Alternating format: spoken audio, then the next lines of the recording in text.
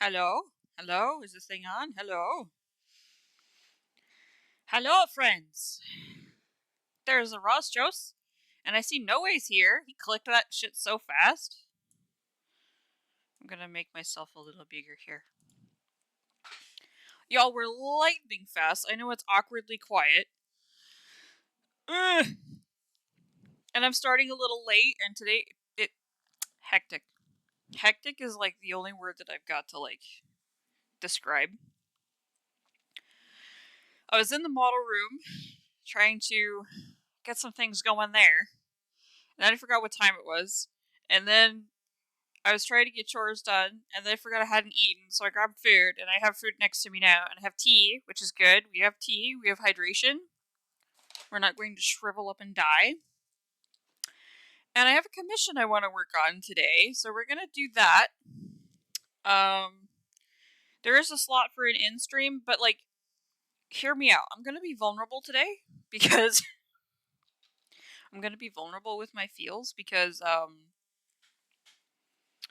I never, and I mean this wholeheartedly, I never start off a stream or come to a stream having not yet started what I'm actually going to work on, because I'm the person that like I need to feel like, sorry, my desk is just like driving me up the wazoo right now. I'm a person that needs to like look like she knows what she's doing. So I never start a stream with like ye old blank canvas because my sketches are rough, my anatomy is awful, but it's also, I feel like, important for some people to like. People consider me a good artist. I don't know why. Hi, I'm just, I draw things. Um, but I think it's also going to be important to show you guys like me big sucky for like 2/3 of the drawing before it looks good. It's gonna look wild and wacky, and I'm gonna have to like fix and warp and before you guys actually get to see things that get to like. Actually, let me see here. Why is my canvas doing nasty things? Before it gets even to like this stage, for instance, before it gets here, this is still what I would consider messy, but it's close. It's close to like I feel okay showing this on stream, you know. But starting with a blank canvas, big scary.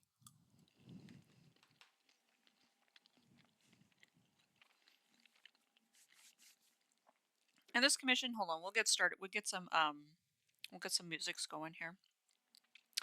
I was actually trying to set up some stuff before the stream. That's why it was quiet, is because I accidentally removed one of my audio sources because I'm going to be listening to drama YouTube channels and you guys are going to be listening to lo-fi. So that's just how that's going to go for y'all. I should have switched it so you guys are hearing Chrome instead of Opera. Oh man, hold on. Hold on. I'm fixing this.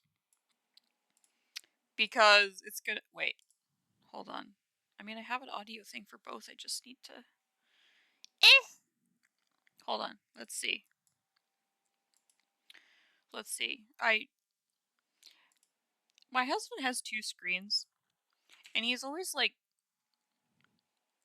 My husband has a third monitor now, and he's always like, you know, going from monitor to monitor. I'm like, how do you survive with that? And then now I look at my like left side monitor, and it's just like, it's OBS, it's VOD, it's like three like different like stream highlights and Word documents and Excel sheets that nobody needs to see.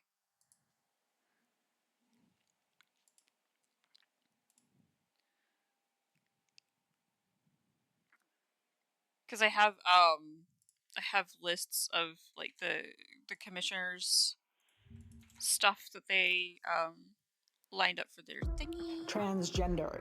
Oh, It's made very, God! very cool through the media. I'm being handicapped by the man? Okay, here we go.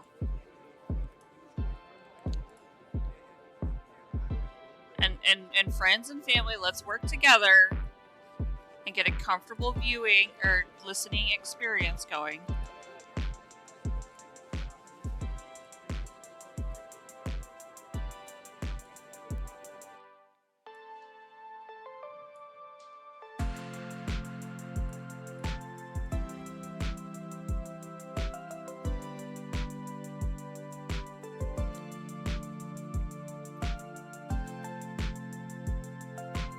I was updating my,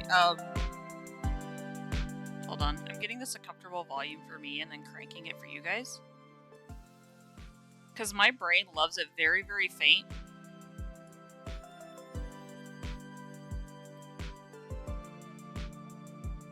The great thing about this headset too is I can turn it up for you guys, but turn my headset down. Individual volume control, baby.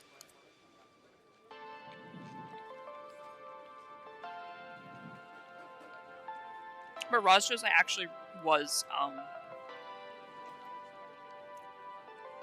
this is Chrome, right? No, that's Opera. I did not do what I set out to do. Oh dear. Well, we'll mute that one.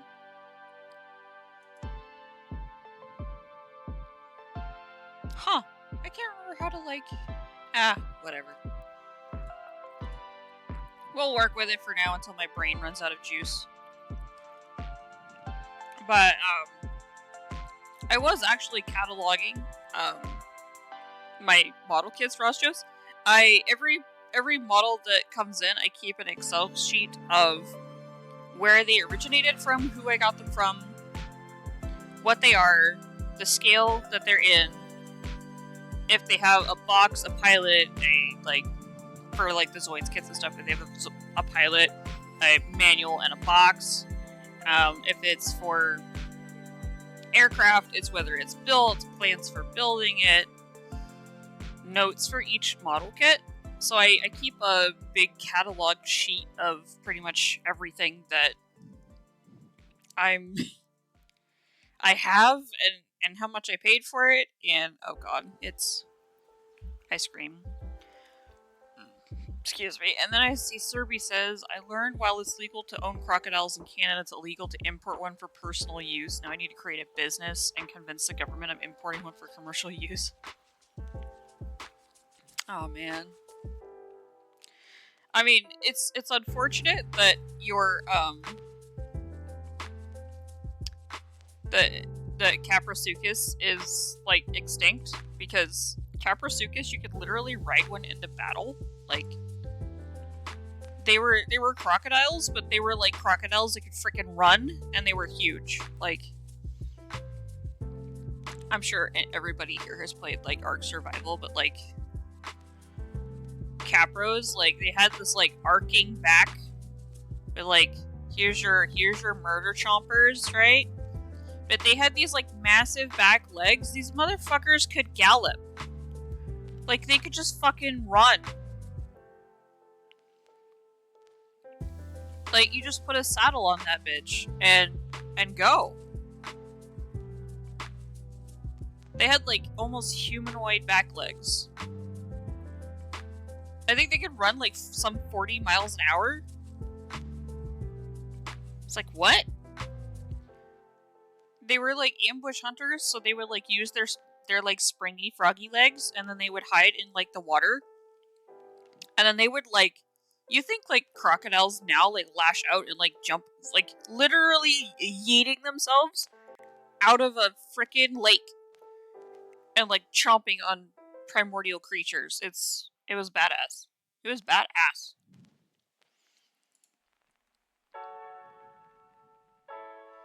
See a horse want to fight against a battle-trained crocodile? Just one tail whap.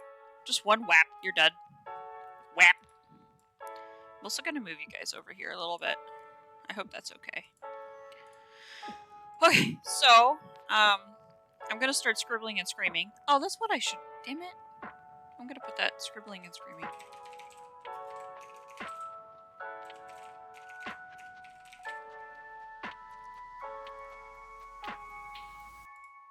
There we go. But, so the character I'm going to be working on today is part of a species that I actually have a character. It's a closed species, so you can't necessarily make one of your own. I don't recommend endorsing the creator of said species either, but I was part of it before it all went to shit, so I ended up having one. You guys probably know my character, VOD. This is the same kind of species. I'm just pulling up some commission info here. This lovely person ordered a full body flat of this gentleman, and he is gorgeous. Like, he's a very pretty boy. I'm here for it. Oh, this is gonna, like, murder me. Is it? Okay, it's not gonna murder my RAM.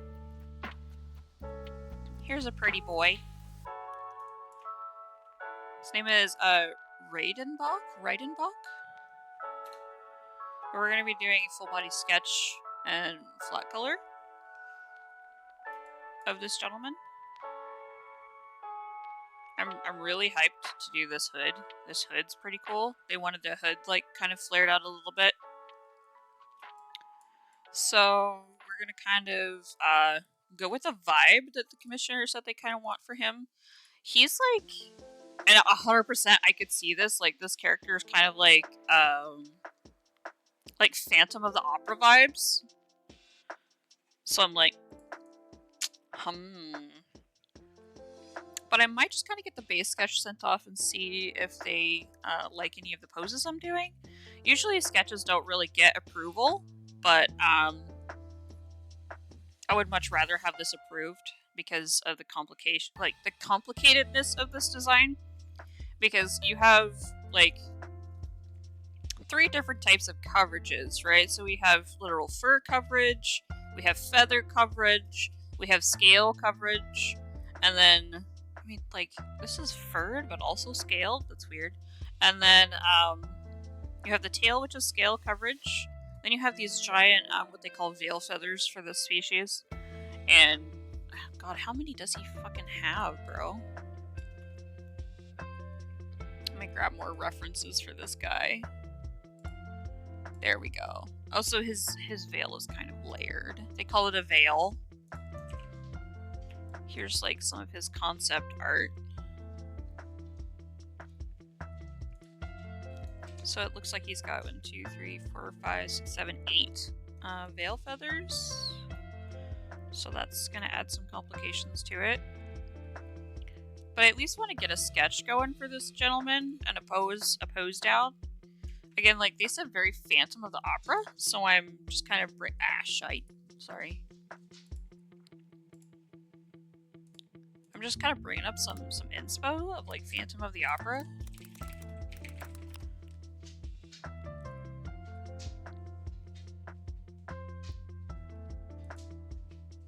Also, please don't mind my house horse.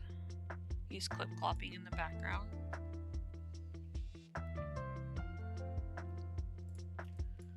Let's see. Because of this part of the process, I'm just kind of, like, in my head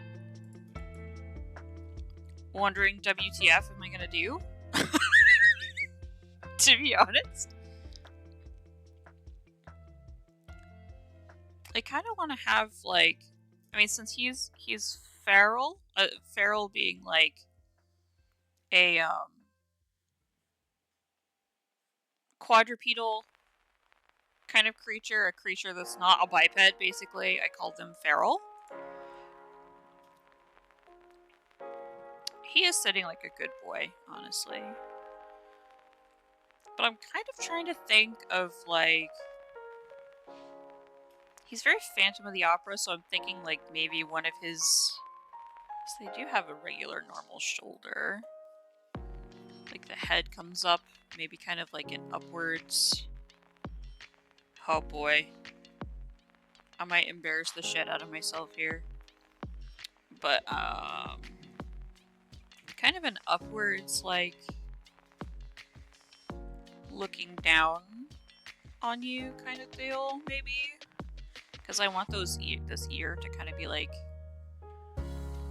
these big old jackal ears, and then maybe like part of the hood isn't flexed, but the other side is, you know? We'll see. Because I've already made the head like 6 times bigger than the entire chest. This is like, what? Oh, Jesus H. Christ, okay.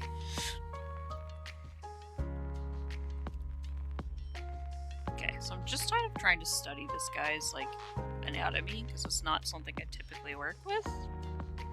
So we're just gonna... We're gonna get him off the screen for a second, so I can kind of do... kind of like this gesture feel, I guess, is kind of what I want to do. Oh my god, the head size is gonna absolutely murder me in cold blood. Like, the, if you start with, like, the head of something, it's always very weird and disproportionate to the body when you add the body to it.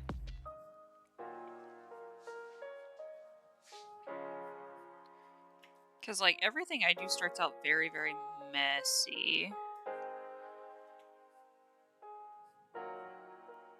And I'm thinking of, like, this guy's wing type.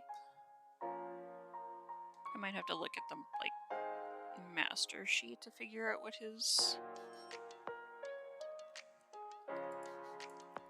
I'm betting these are, like, gull, like, kind of seagull-like wings. Because the feathers are what's gonna, like, murder me. Because we've got this lovely, like, fur ruff in here that goes down the chest. He doesn't have a really big barrel-y chest, though. But his waist, bro, snatched.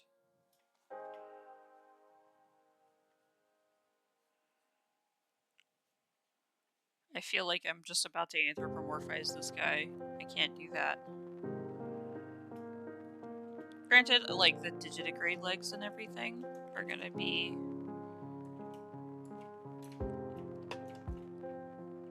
kind of the norm for me. Oh man, these feet, these peaties. These big old clawed mans.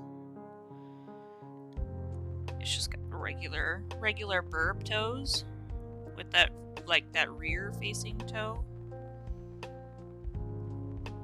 I'm just kind of trying to start with simple shapes now to save myself some grief later.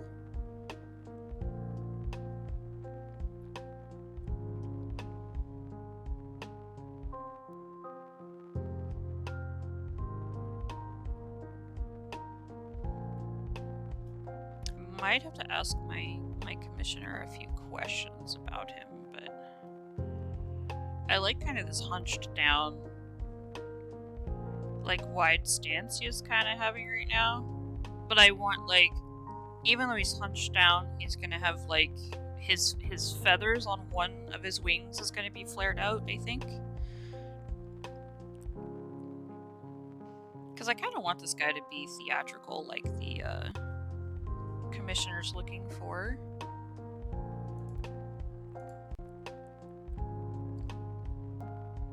And my Discord froze. What else is new? I'm looking at the notes I made on Discord here.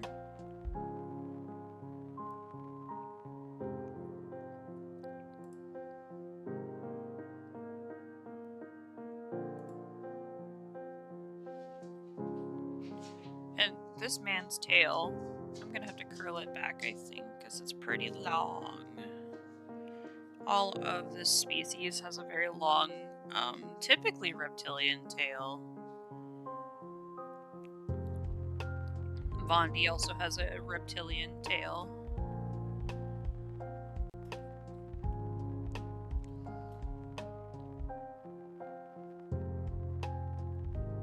Kind of wanting to extend these pectorals. Again, I'm gonna need to, like, lengthen the body a bit, make the chest bigger, because he's got a large chest. He kind of seems top heavy. Let me put him back over here. He seems like he's a little top heavy.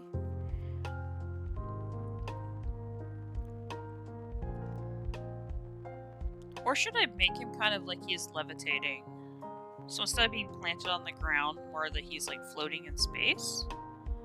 Let's actually kind of do that. Because then you can pose the toes in fun ways and everything.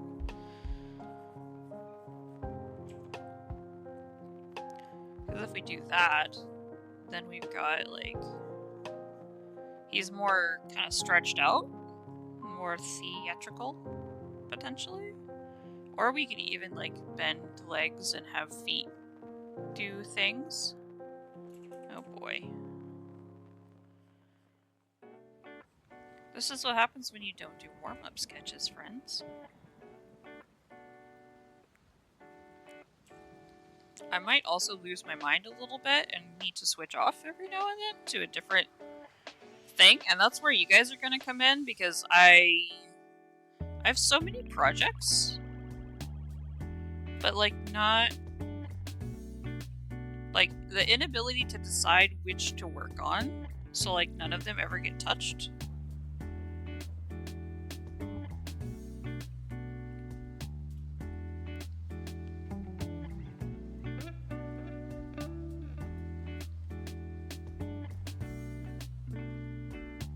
Okay, so he's got... so his veil is like...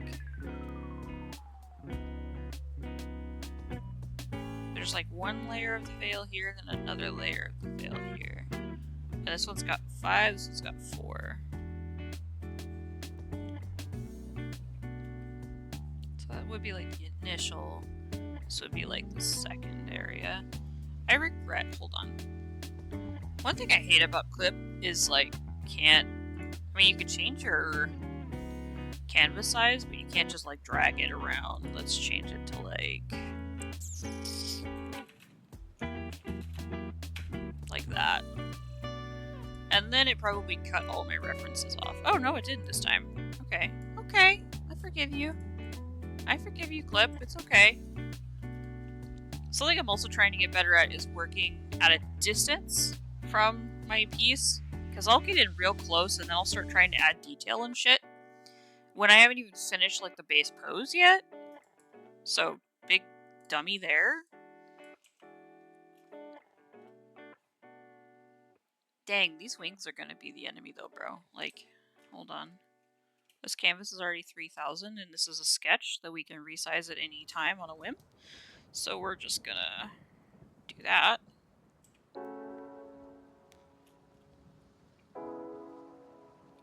So we've got the tail here. Maybe we should just kind of wrap the tail like that.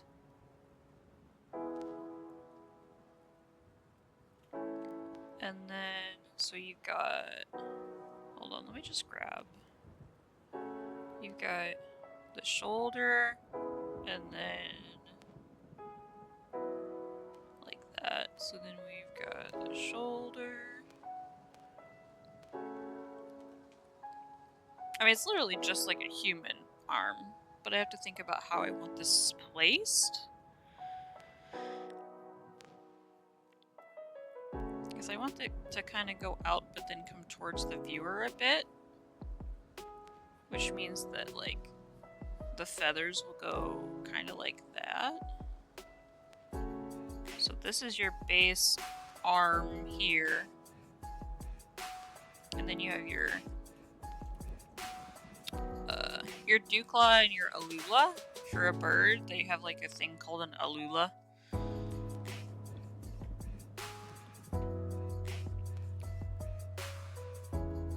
Put in a little thumb. For now. But I have not a clue how to put this in a proper perspective, so we're gonna have to fuck with that a bit. But for this wing, I really want it to be... we're gonna have to hold the phone. Canvas size is changing exponentially here. Wow. Because I want this wing to like... woo. Like he's showing off, you know? Like he's... you know how all of like the people in the theater, they like throw their hand out? in like a grand gesture, you know. But I kind of want this arm to like be going away in space. Oh man, I'm doing foreshortening now. It's starting out so ugly, y'all. This is why I don't come to y'all unless I have anything useful. Until I have anything like nice to show. Because it starts off so bad. Because man, his wing shape is trying to get me. Because there's that section, and then there's that little break, and then it's straight shot. I think these are seafaring wings.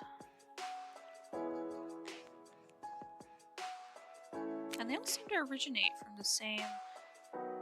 This pattern, I don't think this is his actual pattern, because I need to relook at his thing, but I think this pattern right here, like, it really gives me butterfly vibes. But you've got this here for... It's very hard to, like, piece it together, I know.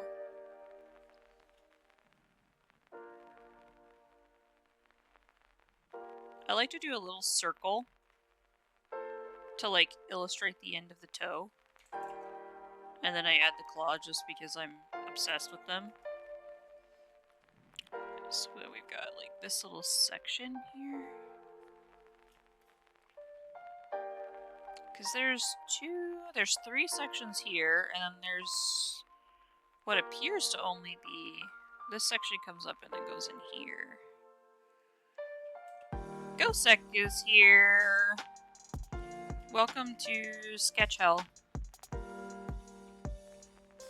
So there's like a little third area. We're gonna have to work with that for now, I think. Once we start doing in a little bit of the detail, then I think we'll get somewhere.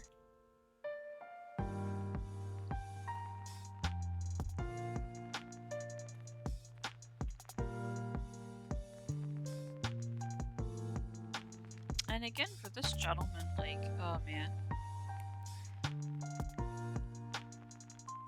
Because I think it'd be cool to have, like, he's got this cool little hood. Almost like this, it makes me think of a wedding veil, you know? How they got a little veil, but it's actually a hood. There's two slits in the back of the neck that those are attached to. It's not like a full-on hood around the back of the... Like, it's not something that's completely across the back of the neck. But I think, like, since we've got this one wing flooped out, maybe we'll do, like, this side of the hood out, and this side of the hood down. Like, up and up and up and down and down.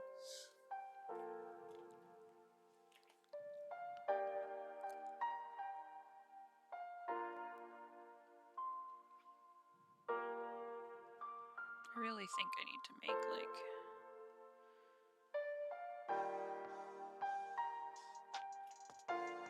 He's not a particularly thick fellow. I mean, he's very top-heavy, I would say. He's got a very large, extended chest. But I can't tell if that's a lot of fluff. Because, I mean, you can see... Hold on. You can see some of, like... Right here, the waist, you can especially see some definition. And then once you get into this area, there's not as much.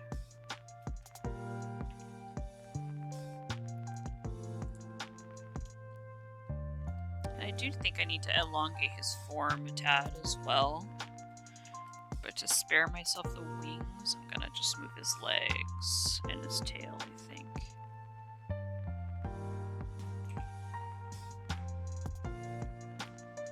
Because I hope in the end he doesn't look like he's been anthropomorphized.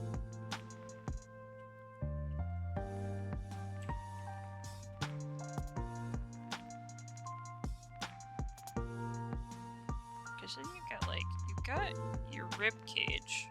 I always kind of like to do that because it helps me find my center line as well, of like the rib cage.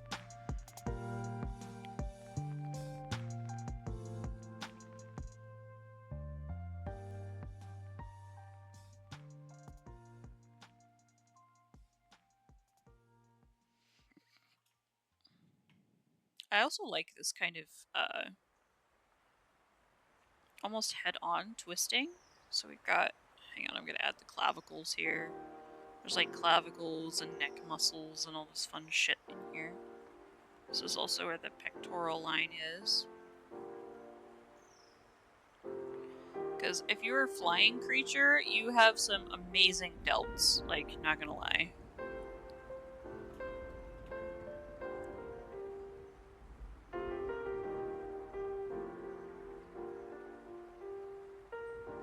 I put in 2 dots for the kneecap because the patella actually sits like, so this is where your femur connects, and this is where your tibia and fibia technically begin. And in digitigrade creatures, it's a little different, but you still kind of have this double knee kind of look of where your femur connects and where the other bone starts. And then the patella, which is your kneecap, actually sits on top there.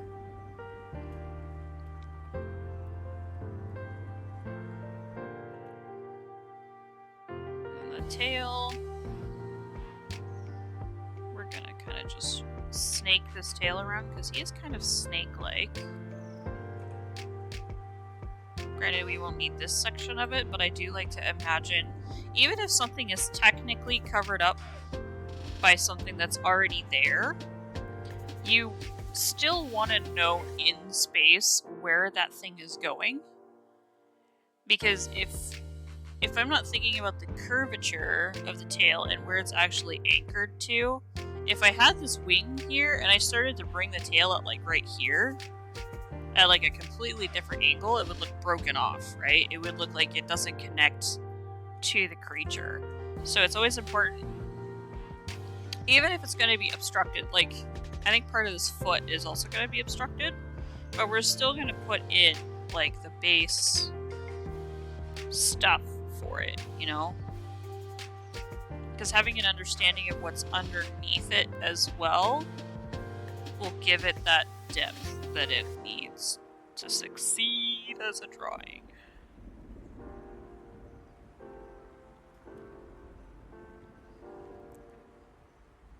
This guy's also got kind of a long neck. The anatomy of this creature type in particular has always challenged me a little bit. But you've got a long neck, I would say, next to the back of the skull right up here. But then this is technically where your thoracic section would begin. Oh, Jesus! Oh no! It's time to swing someone called Bon Hamar? Do we have a Bon Hamar in chat? Let's get out. Oh man. I wasn't even in my dashboard. I didn't think I was gonna need to swing at some people, but apparently we do. Looky there. I love how I'm the moderator and it's not. ¿Por qué? Why are you not?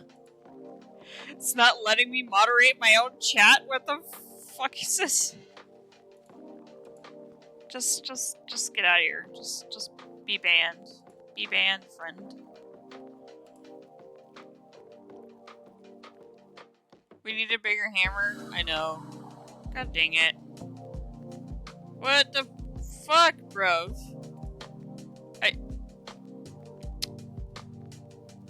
Hang on. What? I'm literally in my stream manager. And wait?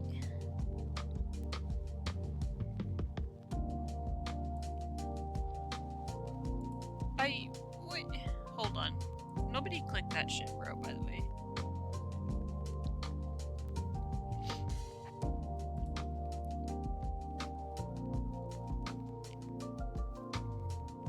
It sounds like junk. It really... Hold on.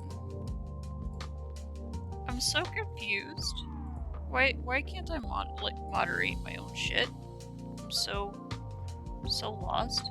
Mod view. Come on.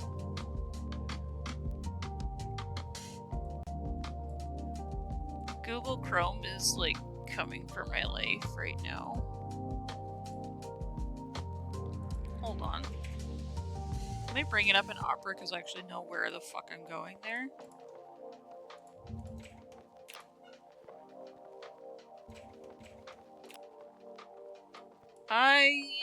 There we go.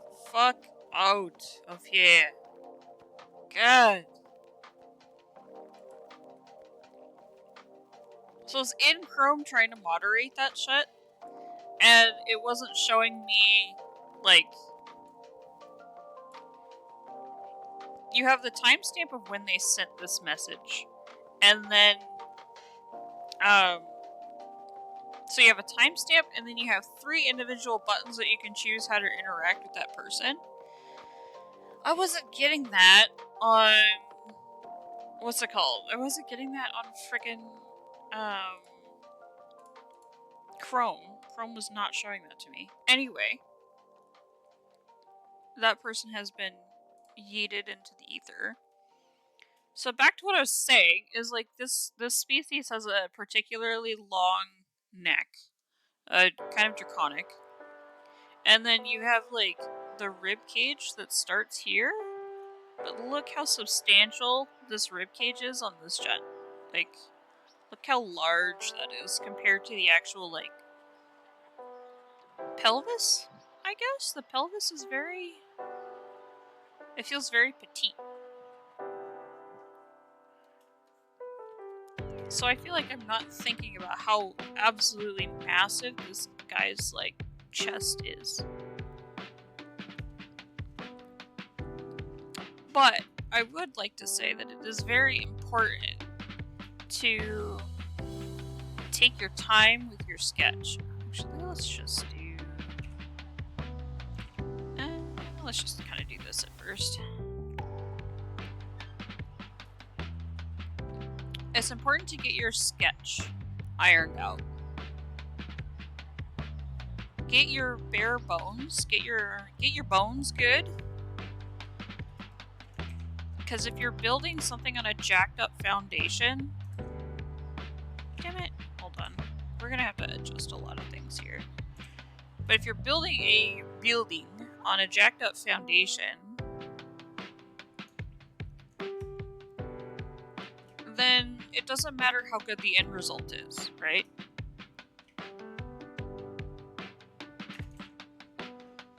It's still gonna be fucked by the end because you didn't fix the base mistakes. I think that's a little better. I want to kind of puff his chest outwards a bit now. I kind of liked how it was turned a bit towards us, but this...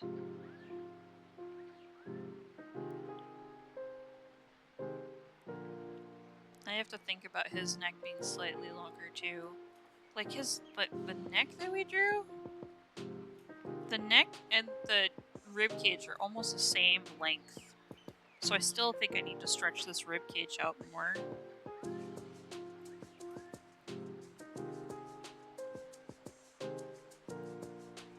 Actually, let's leave the shoulder out of it and just stretch the ribcage. Because then we'll have to warp everything and mold it around to where we need it to be. Let's exclude the neck too. Because now this like lifts up our entire, like if this is technically the top of our rib cage, right? This is our opening of the rib cage.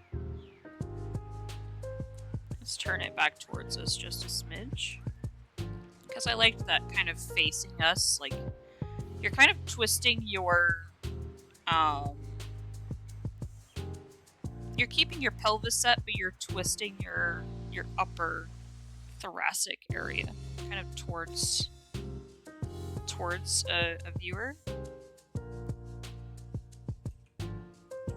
Goodness gracious, we just got buzzed by an airplane.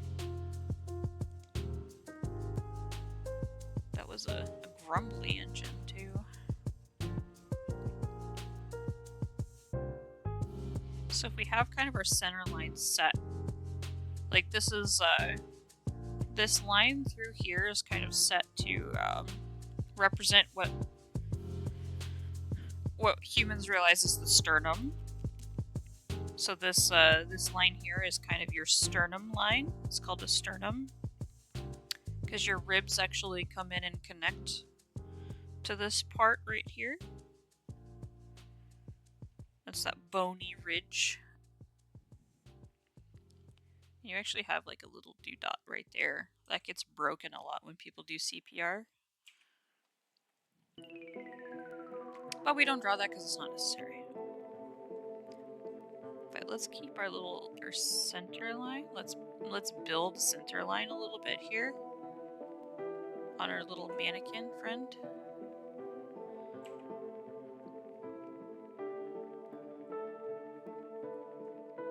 Then we'll attach a little bit of our pectoral muscles here.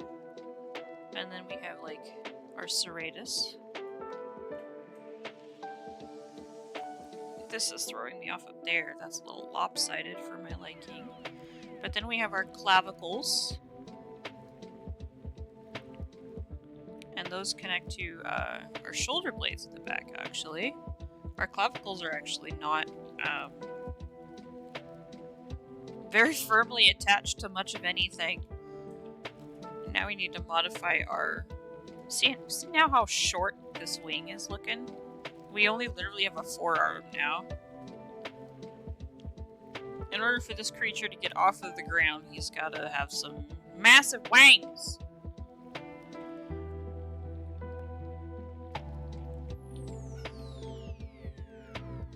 That's another thing that throws me off is like, sometimes I want to have a standardized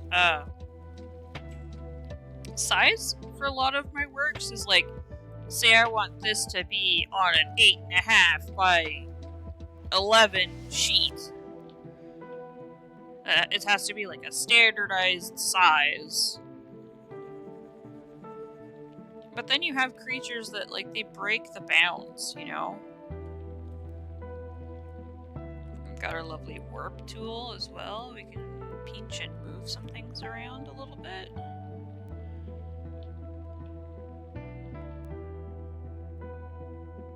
I'm gonna thicken this gentleman up a little bit. Now that I've made his chest so large, his legs like look stick-like. And his tail is way too short. So see, we're just constantly evolving here. Resizing things to fit our narrative, basically. But we want to be careful that we don't literally just return back to where we started from. Because this guy's got pretty thin leggy.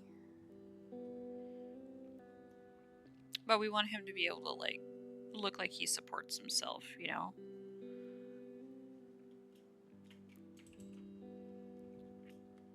I'm also thinking about these feet. Because I'm not a person that does bird feet very often. And we'll have to redo the shoulder here. But I still want you want the movement, you know? That's something I need to work on with my artwork, I think, is because my artwork is quite stiff. I focus a lot on the underlying musculature, and I don't do what I think cartoonists would call push and pull.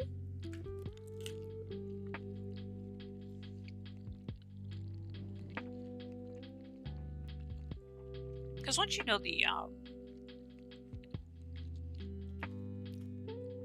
once you educate yourself on the rules of the game, right? Once you, like, you know, study your anatomy and all that, then you have, like, your... So we're gonna redo this. We know our overall gesture, but...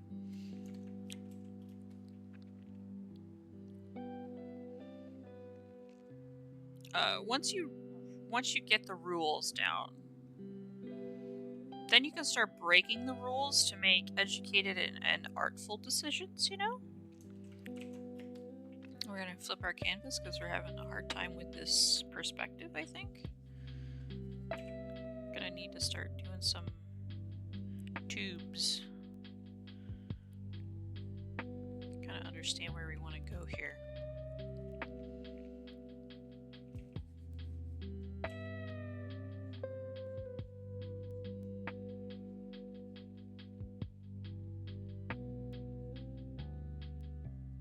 Once you learn the rules, then you can break them when it suits you. We have a hand here, which technically begins our wing.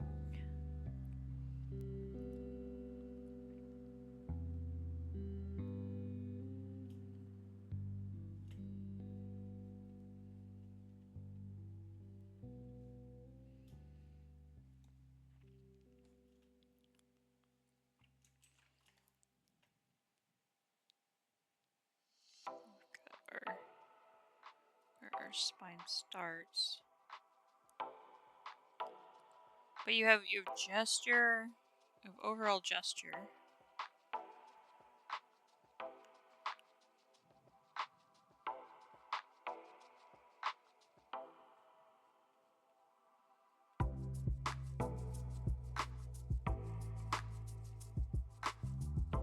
Oi. So it's sad I'm actually starting to get embarrassed. I'm feeling embarrassed right now.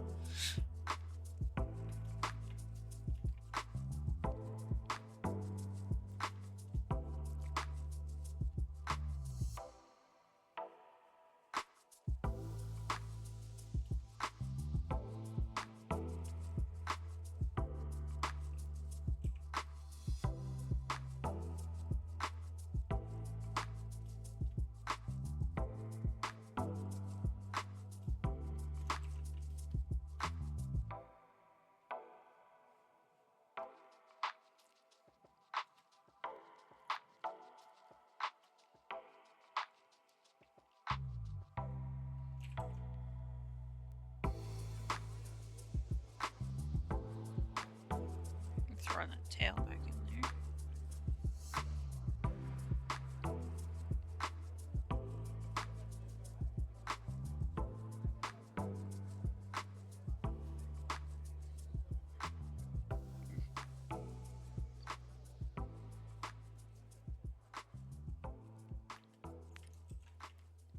I'm trying to imagine this neck in space and how like this tube turns with how I want it to.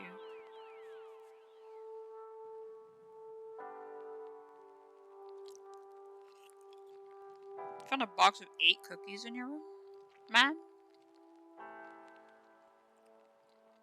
That sounds like a room cleanliness problem over a forgetfulness problem.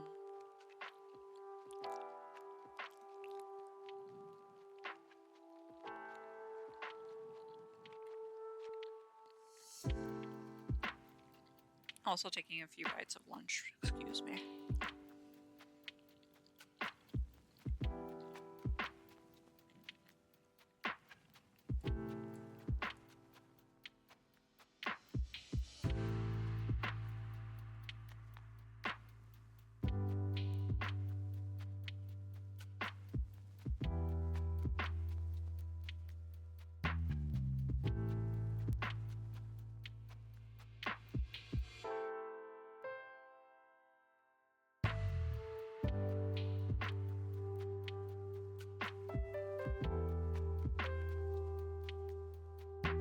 You mean the box that probably 100% said peanut butter cookies on it? The box in plain sight that said peanut butter cookies?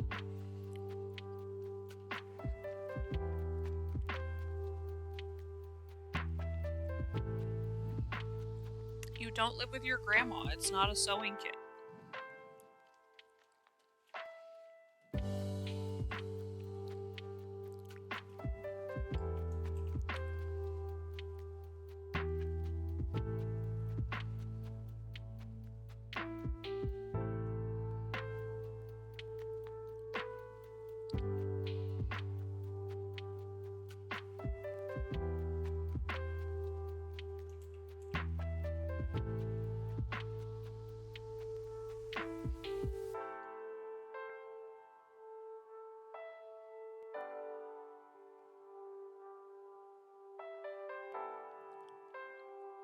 You see a small cardboard box on a shelf alongside a bunch of minis and tools to make minis.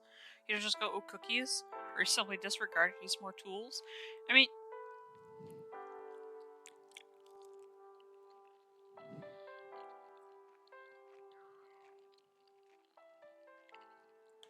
How did they get there? Like, why did you put peanut butter cookies in a cardboard box and then put the cardboard box on a shelf next to all of your mini stuff? Like, we need to analyze how they got there.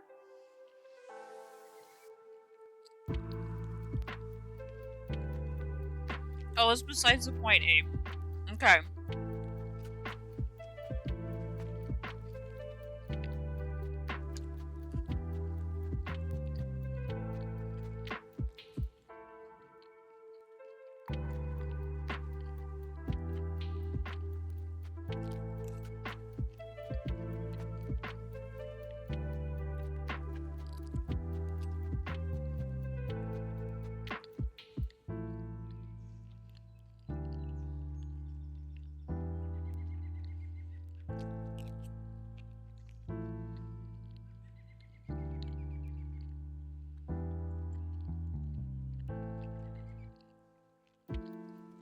Personally, I would say that, you know, the bed is not really the best place for food, but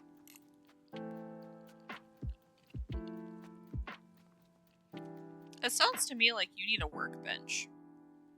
You need like a dedicated mini space.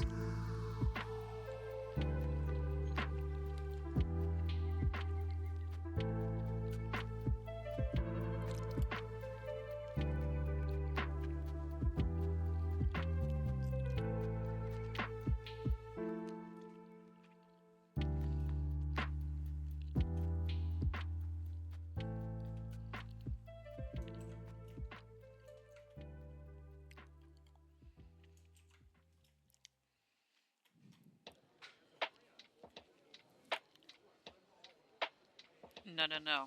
Serby. You know what I do? You know what's absolutely big brain?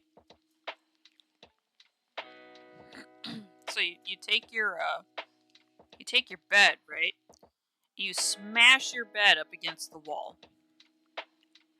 And then you take your bed and you pull it away from the wall just slightly so that you can put a whole 2x4 like resting against the frame of your bed, but not so much it's gonna tilt and fall, right? And then you have a whole 4 inches where you can cram things.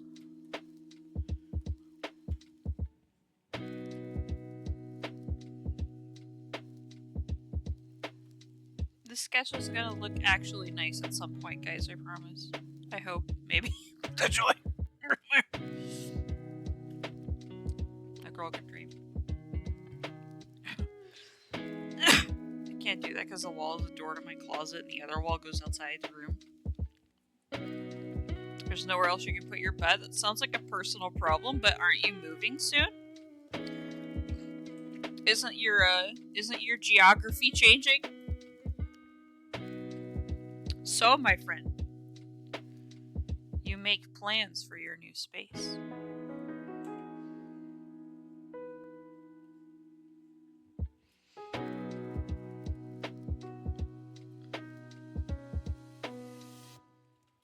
I feel like if I add the head now, then that's where I'm going to be focusing on. So I'm trying to add in... There is like a propitiation that kind of goes in between here. But I don't want to lose like the detail.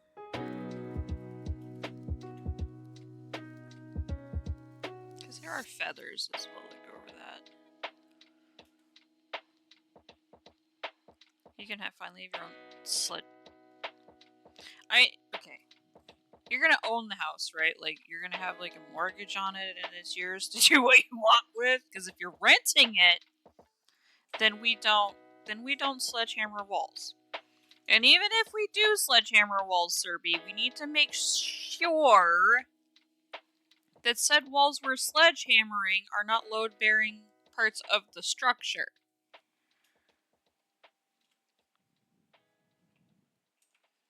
Right?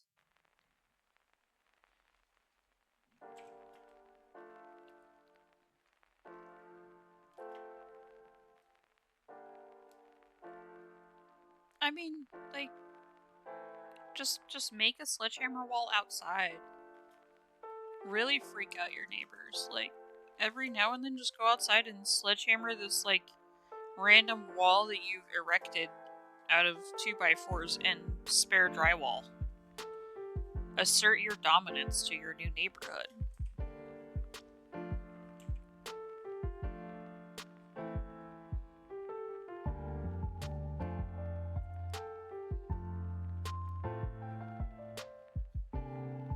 I'm not an idiot, says he. Uh-huh. Nods gently. Yes.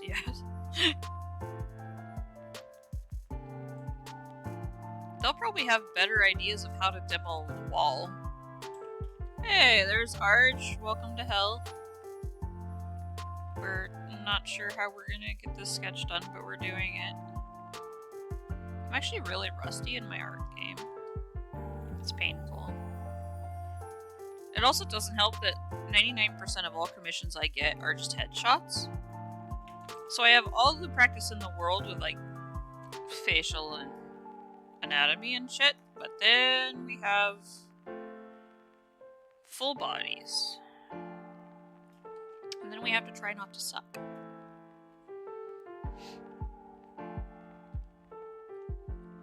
Arch's Farming Labyrinth. Yeah, I'm not jealous. I was thinking that if we did take a break today from drawing, that we would go and open up my baggy waggies, because I have 2,000 bags at the moment, which isn't fucking anything to other people, but to me it's a lot.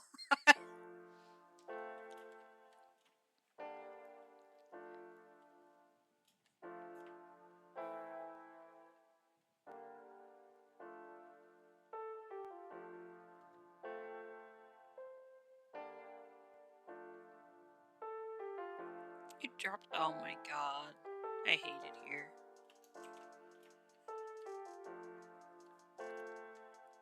It's literally what I'm trying to get. I want the Ember to drop for me. Did you tell Errol, by the way? He'll be devastated. And we'll enjoy that.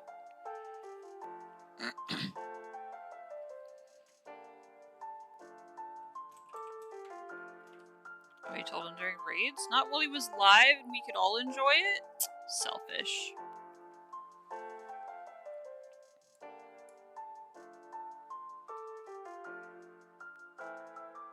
You opened up 2K bags, you're like, nah, no more. I kind of feel the same way.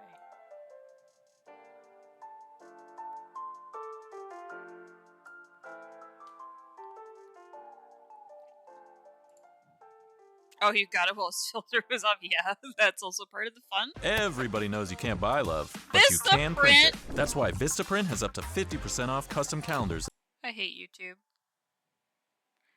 Like YouTube's new ad blocker detector. Big misery.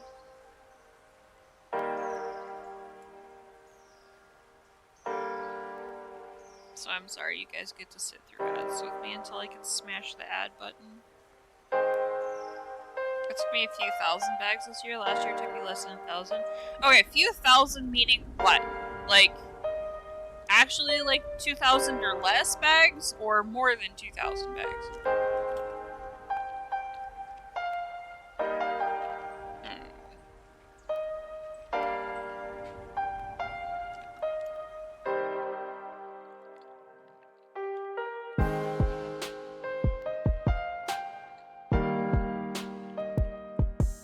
I mean, that's still better than the regular Ember. How much is Ember going for these days?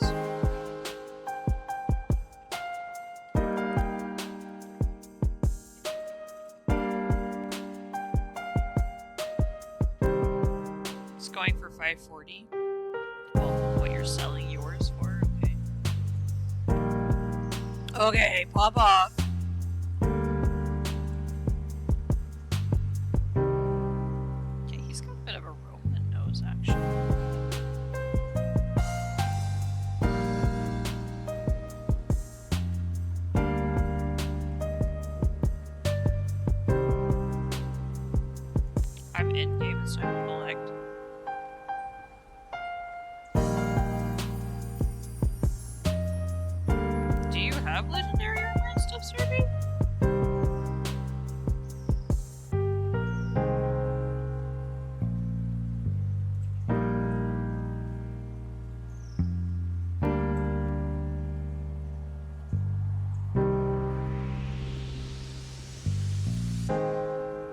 You have light leggy. Overall, you have what you won't need.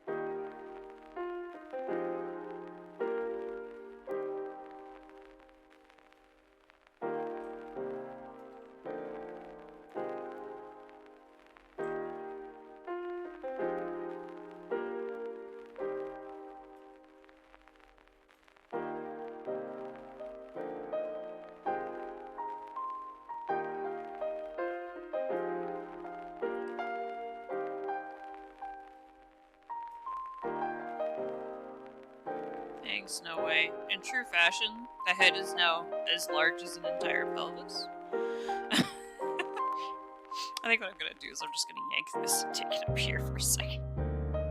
You have close to 10k bags if you didn't open. Oh man.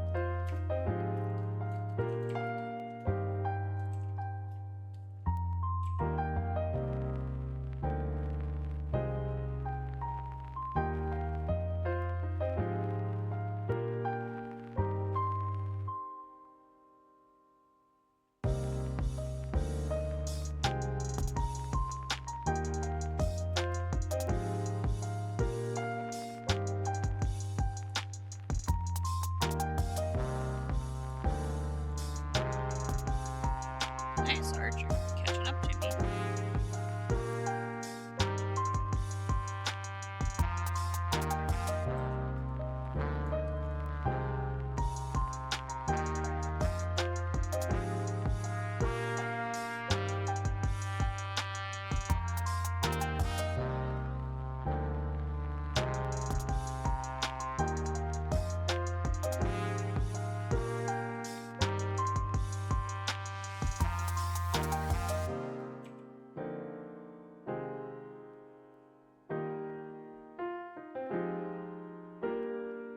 Dang it, I'm trying to figure this out. We're exploring as we go. I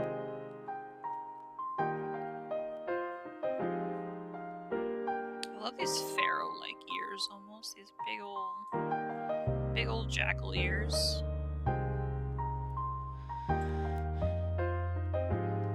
So let's try to find reference for this upward tilt.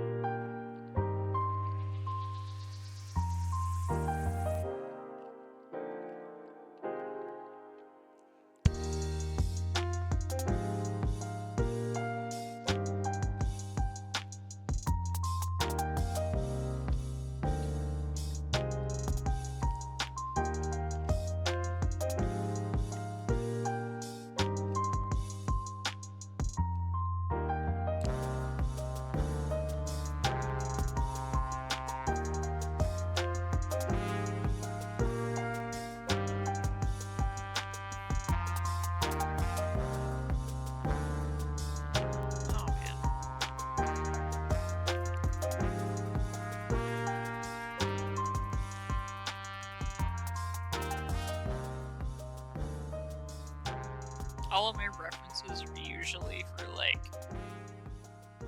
the 3/4 view.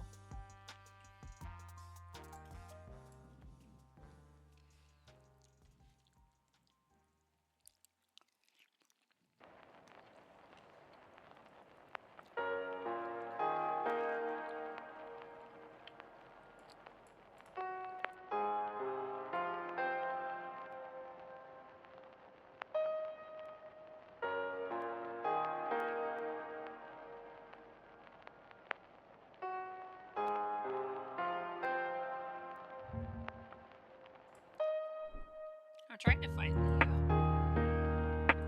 the tool I have saved.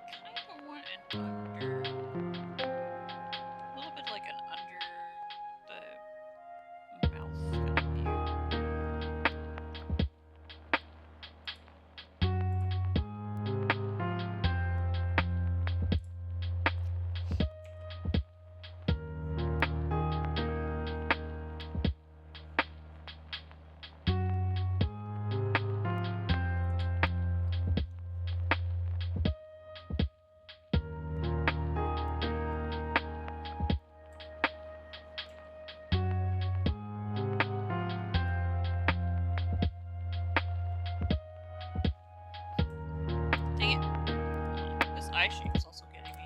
This eye shape is getting me hard.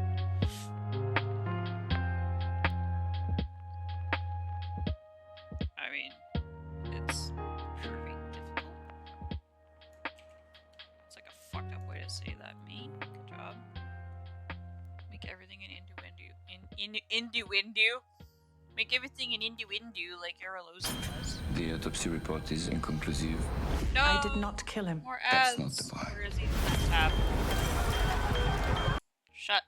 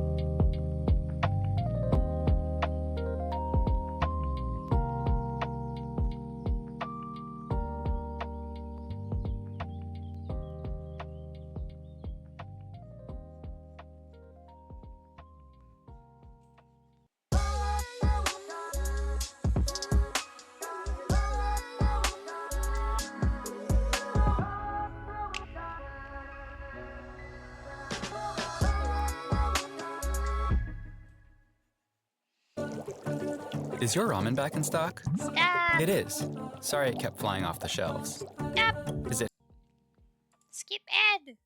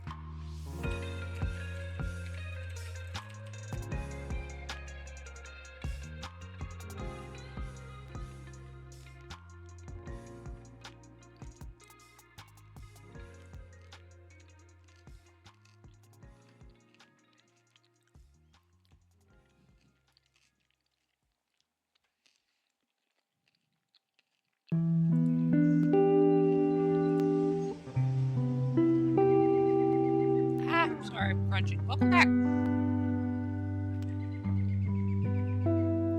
I'm so mad. I got this salad because yesterday I got a really a yummy rice bowl, and then I got to eat like 3 bites of it before my boss jumped down my neck about like everything. So I didn't get to eat my lunch.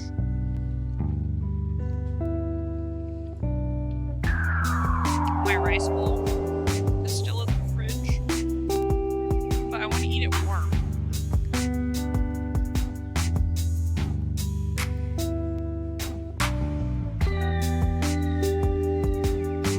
So I'm saving it for dinner. So I'm having this,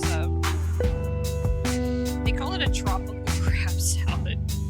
It's like pineapple and fake crab, pasta, and celery.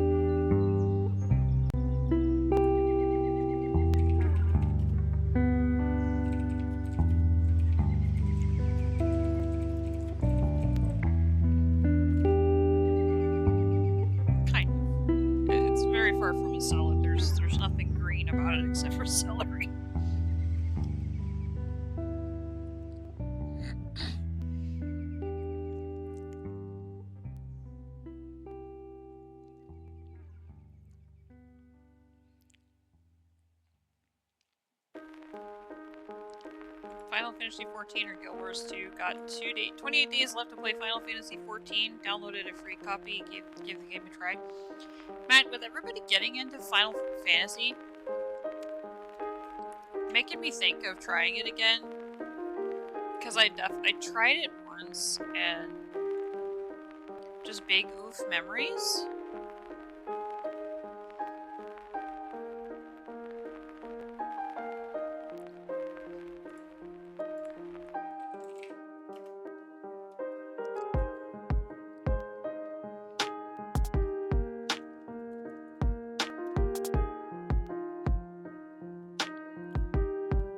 I'm sure I've told the story like 9 million times, but fuck's sake. I'm pretty sure I own, like, I purchased the expansions and shit. And got absolutely blasted because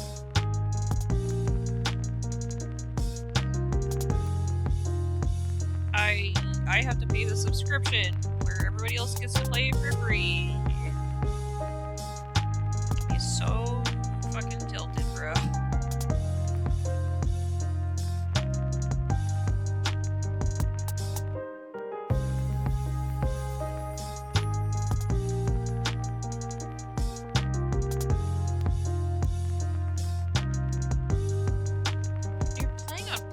You're playing Final Fantasy 14. You're playing online? Online.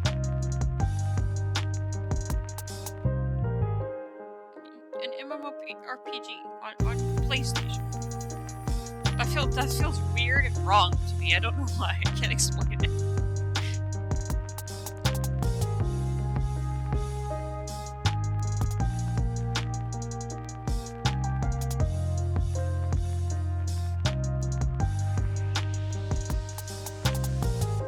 can make a new account at this point. It's better to do that. I paid money, Serby. Money. I paid money for that shit, and now I'm not even gonna use it?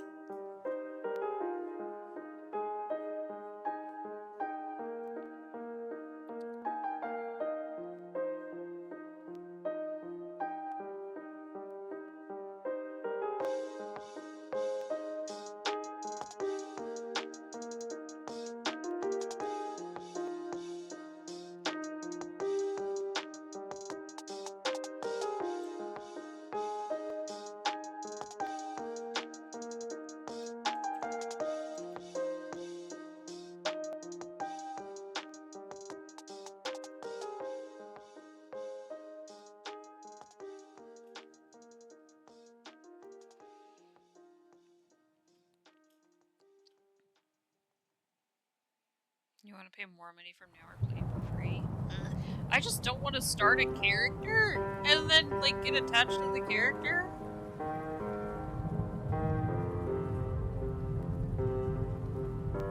And then want to go back to my main account.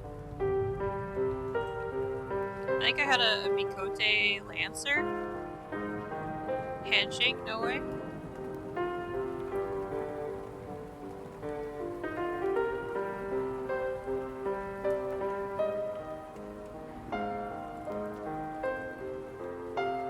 I did not get very far. Let me find her. Where is she?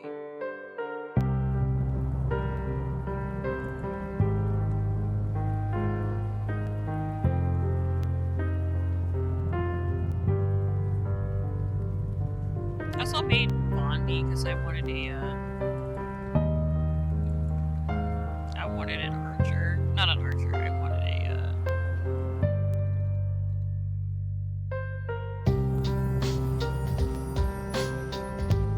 wanted a Banui. A bun. So this was my Mikote.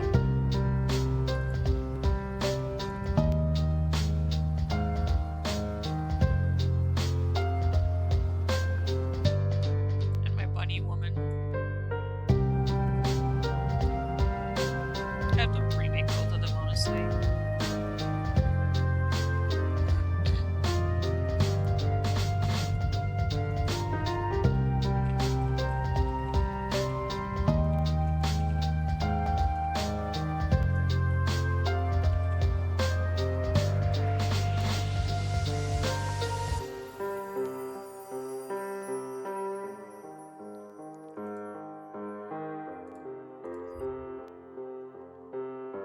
Your character gonna be all the jobs. Yeah, I know.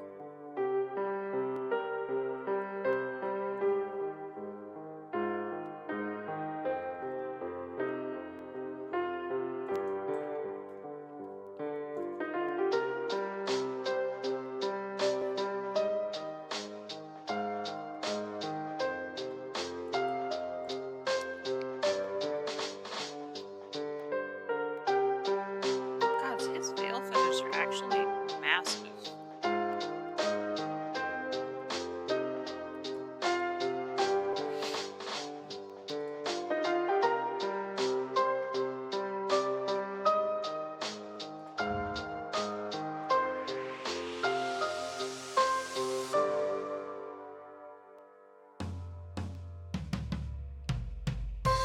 Trying to find my guides. I see like a bunch of stuff on Pinterest. I'm trying to find my feathered wing guy.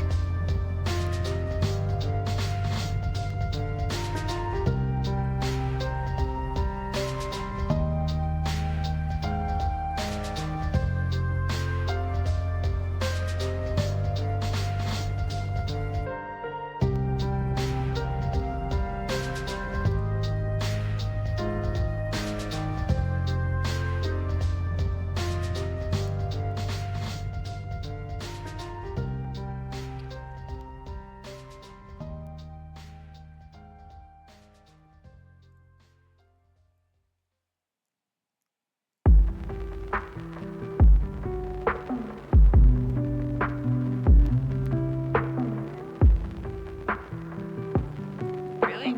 Oh god. These tracks, like... The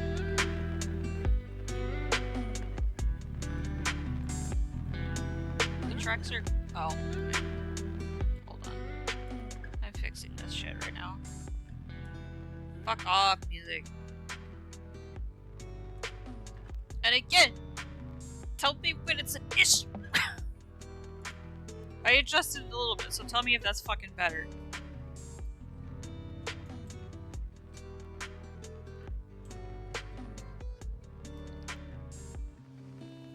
Okay. Okay, we're gonna copy this and then start fresh. Because I actually have it turned down on my headset, so I could not hear how loud it was.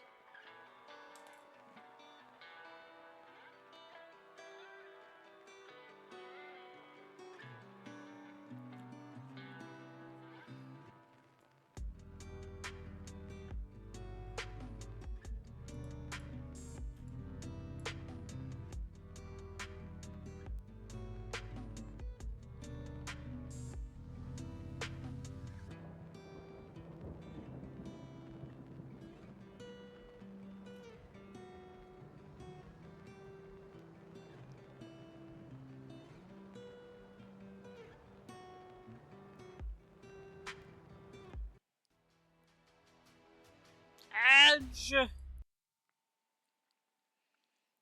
damn it.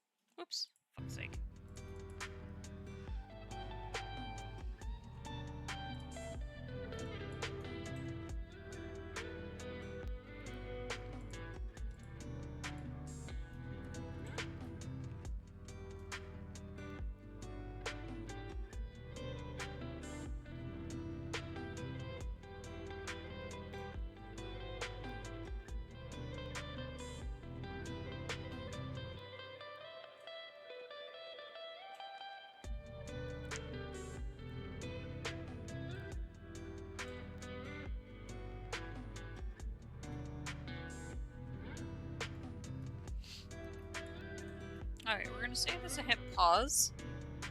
And I'm wondering what we should be working on right now.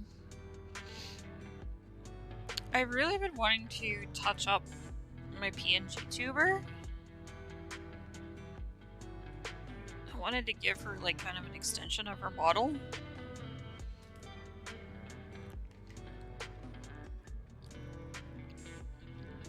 But I'm not sure if we should start with like this.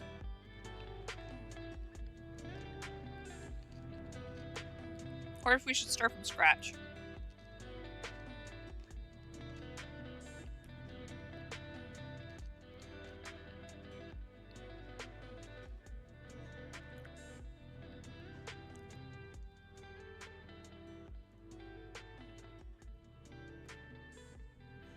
Also, I wanted to throw out a feeler that if anybody wanted an in-stream. Oh, it's probably because she doesn't have any fur right now. I took out like 99% of her fur texture because I wanted to get the musculature underneath.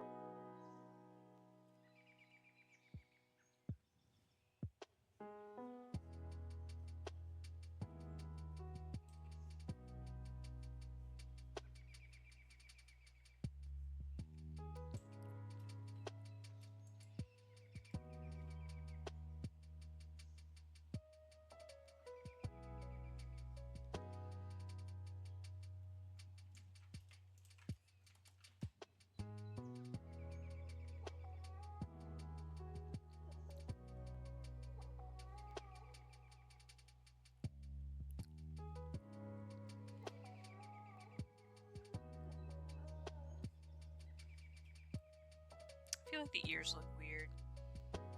Where's Tay? Tay was here earlier. Where are you? Give me your I hate it opinion. Where you at?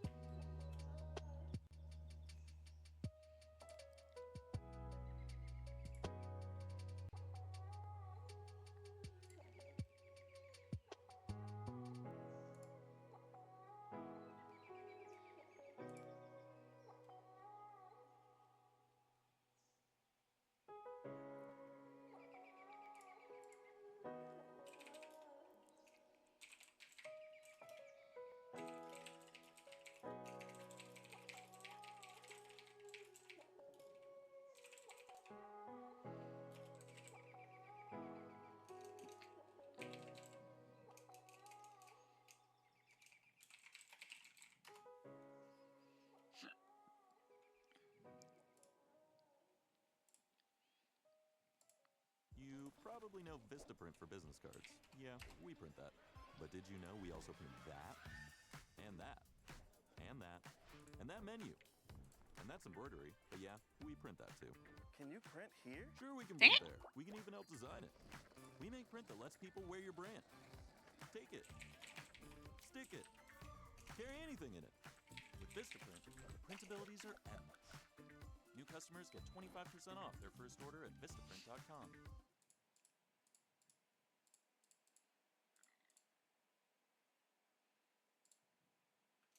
Dang it, I hate how well that one turned out. Microwavable meals. It's time to get dinner ready. Actually, I need to just cut that layer. We're gonna With put Home that in Chef's fast and barfaroni. fresh meals. There's no prep and no mess. They're faster, fresher, and tastier. Get dinner done in 3, 2, 1. It's time to set the table. Delicious meat simple. Get 16 free meals at homechef.com. Something about her chest feels off to me. Also, sorry about the frickin' ads again. I feel like I'm gonna apologize every time that happens.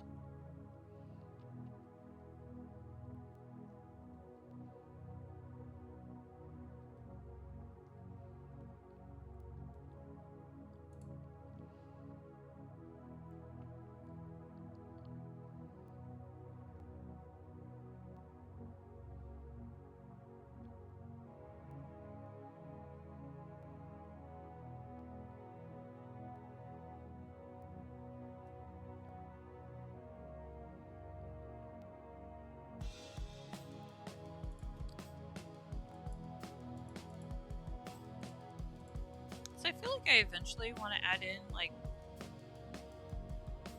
things for her to hold. Oh god, that's the wrong brush, but it'll work.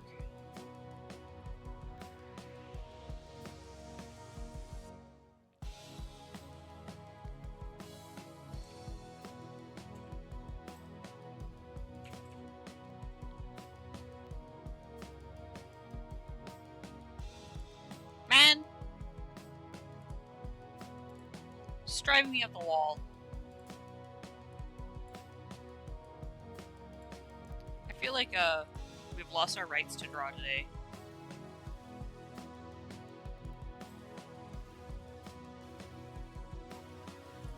But I don't know, the way she moves right now?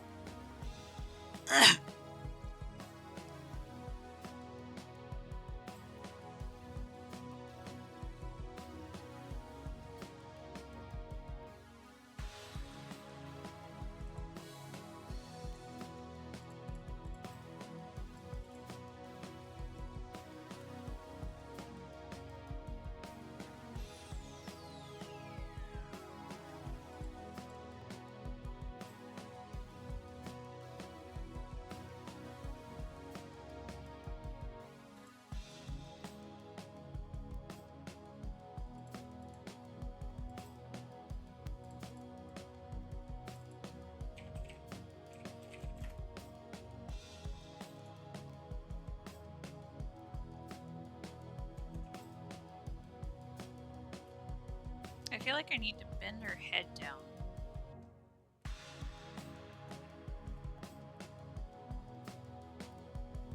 I feel like I need to tilt her head down. I don't know why. But it's like if she's looking at something like a screen.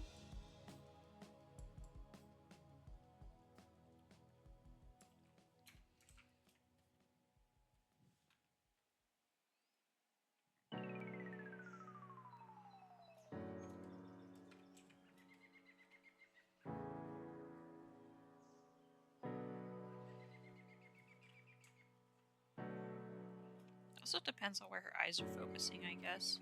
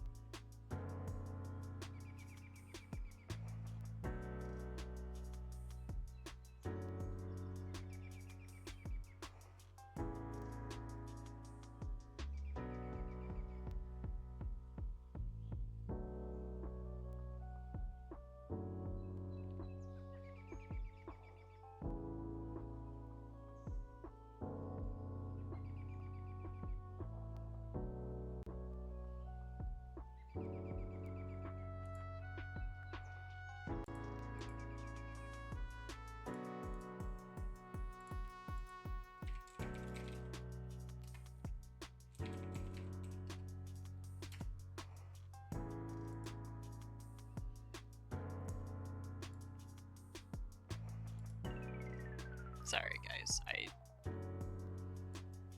I honestly disassociated hard there for a second.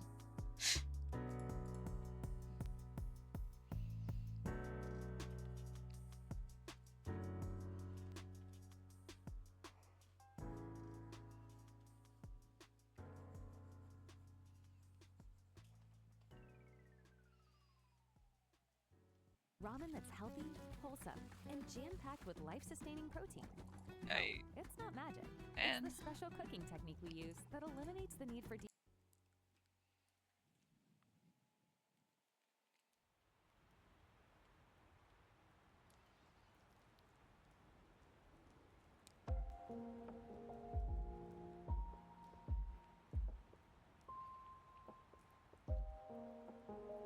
I'm kind of struggling right now because I'm like, do I just kind of give up for a minute?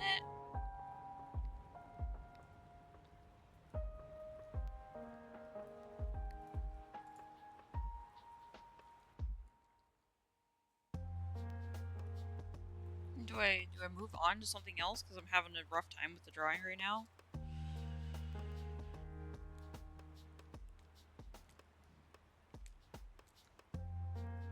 Like my brain is telling me just to end the stream. I don't know why.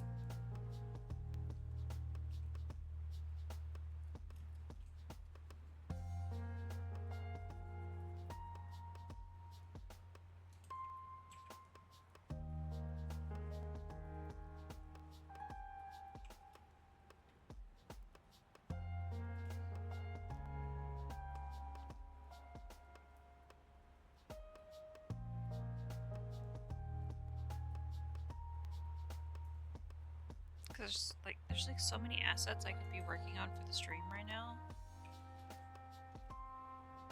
that I should be.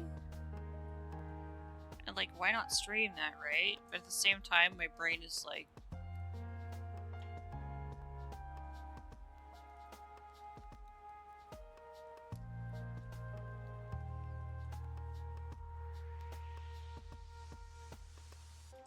I don't know. It's feeling weird.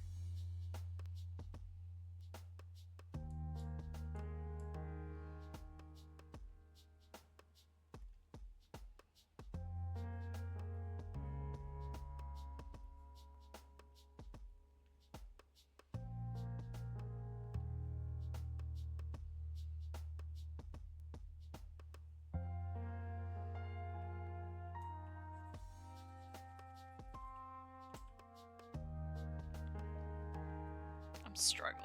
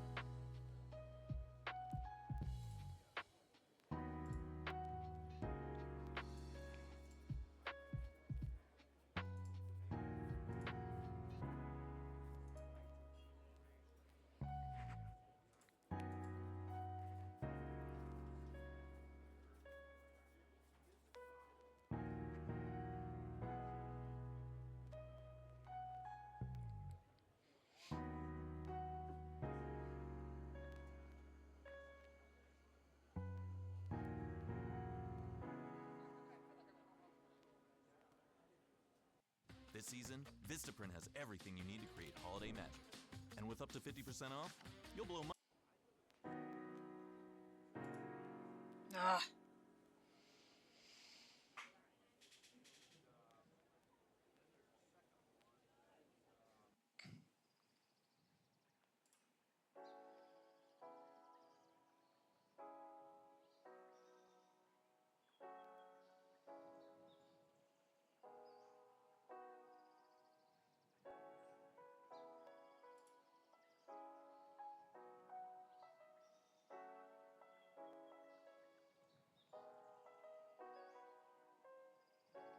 Nice.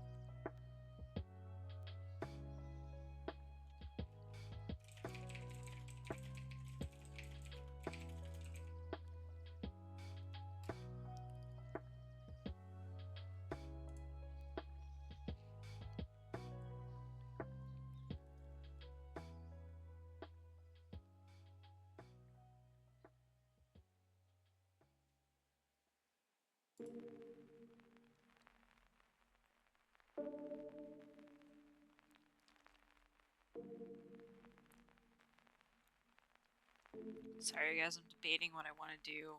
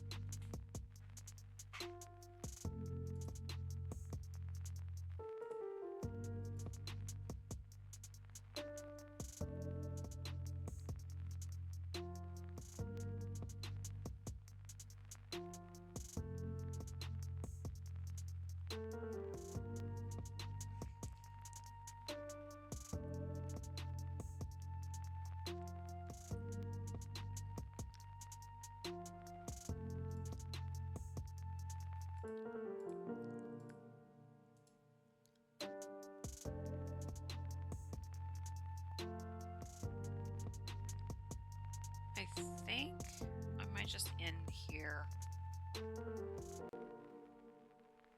I hate leaving you guys hanging, but I'm gonna need to step away for a bit, and it's gonna be a while.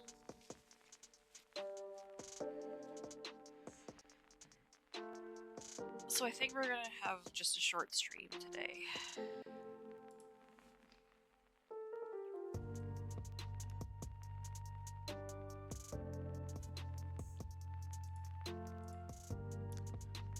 But we got a little ways on Reidenbach. He's not done. I still need to, I need to fix the anatomy, I need to do the feathers, and then I need to do like another, I think, over the top sketch, and then I need to do the flat colors. But I think this is as far as I'm going to be able to go today. I was thinking of doing some Stardew or Guild Wars, but honestly, like, I think I need to unplug.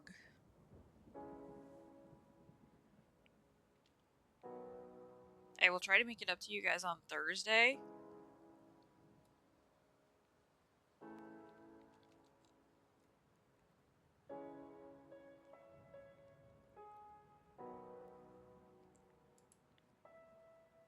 Take you no way.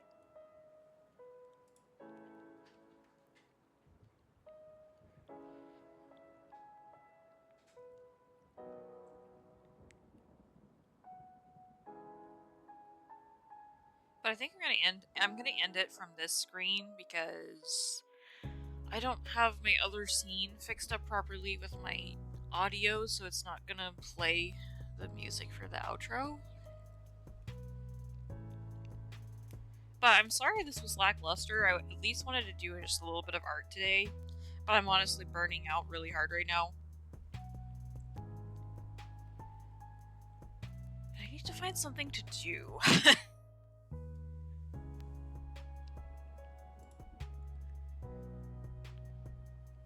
But like always, I will be here. Let me just do the thing. There's exclamation Discord for all the oh god. Exclamation Discord. If you're new here, that's the Discord. Great way to interact with me and my community offline. And then commission or website. Exclamation website, not commissions. Exclamation website's the website with all the things, links to socials, commission information, so you can get yourself something much better than this. It just needs to be fixed up, that's fine. It's just, this is how messy my, like, very, very beginning of the process is. It takes me probably, like, 3 or 4 hours on just a sketch before I can refine it enough and be happy with it to, like, move on to the next stages of painting it. But yeah, I will see you guys, I don't think I'm going to be able to do, like, a bonus stream tomorrow or anything. We'll see. I have a lot of things piling up that I have to take care of. But I will...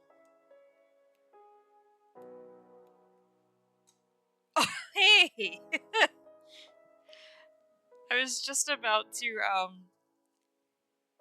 end it for the day because I have a couple things to take care of today. So sadly, I have to zoop out of here. But I think, cross my fingers, I'm going to work on him again on Thursday. Either tomorrow or Thursday, I'm not sure. But, oh boy.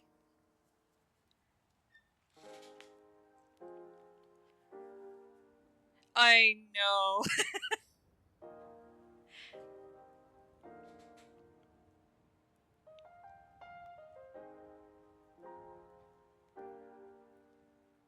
Well, if you are new here, you're more than welcome to, I don't know if you were here to see exclamation Discord, but we do have a Discord. You're welcome to join there.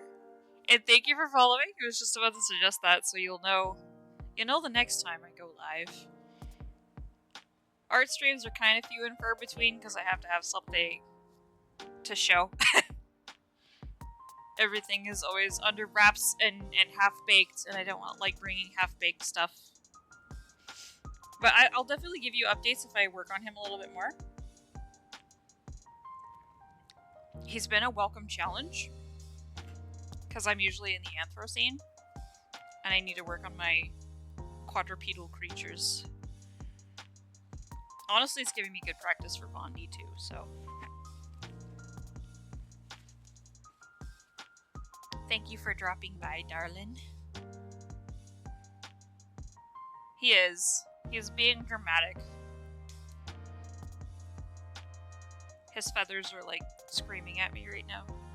Cause they're not like, I'm trying to do like after you swing your arm out kind of flare, how like the feathers follow that motion.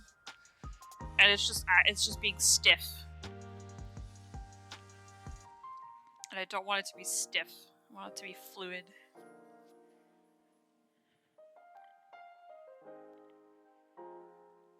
Oh, great timing, Stream Elements. Being a jerk.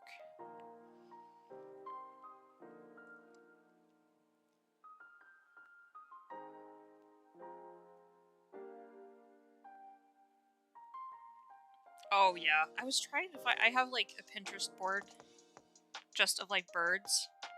Oh man, I feel terrible. People are starting to come in here. Oh, fine. Let's just work. Let's work. This is almost like it's my job.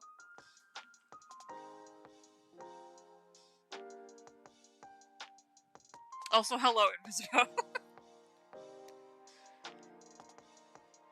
I'm digging through my Pinterest trying to find my wing spreadsheets.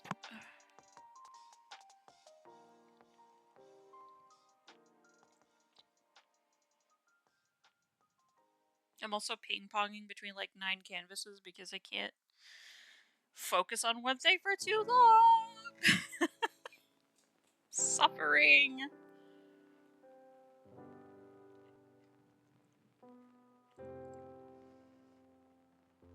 Where did I put them on this Pinterest board? I swear to God.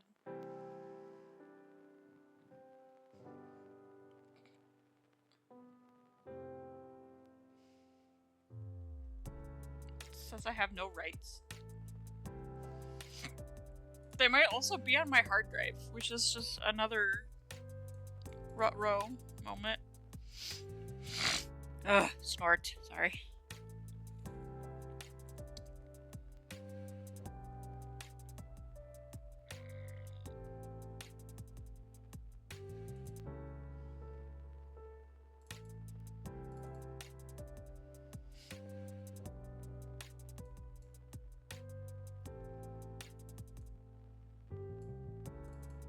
Let's see.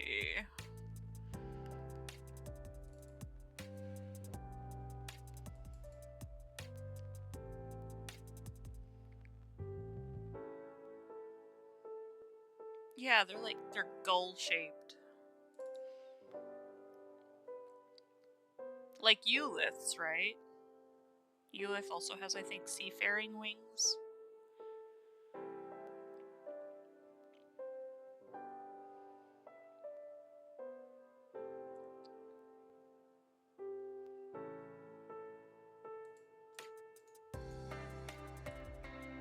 It's been forever, but I'm honestly still just a pathetic compendium of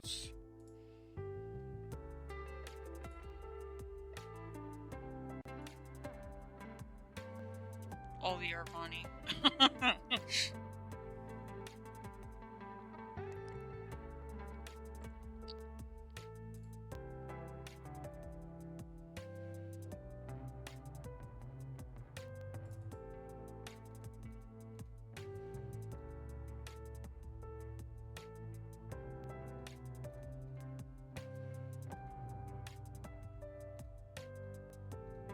All the useless facts I have stored in my brain.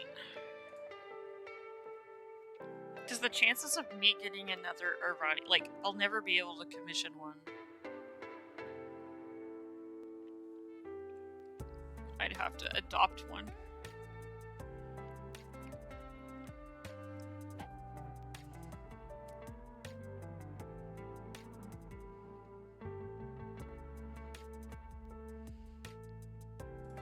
Where is my anatomy?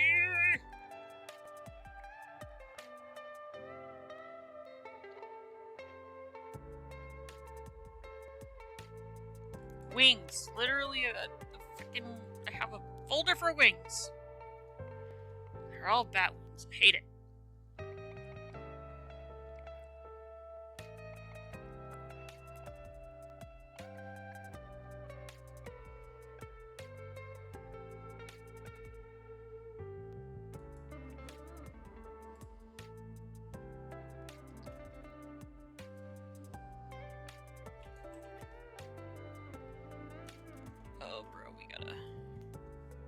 So many things to fix. Free! The way my stuff starts out is just embarrassing.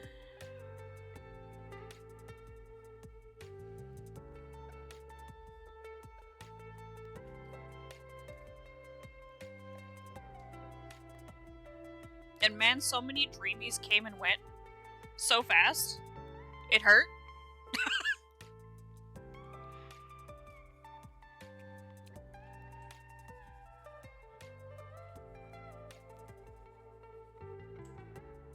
Like, to this day, I feel so bad because I would have... Right? It was also good that you had something to swap for him. Because it's like, you have to have something as a bartering chip first.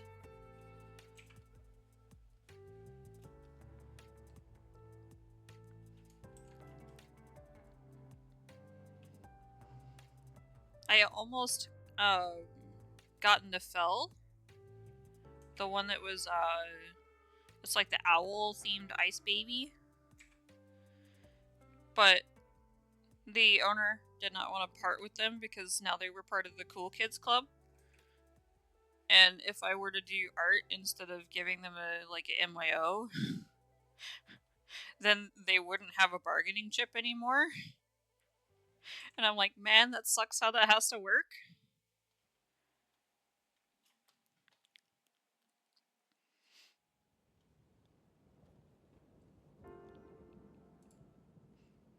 Nefel's a cutie. I love Nefel a lot.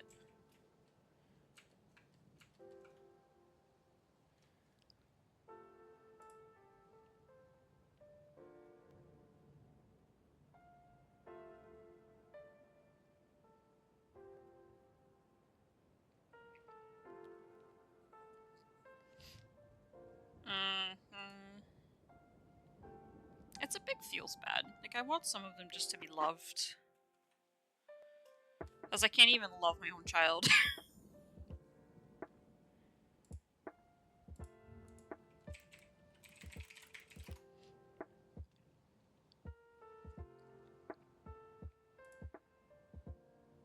Oh my gosh. These guys look so doofy. But they are good. They're good reference. It's just the frigate bird. Interesting. They're so goofy, but it's so good.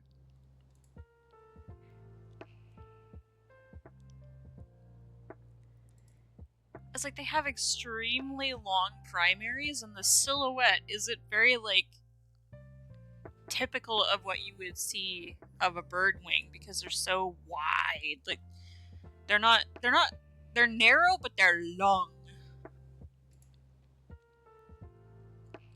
The primary just like especially the first primary just seems to kind of go on forever. Long dramatic. And we're gonna have to resize our canvas yet again.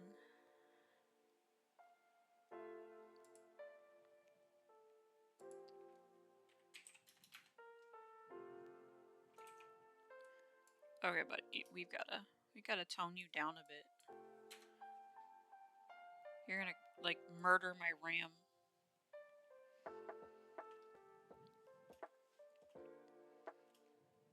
Alright, we've got kind of something to work with, so let's actually dull this boy down and do another over the topper. So this is kind of a refinement layer, I would say.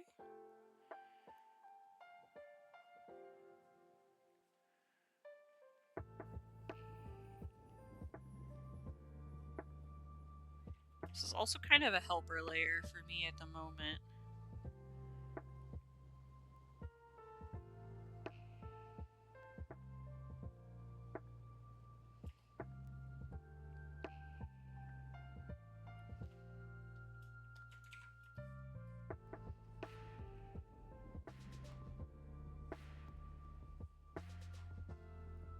Let's see. I mean, I know it kind of just does... Might have to scrap that wing entirely, but it's okay.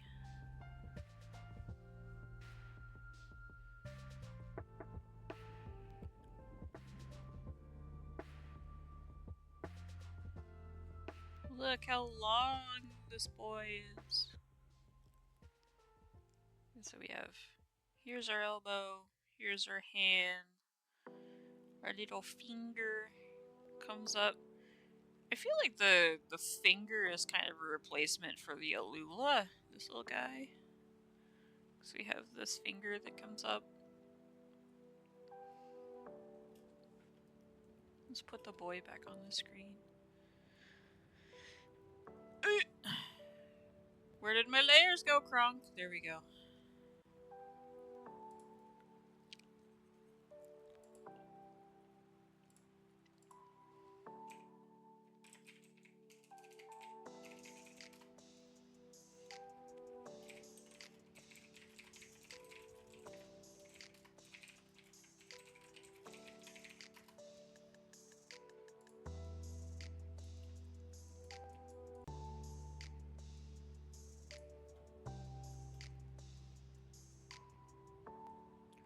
Ooh.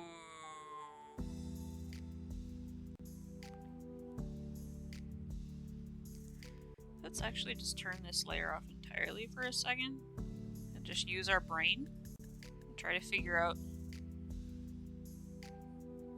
in a rough shape how we kind of want this flourish to go. Because we got this lovely. Because these primaries are just heckin', they go on forever, man.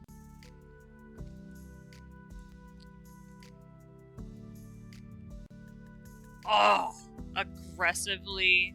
Oh my god.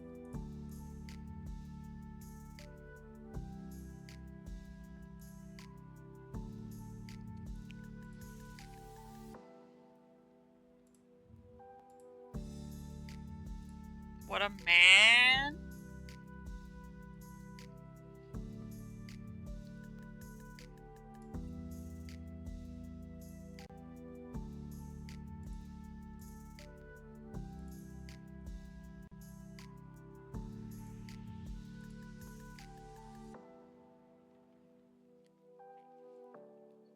So they go whoosh, and then they go whee.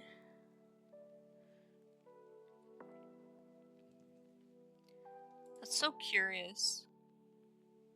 Because they do have like secondaries and everything. Oh, it's because it's a dorsal and a ventral. I've been looking at ventral stuff. Or, I've been looking at the dorsal side, not the ventral side. We need to have accurate wings or the Twitter will hate us. They'll never forgive us. So we have the first little floof layer. We got, let me get this. Okay, we got this. And we got the first little fuzz layer, which is like the, kind of the bare bonesy base baby. And then we got this guy, comes out. We'll have to flex it to what we need it to be. Come on. Flex, you ho. Do it.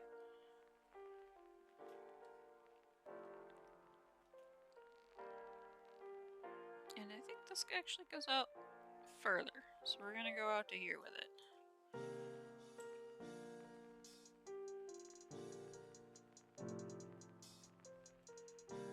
And then we got our primaries. They're kind of shaped like that. Kind of, sort of.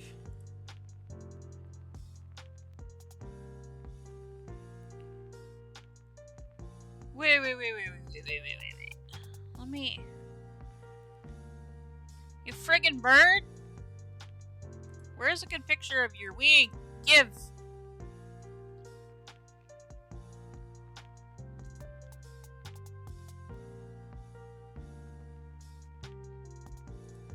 That's your ventral side.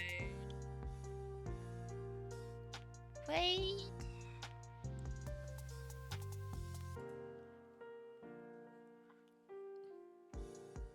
Okay, so this is just right here, and then it goes like that.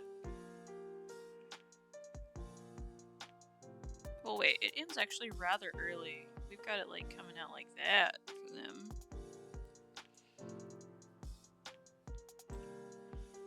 I think this is what we're gonna work with. That shape there.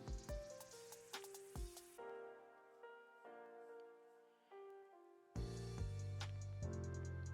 then we'll have it kind of like do this kind of thing. And then we'll have it flex in on this side. Because this part is like stiffer than this part. I don't know. We're gonna go. I know, I'm still here. No way. My bad. It's not like this is my job or anything. I decided to suck it up. Okay, we need to fix the thigh size here. We gotta give him the boots with the fur.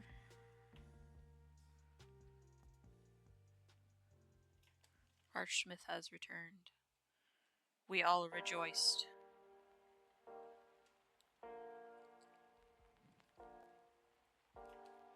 All the little people were happy.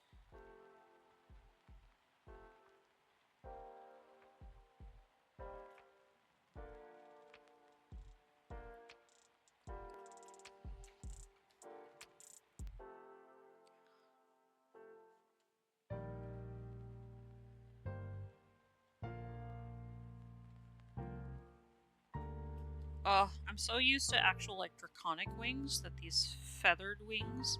I'm realizing that like this drumstick is going to be completely encapsulated and invalidated by the time I'm finished here.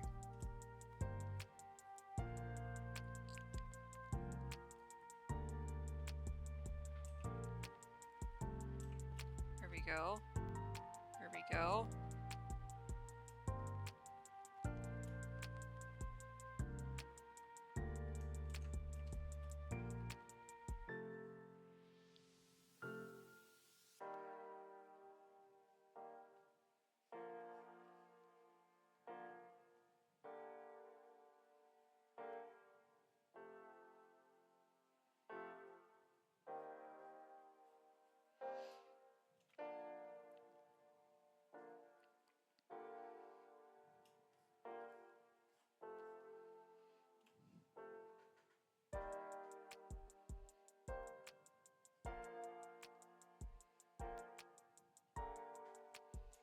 And let me look at the ref again. Oop, wrong one. Give me the one that matters. Give me that. Good and chumpy legs. We're gonna go way out here. We're gonna hope for the best. Squint. We're gonna squint and we're gonna draw.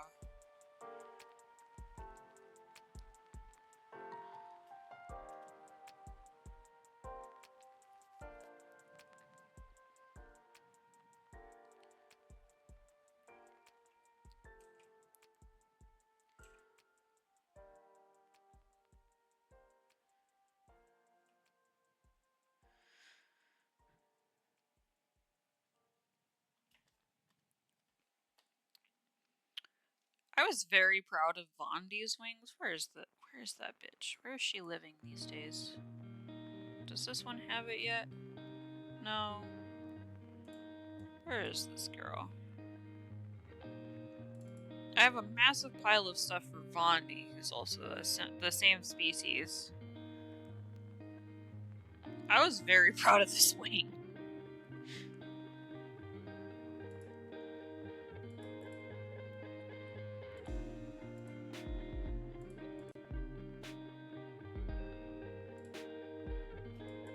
Her Pete's, yes. I love her Pete so much. She's just a simple.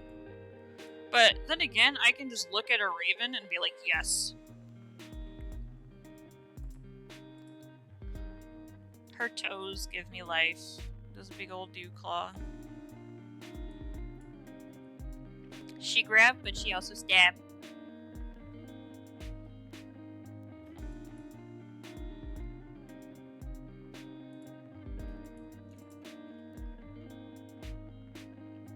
Yes, I do. That's why I gave her 4 claws on her wings too. It's like you're not draconic, so you don't have like front limbs. You're stuck as a wyvern, so I might as well give you hands so you can actually interact with things instead of sticking your face everywhere trying to interact with it. She would still absolutely just stick her face in it, though. She has no prospect of how to be normal.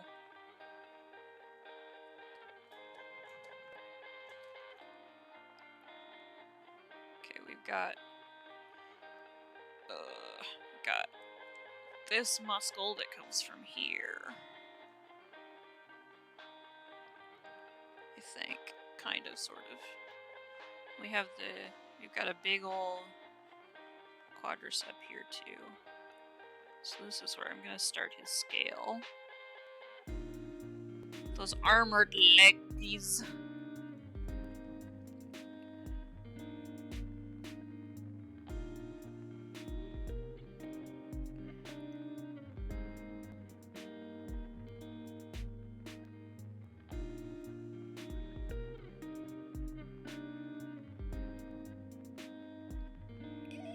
I'm just gonna go right into the pit here.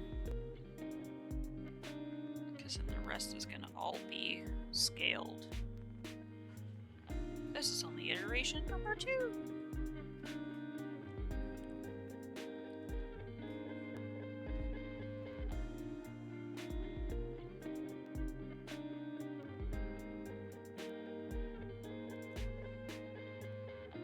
Yeah, and then that just continues the whole way down. Okay. We need to think about that. And then we're gonna go out to here. Some of that part might be covered, but I also want to get, like... Because the scales themselves have thickness to them, so I also want them to have... Actually, we're gonna... Hot chalky. Some hot chalky. Sounds good.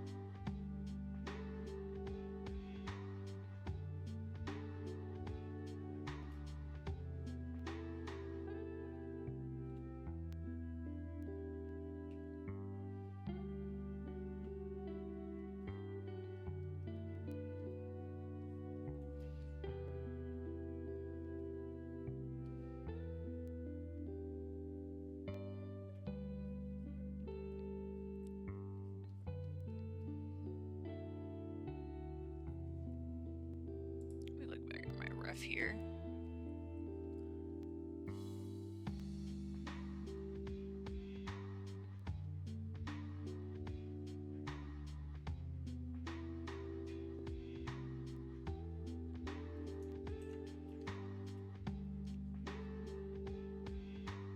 I think I actually need to make these more numerous.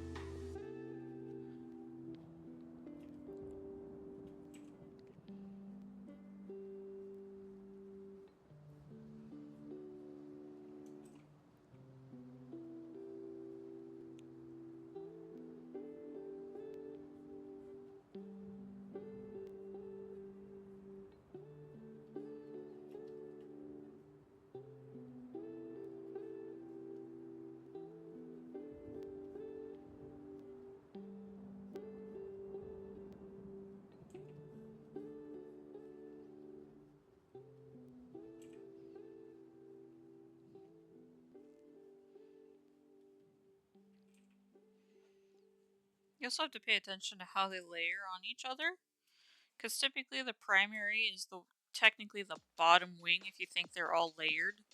Your very first primary is on the bottom.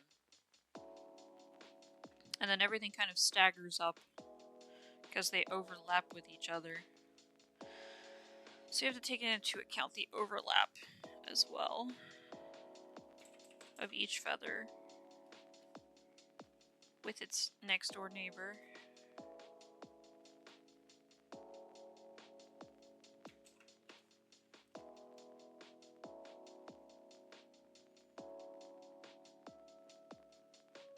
Right now I'm just trying to scribble something in now.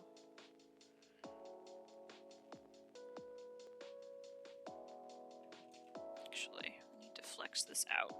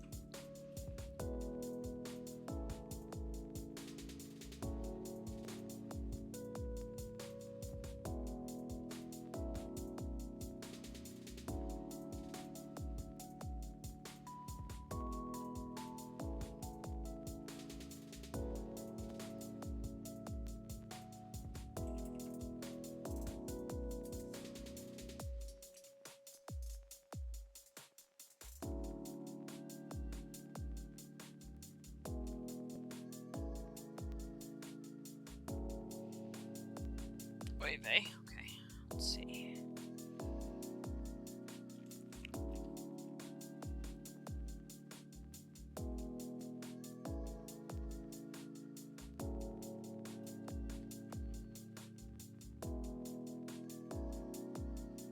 These two guys look weird.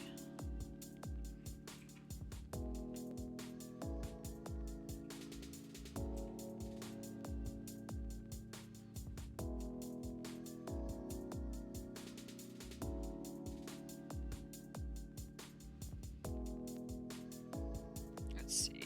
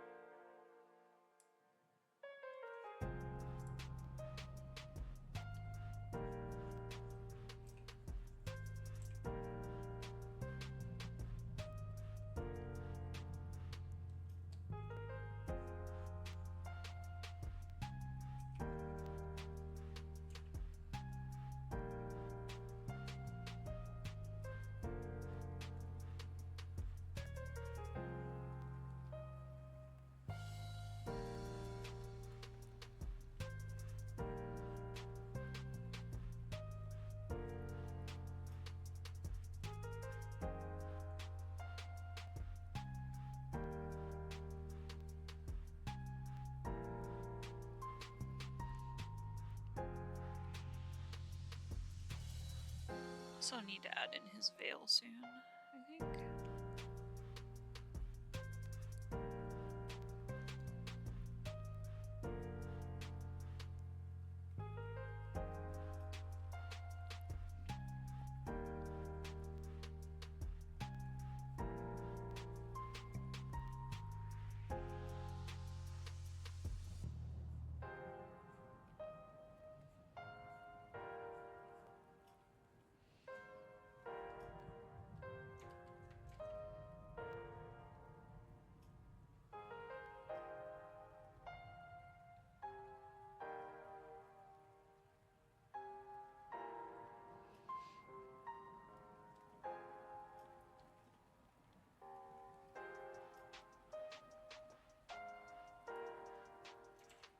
Okay, so he's got 4. He's got 5. Okay, 5 top veil. 1, 2, 3, 4, and 5, maybe?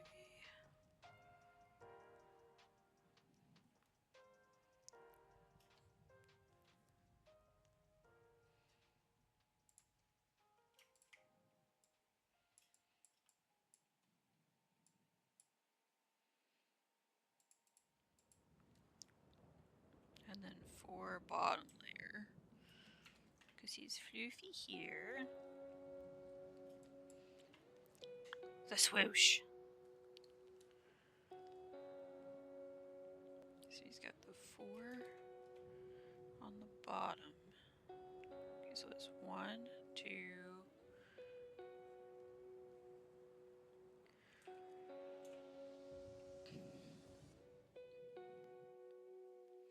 Oh man. Am I going to be defeated by veil feathers now? This could also be my life.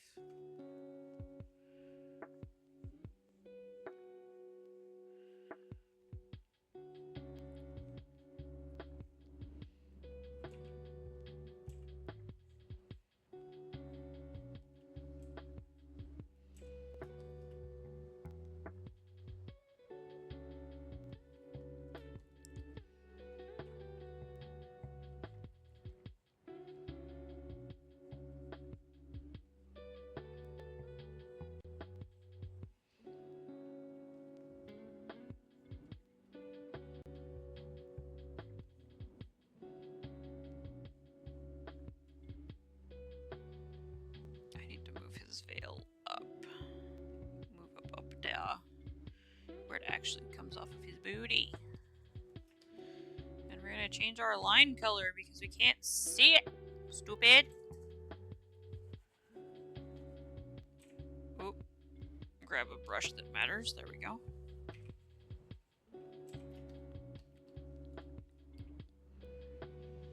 Okay, so we have the one that came in the middle. So this would technically be... Or the... ¿Por qué? There we go.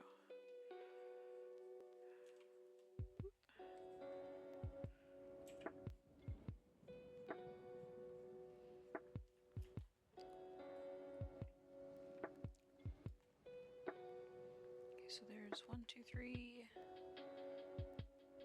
This is the middle one. This is the second, the third, and then I need the second and the third. Let's just... Oh, would that look phallic? Is that gonna look phallic? Yes, that's gonna look phallic. We're just gonna pretend that number 5 is over there somewhere. And then we're gonna get the other 4. The 4 long ones.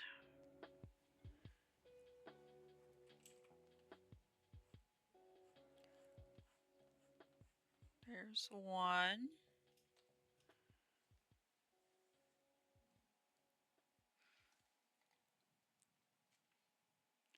Got the way the veils just flippy flop everywhere. There's number 2, maybe?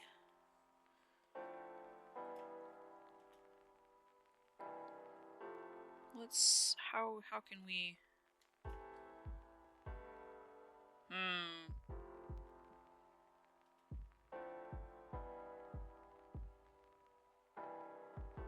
Actually, we're gonna take this. Where's your tail? Give me a tail. Some tail, please. Give me that tail. Give it. This tail has decided it's going to go the other direction. Because then we can flow the veil this way too. We can flow it. Why?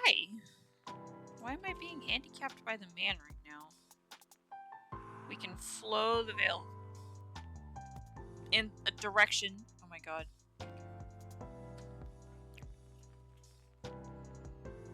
Why do you hate me? Why are you the way that you are?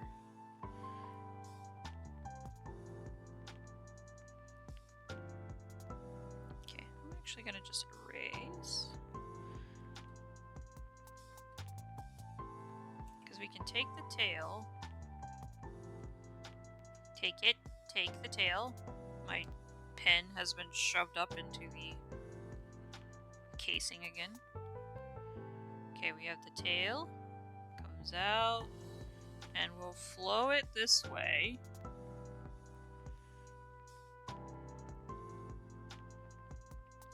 That way we can also show off some of that beautiful scaling.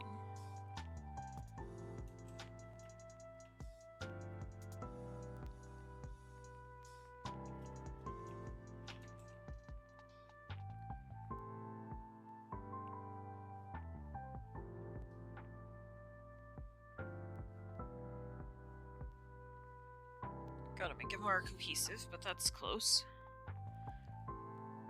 And then we'll grab a different color. So we'll throw the veil in here. So the veil is in.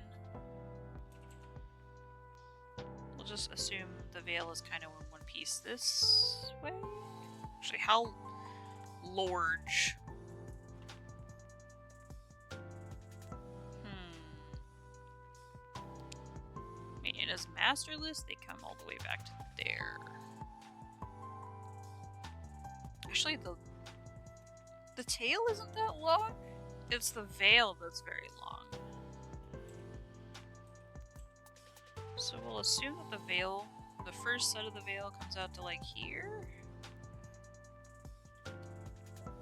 And then the next set of the veil can come all the way out to like right in here.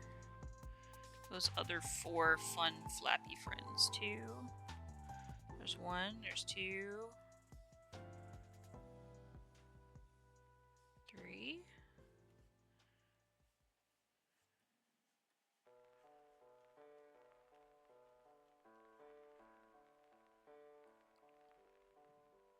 And then why not we have 1 down there? So we've got 1, 2, 3, 4.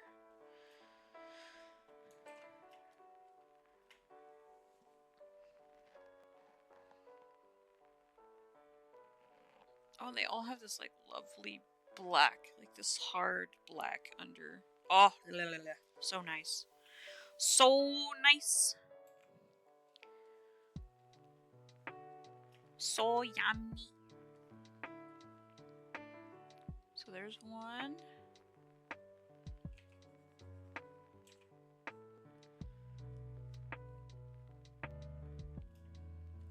Two. Maybe we could do that. Squint. Let's see. Maybe we'll bring this one out to like right here.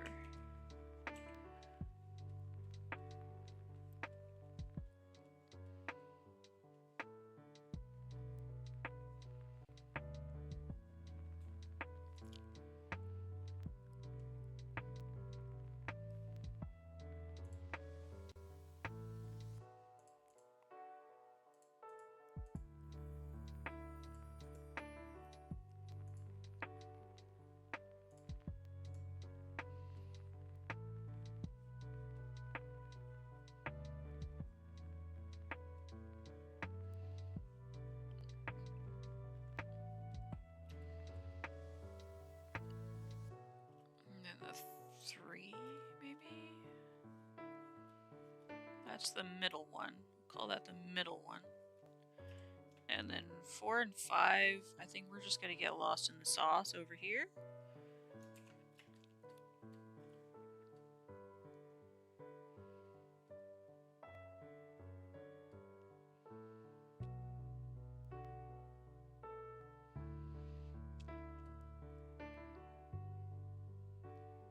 Okay, let's dull you down again. Try to fix some of the mistakes we made with your face. We gotta get your leg scaling going again.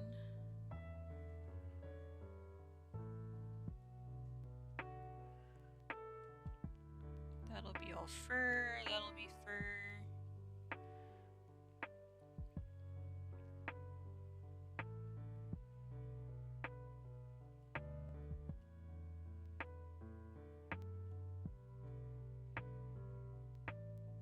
And if possible, I'm gonna try to bring out The fact that these are actual thick scales. I don't know if you guys can pick up what I'm putting down, but they have widths to them, so it actually will look like plating.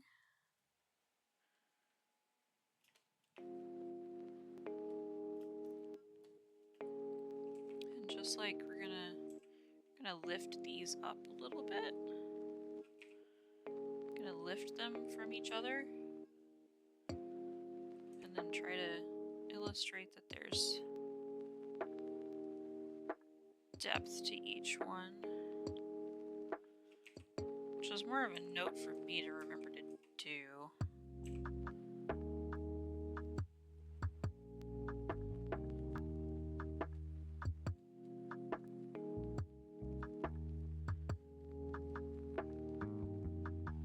Fluffy, scaly.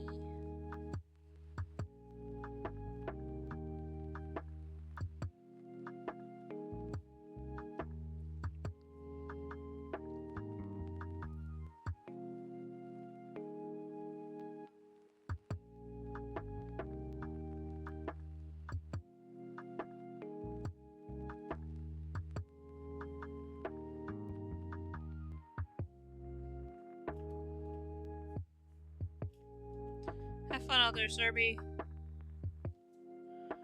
Good luck out there. Be safe. Let's look at his toesies. Showing him feet, boy. Have those claws. We love to see it.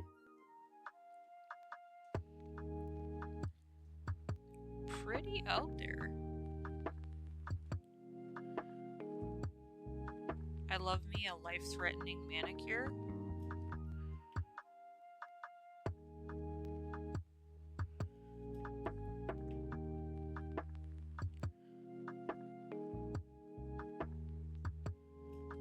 He's got that fresh mani ready to go. Yes.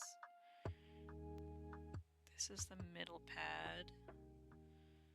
And we've got that lovely dew-claw at the back. That will totally be corrected in the final sketch part.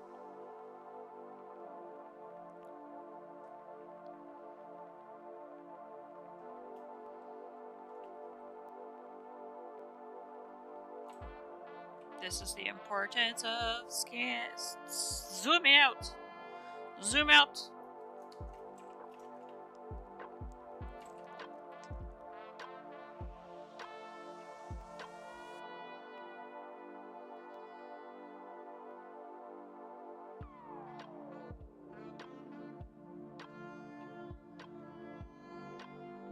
Maybe squint. Oh my god. Stares at bird feet.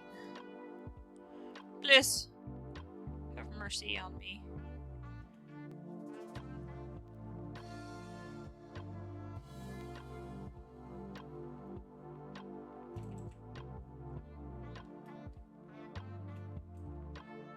I like this toe. I want to keep this toe, but I think we're gonna have to. Come on. Use that big thinking brain. Block it out.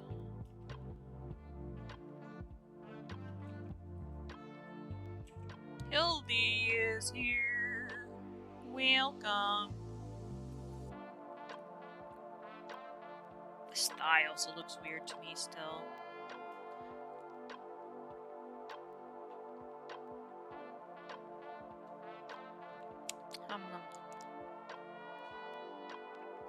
Maybe it's because the femur's still not long enough.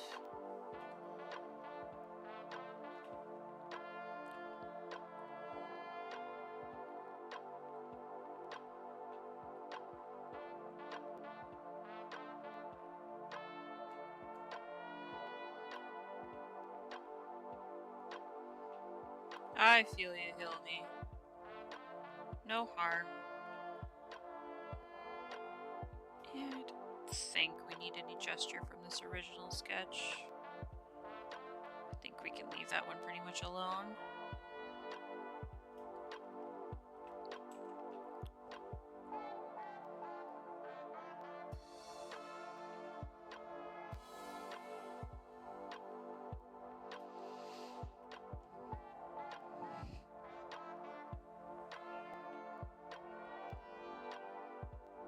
taking a moment to stretch my hand. Posture check. Are you sitting like a shrimp?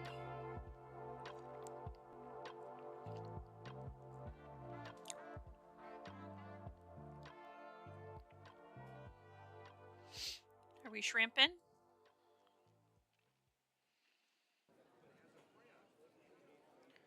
I'm not calling you out, I'm just reminding you.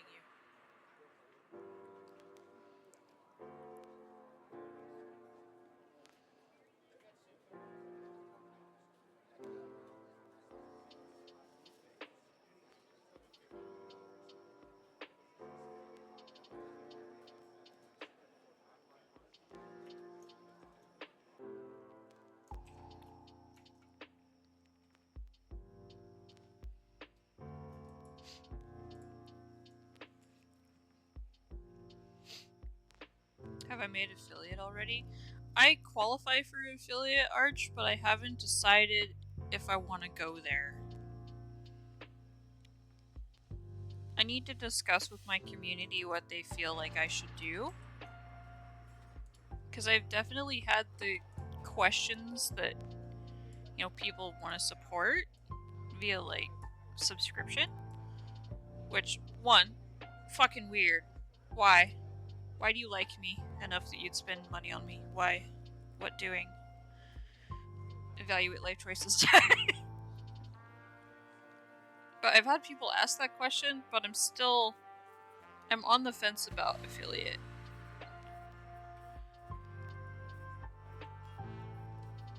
Like, I need some form of monetization because I want to make this career stuff. But at the same time, I want to not put pressure on myself to deliver a certain, like, what am I trying to say? I don't want to overpromise and underdeliver. I guess that's what I'm getting at.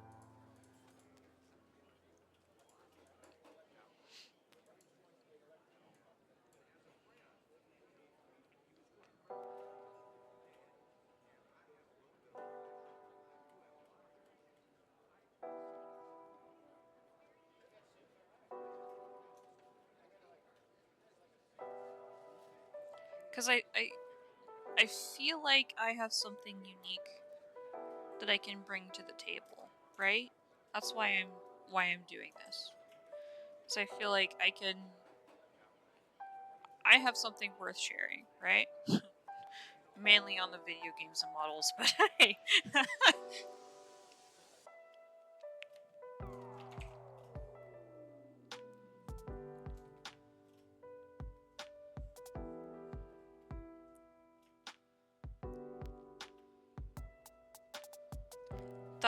That's another thing, Arch, is I feel like I need to... I'm also huge. Why am I large? Get out of here. I'm imposing. Okay. I really want to get to a certain quality before I feel like... I mean, there's people that get to the point of being able to turn affiliate on, do it without a second thought. And they're doing nothing but a face cam in their screen. But I also want to have, like, options for interaction and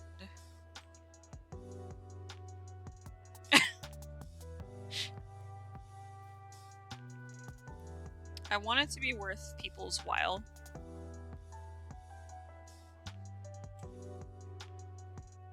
I want them to feel like they're getting something of equal, like there's an exchange being done between viewer and streamer.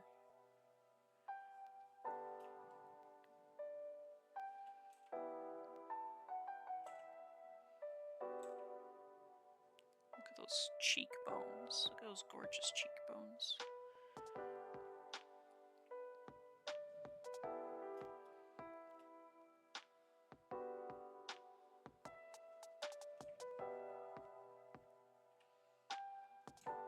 So he looks like he's got a bit of a Roman snoot. Like his snoot from the side profile just kind of goes, like slopes down, and you have a very, like, barely pronounced ridge, feels like, for him.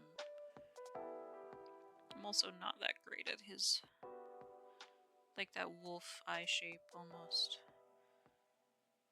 Because he's got, like, that beautiful eye mark. It goes up like that. And then his eye kind of follows that same squoosh. He's got that very long tear duct.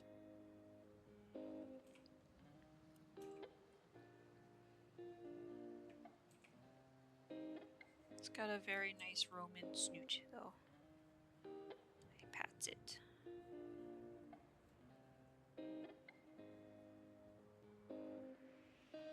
And then he's got this nostril that's kind of shaped like that.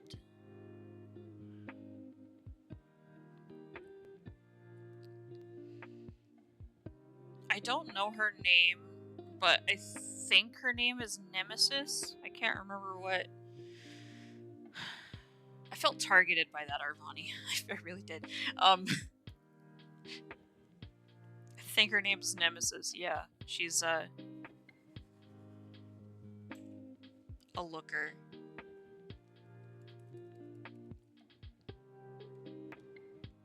Added overlay includes follow alerts, stream start screen, BRB, end stream. Nice! Few commands to shout out people. Yeah! I haven't done very many upgrades lately, but because I'm futzing with OBS right now because I'm trying to get separation of, like, all of my audio from my video feed so I can, like, take out video if I want to and put in new video, or take out a copyrighted song if I want to put it on YouTube, or if I belch or chew or make otherwise egregious noises. I can isolate that without muting everything.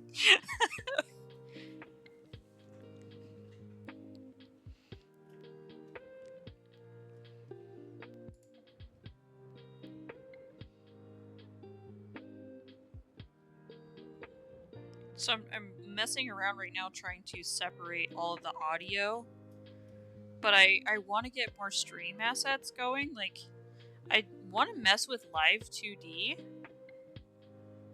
Like, I've been working on my PNG tuber.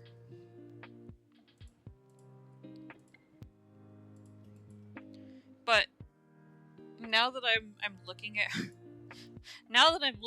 her, it's like I'm not sure if I need to kind of start over or not, because this is fine if it's like I'm looking at whatever I'm looking at and I'm looking at chat and then I'm looking, like, you know, the mouth open and the ears moving, all that. But I'm also like, I'm gonna have to draw a separate PNG tuber if I'm drawing or if I'm doing whatever, and I'd really just like to be able to have the same figure. So I'm just in a hard moment.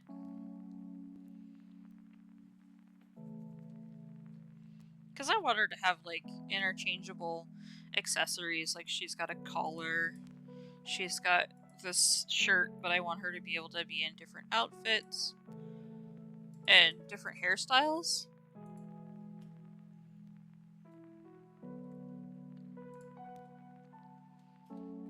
But I keep wondering if I should develop that further, because for right now, the PNG tuber that I have, this figure, it's fine, but I also, like, the ones I did for Errol are exponentially better than my own.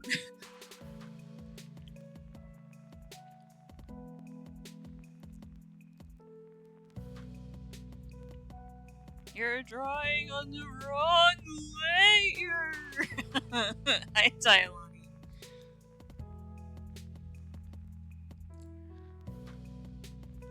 Trust me, I'd just give up at that point.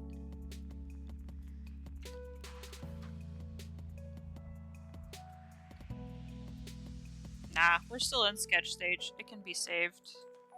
I haven't done line art on this layer, so I think we're okay. Ooh, the insides of his ears are scaled. That's yummy.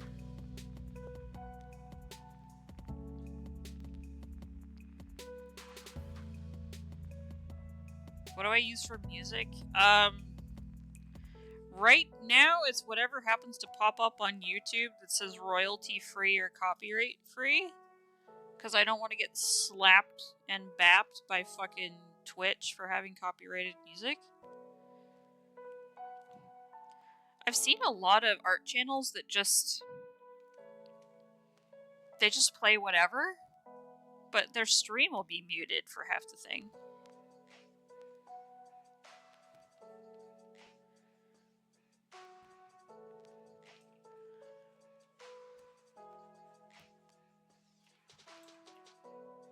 I know, no way. I'm my own biggest critic, honestly.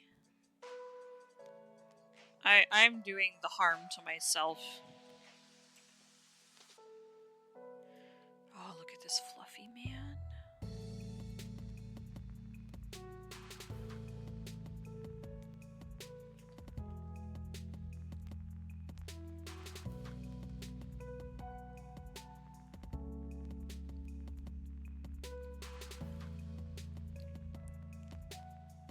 As an artist, right? So you're always your own worst critic, and you have a site, like it's pretty much a graph. So you have your graph, right? Your fuck around.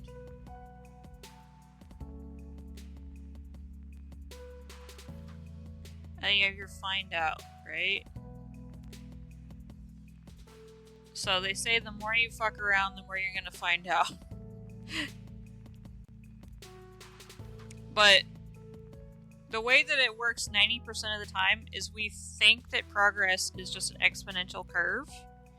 But in reality, it's more of like this. So you have like your ability to see. So up here you have, instead of fuck around and find out, it's like seeing and learning.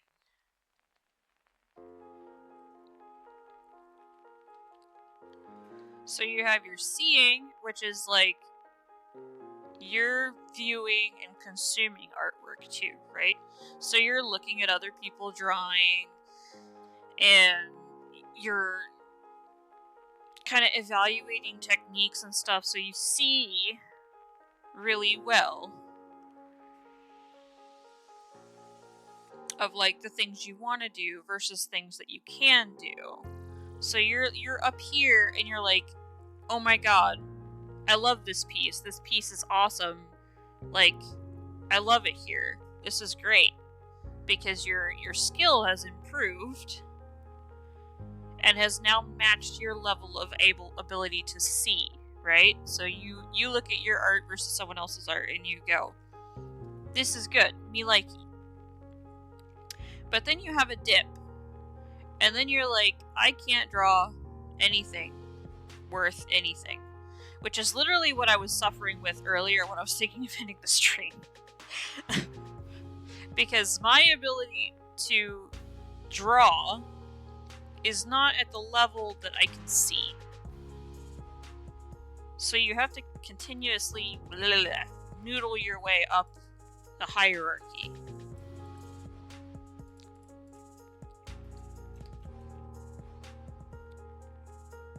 Give me that hood. Let me look at it. Okay, so these ones, this guy is layered over this one. So my ability to, like, see and draw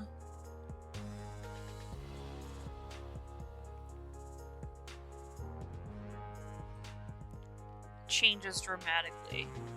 Because I'll look at someone's art and I'll be like, oh my god, that is the best art that I've ever seen.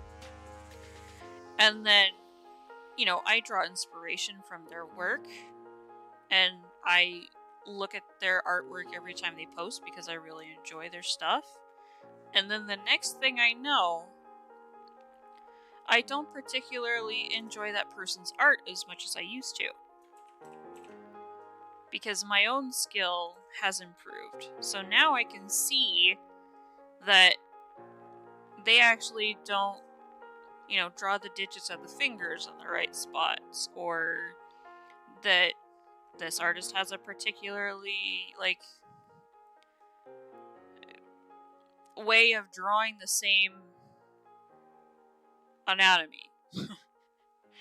Like, some people start to look exactly the same after so many, you know, same face syndrome is what they call that.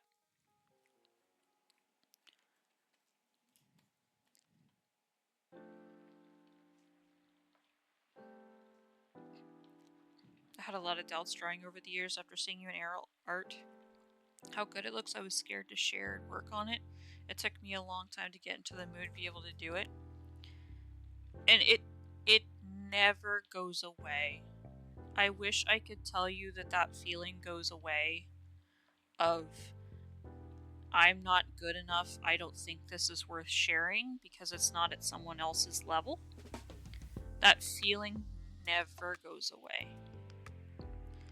But I can tell you that you can learn from that. Because you'll have that feeling, but the feeling itself isn't true. Or it isn't rooted in truth. You have to ask yourself, is it kind of me to say this about my own work? Is it true for me to say this for my own work? Like, I might not be on the technical level of X artist, right? But I still think I'm trying to work through it myself. Of like, today, I decided to start on this sketch from scratch. And it has taken me 3 hours to get to this spot. I'm not even ready to color this thing yet. It's taken me 3 hours to get here. I would probably get a sketch to this stage before I would ever go live to stream it. Because, as you saw, I was changing the head size, changing the thighs, something was fucked up here, the chest was weird, the wings, I fought with the wings for how long? Like, it felt very vulnerable of me. I felt very vulnerable in showing that part of my process. Because there are a lot of artists that they just come in here and then they just magically know that, like, you know, dog face this shape, snoot, like draw nose, put that in there, like do the mouth, like do that, do like the little tooth, and like they know that the little bump is there, and then before you know it, they just have like a, oh man, like boom, like 15 fucking minutes, they're done. That ain't me.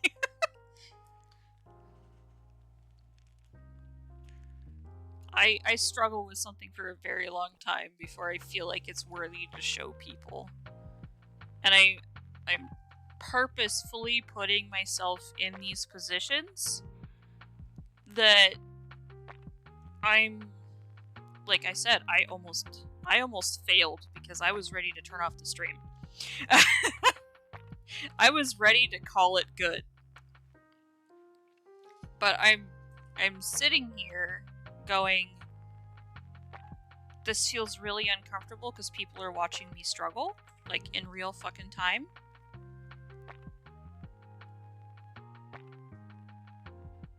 But if I continually put myself in this position, it will get easier.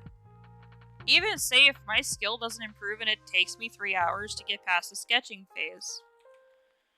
Like, you know.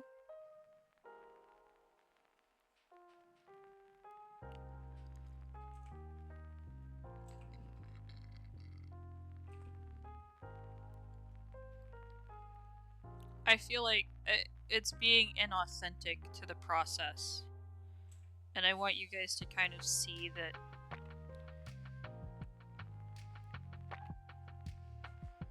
we're all just humans. Some people are superhuman, but we're all just humans.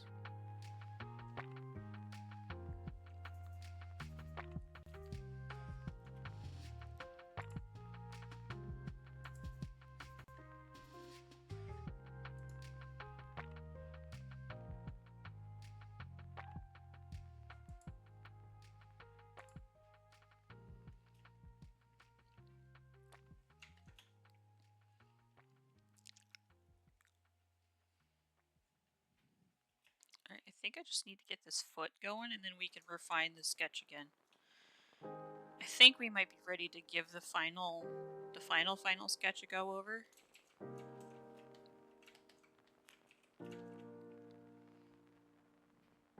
But the more you make yourself uncomfortable, the more tolerant you will be to being uncomfortable.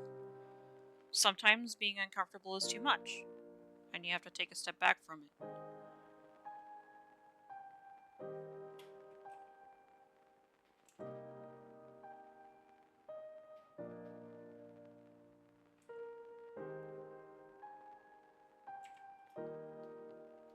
Because I know I have a lot of work to do. Like, I have a lot of things I've yet to learn.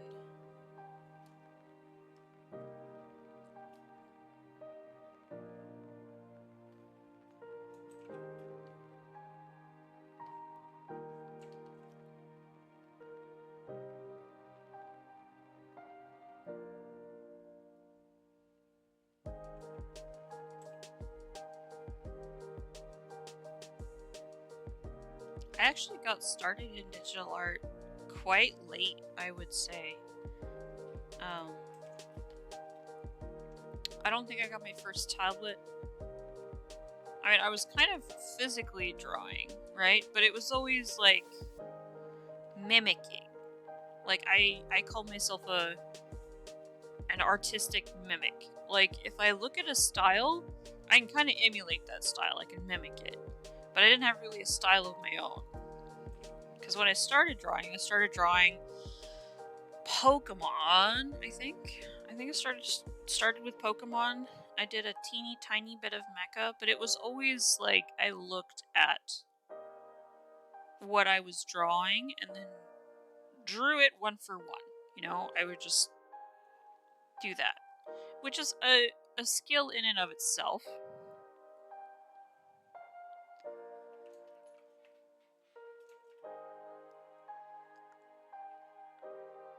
But there is something about being able to call something forth from memory.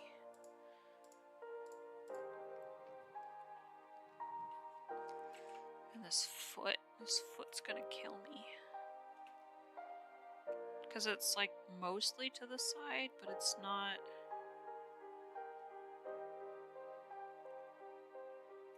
I'm trying to get to break it down into a shape here.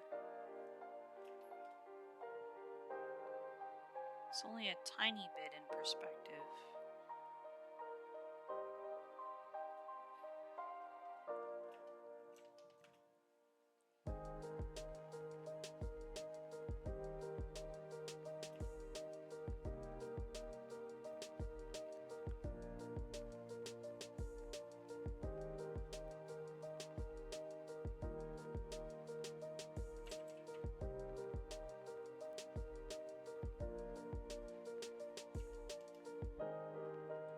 Big ol' feet. Okay.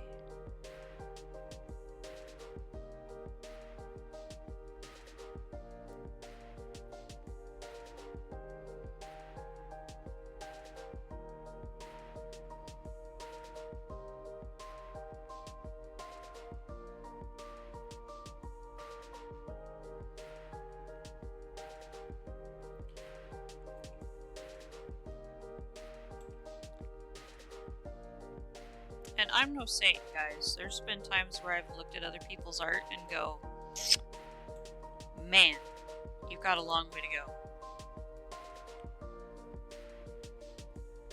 But that's not I look at it from a perspective of the person posting the art, right? So it's like, did this person, like, was this a commission for someone? Did you charge money for this? Are you confidently putting out a subpar product to your audience because you can? I mean, somebody paid for it, so they made that decision, but are you not making any effort to grow yourself? To give yourself a leg up to continue evolving?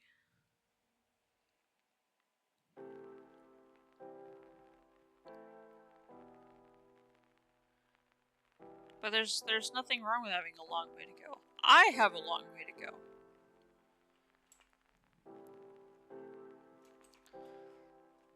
But it all depends on your art goals as well. Like, what do you want to do?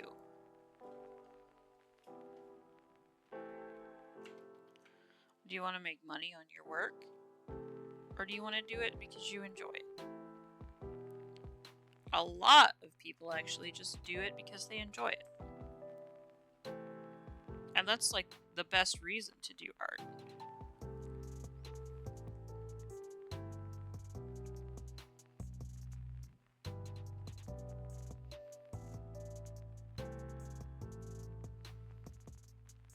Because if you're doing it because you like it,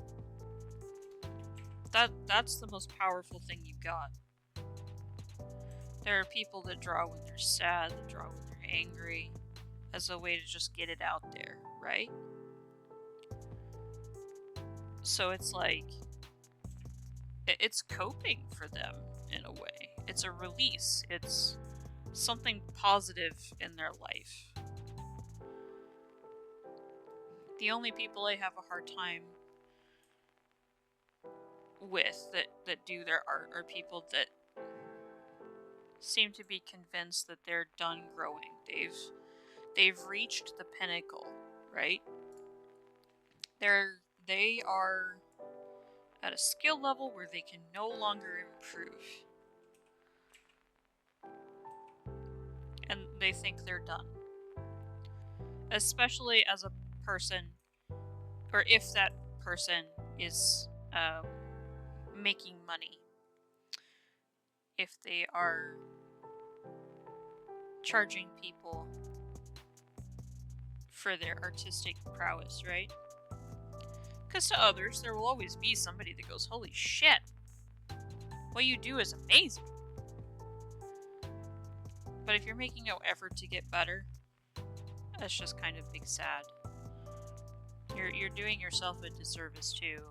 Why would you come all this way to say that, you know, there's nothing left for me to learn, essentially.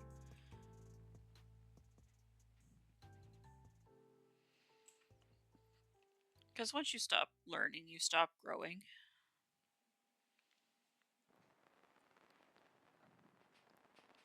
And once you stop growing, you're arrested in development. There will be no growth without the challenge there. I need to round these guys off. These are rounded, not pointed.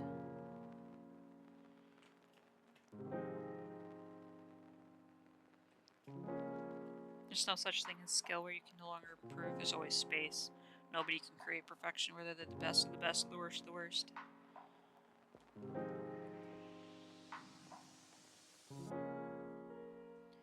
You put emotion into your work. That's good. I mean, some people just draw to draw. They're like, well, I have this skill, and that's kind of a cool sunset. I'm gonna do this to do something. But,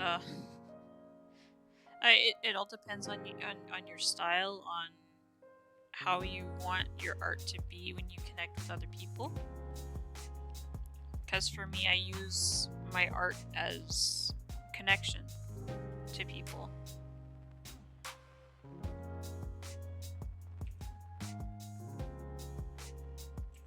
So if I if I do an art piece and I'm not proud of it and I hand it to the person, even if they love it, I feel bad. Because it's like, I wanted to give you my best and this is all I can muster.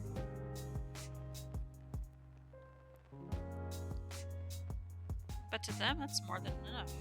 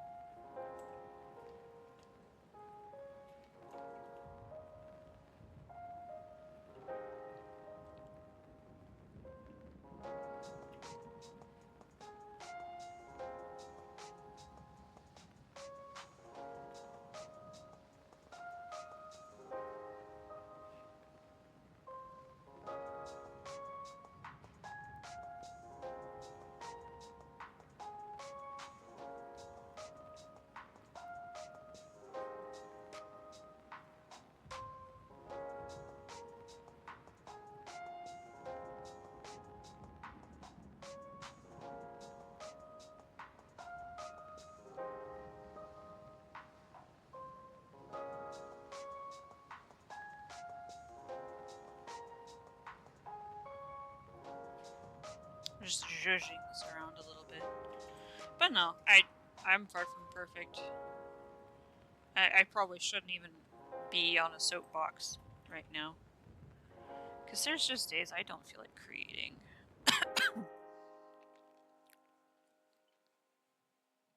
There's definitely pieces that I haven't been happy with that I've sent off to people.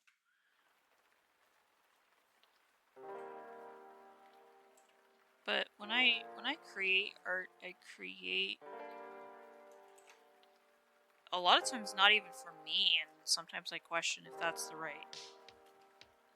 Like, if I'm not motivated in the proper way. Because like I said, I create for connection to people. I create from a place of loneliness, actually. So my way of connecting to people is to create art. And then I make the art, I post the art, and I show people what I can do. And those people's reaction to it is the fulfillment that I get. So I feel fulfilled when people interact with my work. And you know, they like, nothing makes me happier than people like getting it. You know, they're like, "Oh man, this piece made me so happy, and it obviously tells this story." Like, you get it. And that's the feeling I'm chasing.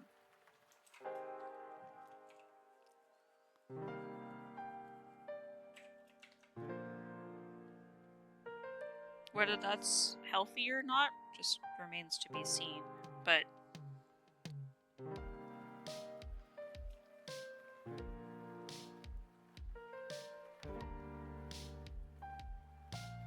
hey, Timely. Welcome in. Did you have a good nap?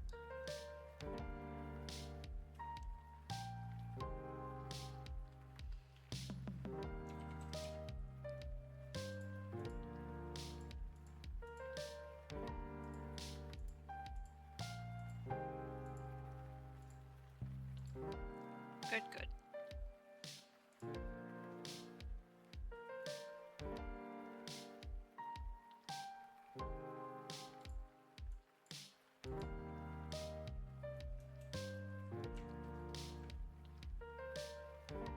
You pre-ordered Warhammer stuff. If it's within your means, go for it.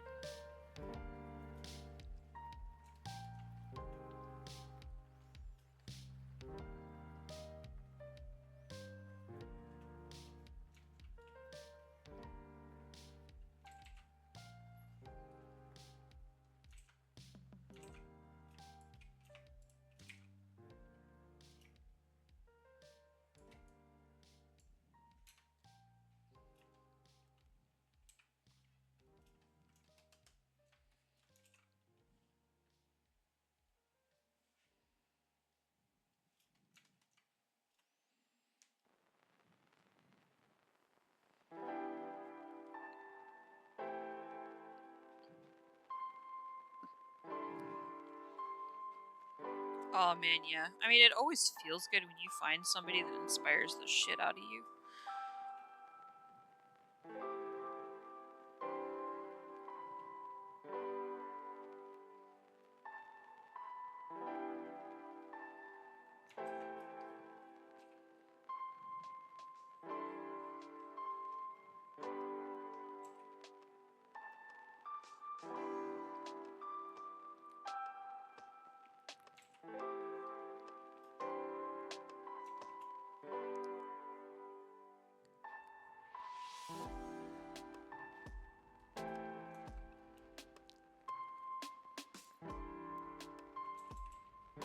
Oh man. We're gonna have issues here. My accountant will kill me. Holy shit, Serby. 842 smackaroons? Jesus.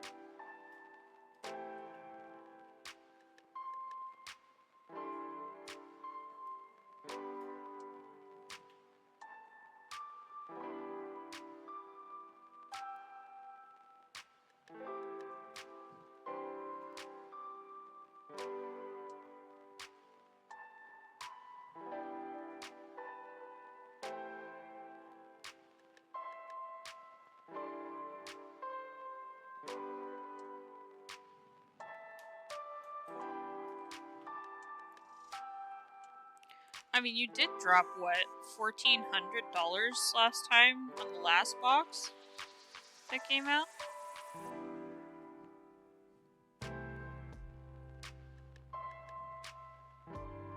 Yeah, the man's is honestly just missing the suspiciously wealthy furry tag.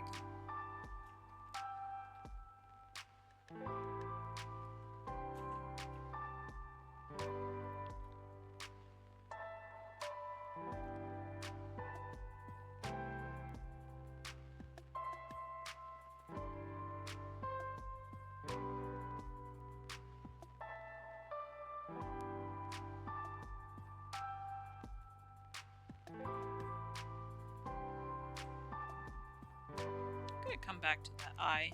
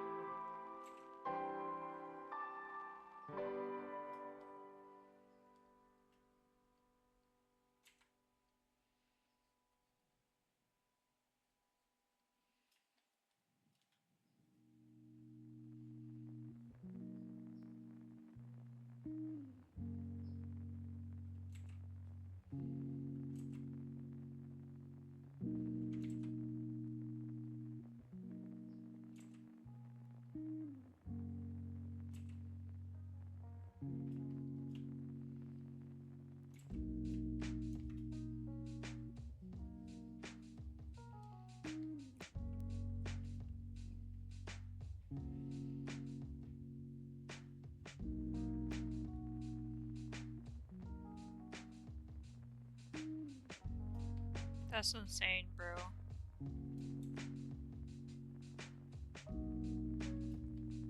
Just the rulebook's $80, yeah.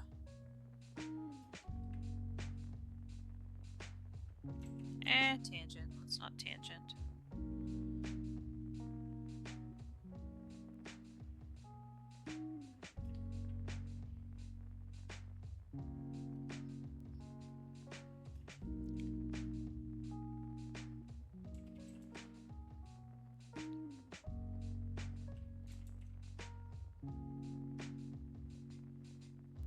Same.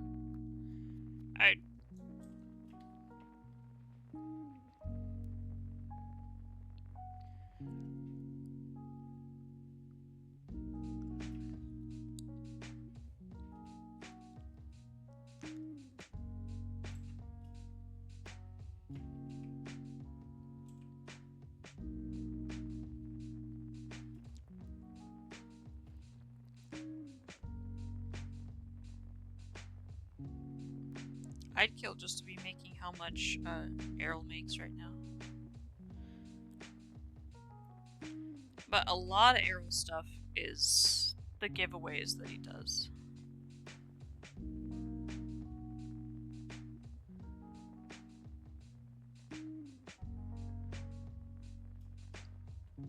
Lots of people will come to your stream if you're giving away free shit.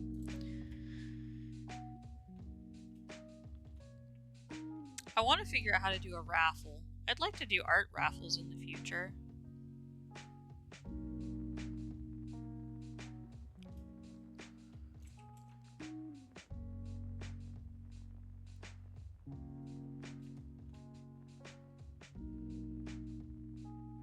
I feel like that's kind of a good way to go, or grow. Go as well, but also to grow. Give away free shit.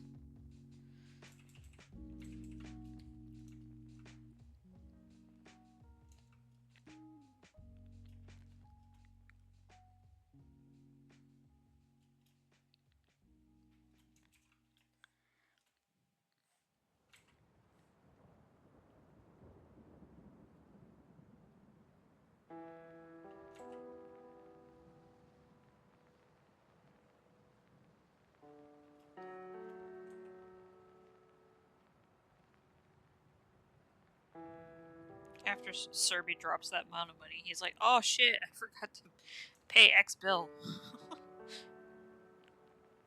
It's like, oh man, my first month's mortgage. Wait, what?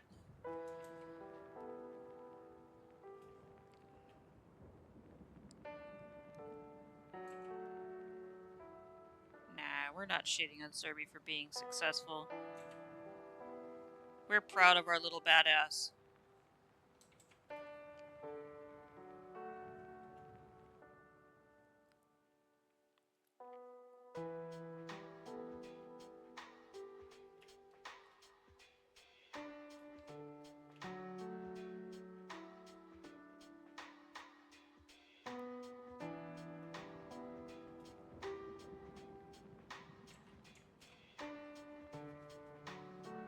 Welcome back!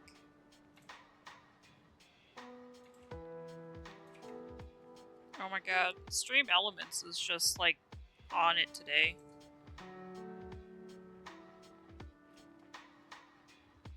And Serby, it's fine. Literally, it's like whenever, bro. Let me know.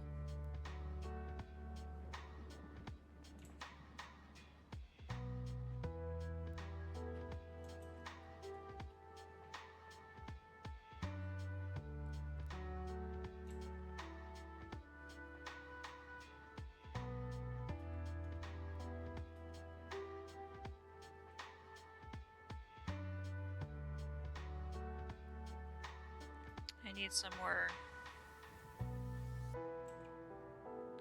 some more char ladies in my life.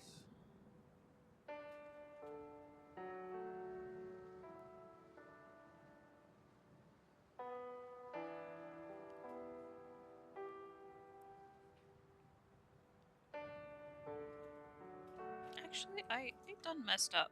Something looks off here. Give me this.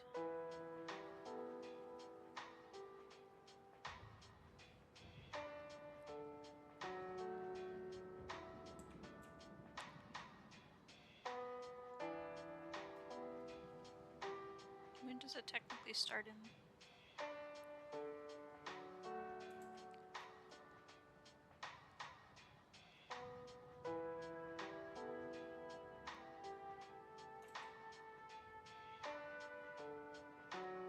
Kind of freehand a little bit here.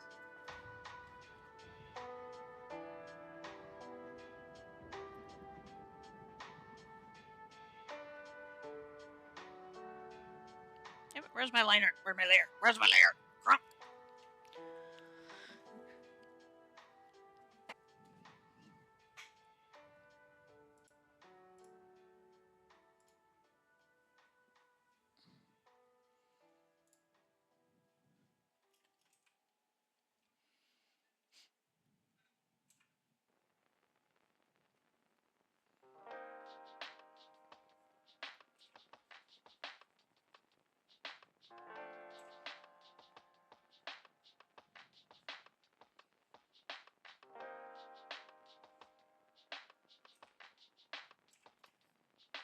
Can't wait to color this hood. I know it's only like flat color sketching, but at the same time it's like lovely.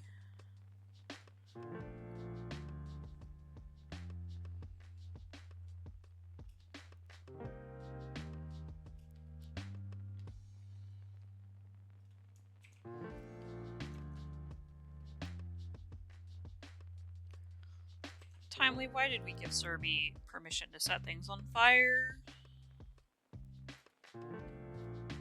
Can't take you children anywhere. Let's see. Ugh, I love the way his mane. Y'all, look at this. Look at how flowy that shit is. It roughs out, it puffs out. I love that. And then it just flows into his chest. It's beautiful.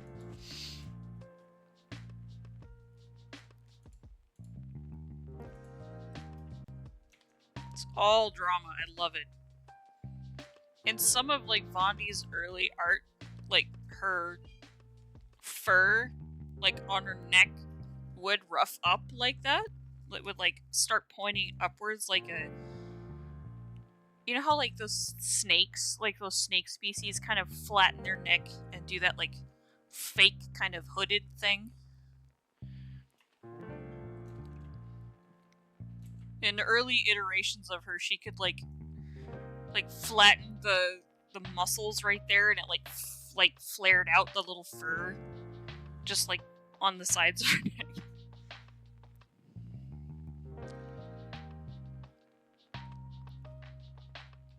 I've just been informed it's not legal to use your neighbor's house as a control environment for arson. Serby, arson is still arson. I'm surprised that we had to have this talk.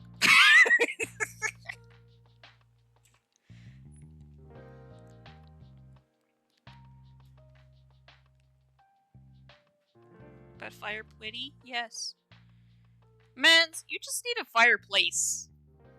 Like, honestly, just you need a fireplace, not like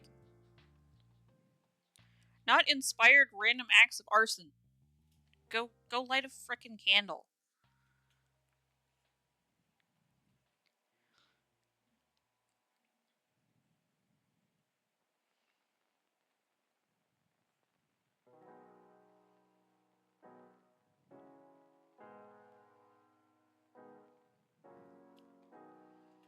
Did I ever tell you guys my favorite thing to do is fur?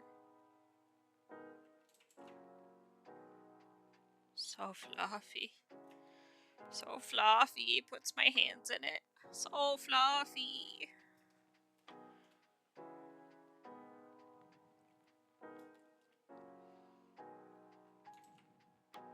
Should I like cheesecake or apple cinnamon? Cheesecake.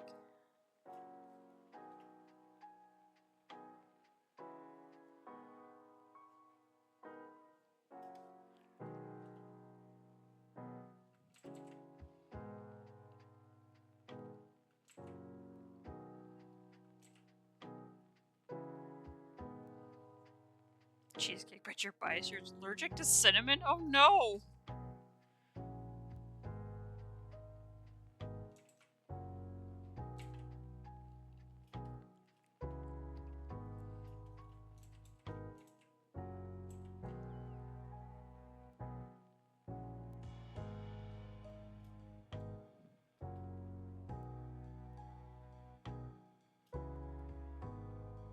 Winter is a trip. Yes, they do. They put cinnamon in everything.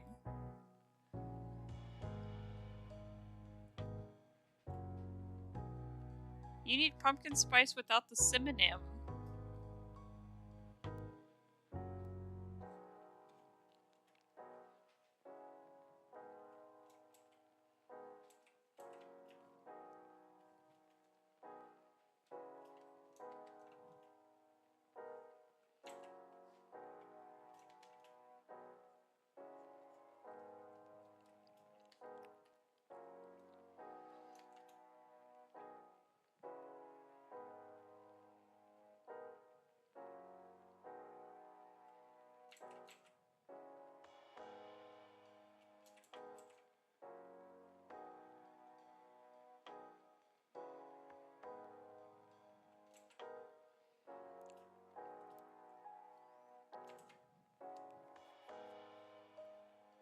More and more tempted to eat your glasses. No, Serby, I can stop you in your tracks. I have the perfect idea. Every time you want to set something on fire, I'm going to tell you that every time you set something on fire, the heat goes towards defrosting Mariah Carey. Don't do it.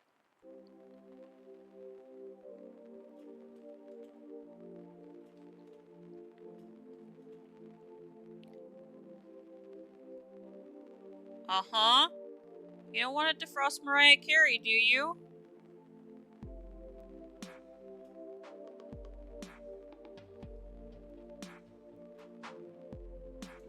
Oh dear. Oh god. We have a Christmas enjoyer.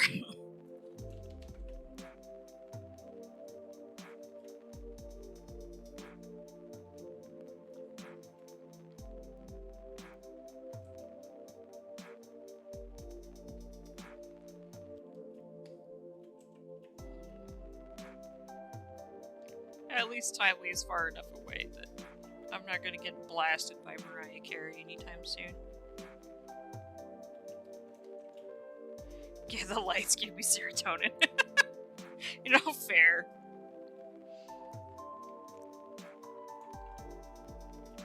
Let's see.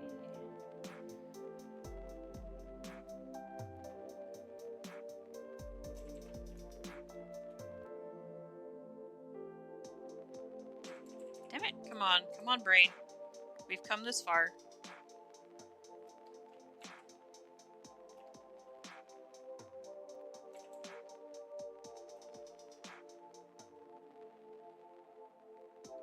Your mom has called you a moth.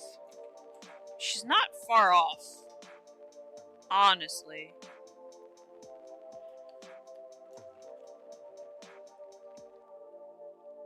I mean, you've seen my art, right? Every opportunity I get to make something fucking glowy.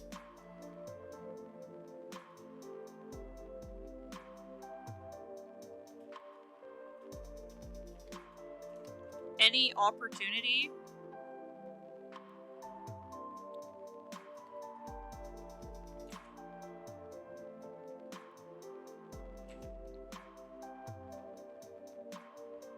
Killing floor 2 and only 27 players beat the tutorial. Well, I mean, that's assuming that people actually do tutorial.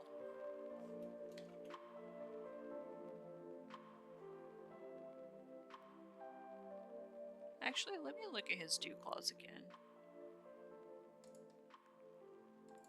Okay. Just want to make sure I'm getting that. Because it's not out of the finger, like, coming out of the finger like a bone. It comes out the, like, the top.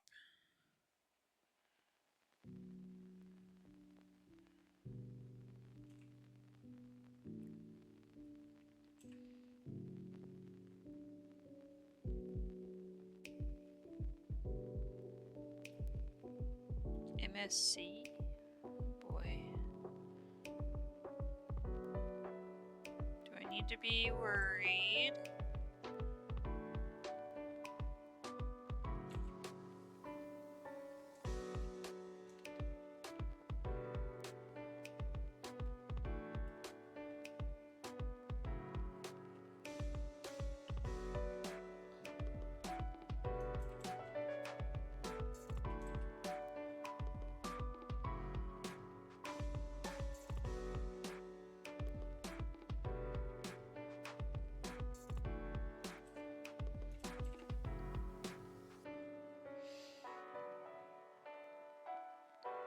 Ooh.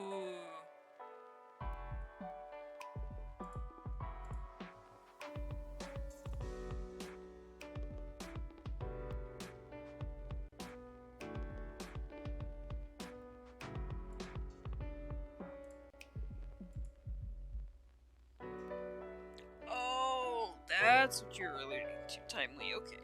Mr. Super Clear. I gotcha.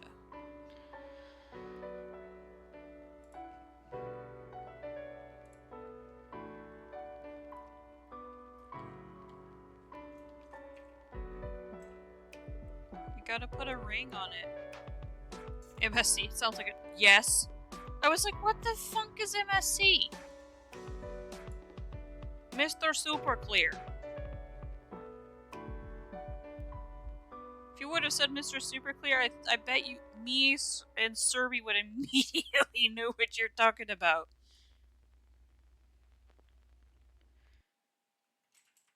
Well, I mean, usually when it's abbreviated, it's sus, right?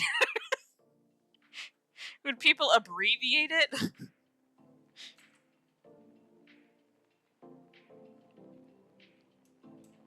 So Errol has finally decided to show up, you lucky dog.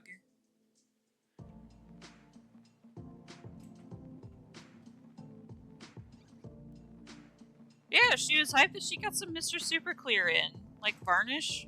I was like, what?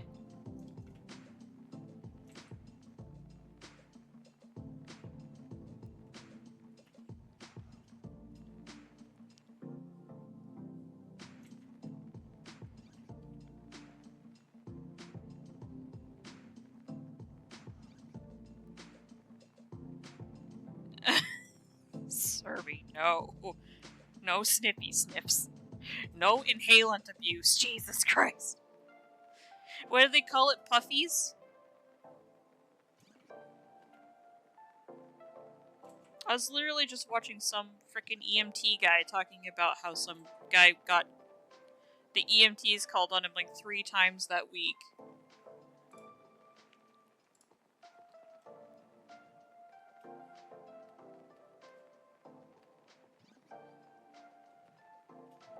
Okay, we need to get this first little section of fur.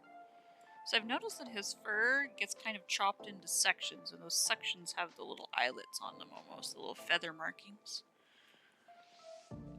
So we got this section, and then we got, it kind of does this thing.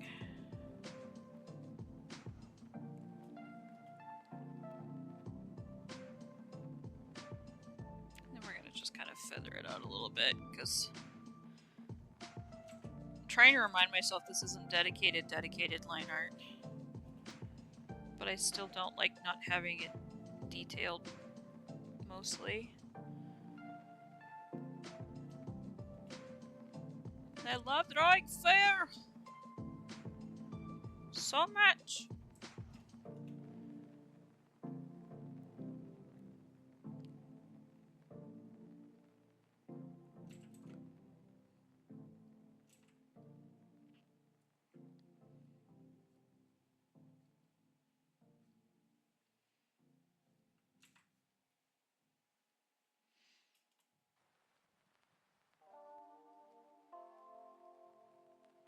Let's see what fate decides. What are you doing, Errol?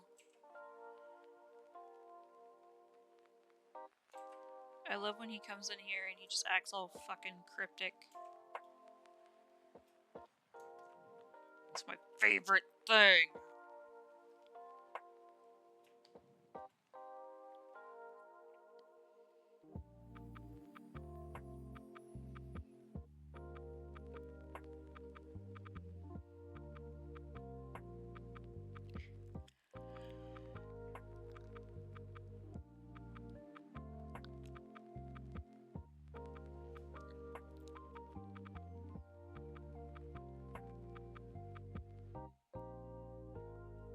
Oh, come on. We need to respect this crotch area. There we go. Kind of. Nope. We're not pleased with it. Come on. Don't make it look like terrible things have happened there.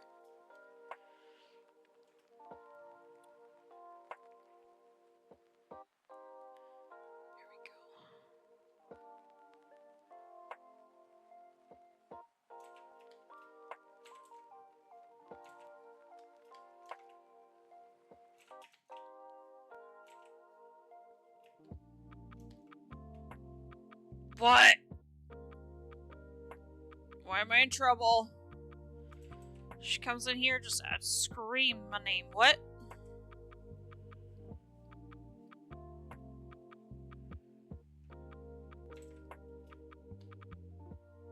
Have I been paying attention to the Swiss games? No, I'm American. I haven't even had Swiss cheese. League of the Swiss what? The what? Worlds is being held in Korea.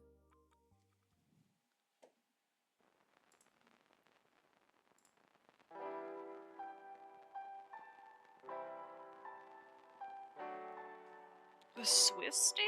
G2? What? That's the VOD library. That's not Worlds.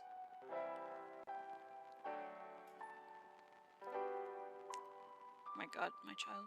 What are you doing?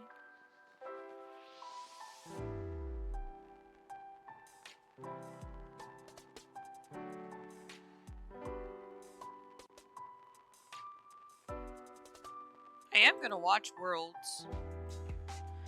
And not gonna like nobody tell Alarum, okay? Nobody tell Alarum. I have been thinking of Arrow, please. I have been thinking of reinstalling League of Legends.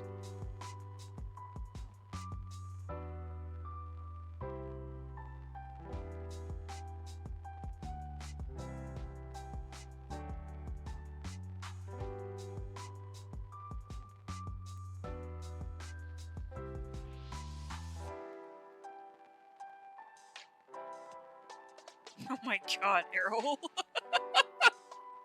2 respins? Jesus Christ.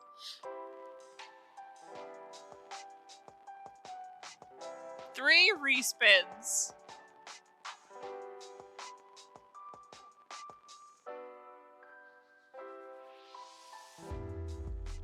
Hey. Do I even have that audio on here? Oh no. Oh no. Please hold.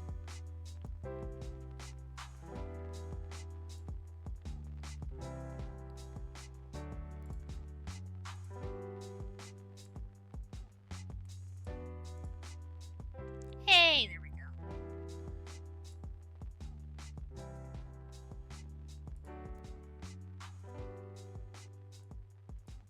I don't know what is that? What is that? Oh, that's the music. What?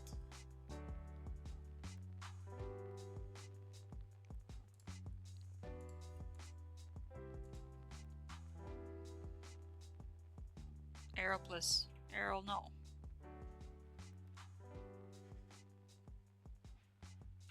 Keys are on sale. Keys are on sale.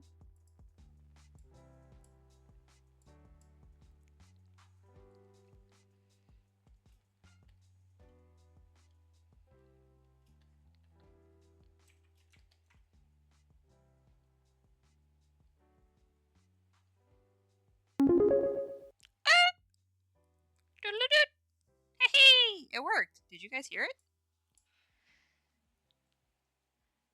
Thank you for the coffee.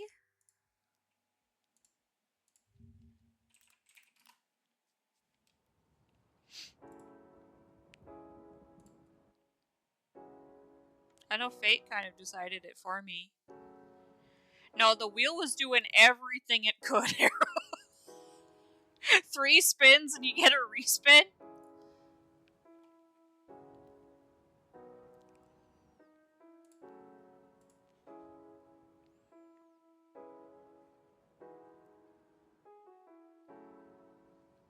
Oh man. Come on, please look like feathers.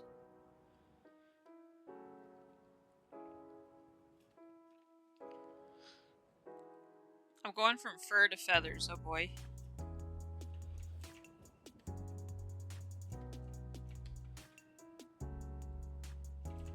Oh man, come on. Sometimes I wish I had lazy Nezumi. You're pulling a Serbi? Well, thank you, Arrow. The dice gods decide his fate.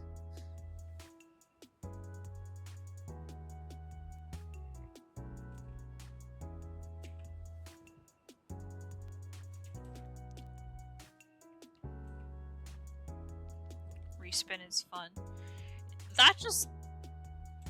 You're a masochist. Respin is stressful. It's great for the suspense factor, but please.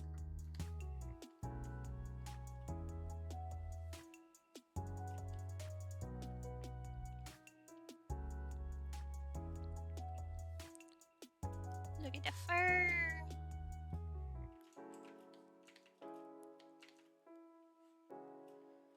Dang it, I need to up my brush size. Give me a 5.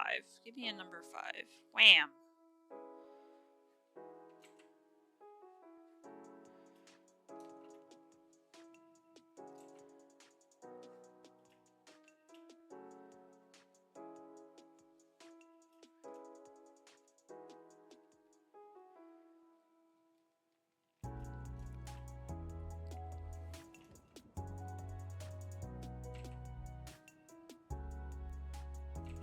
Actually, hold on.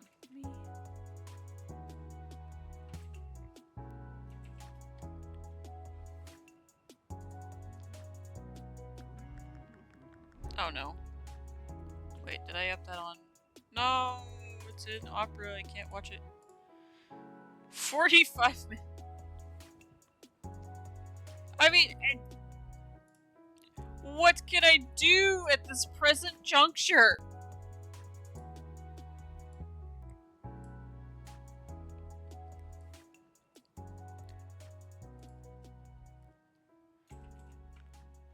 Okay.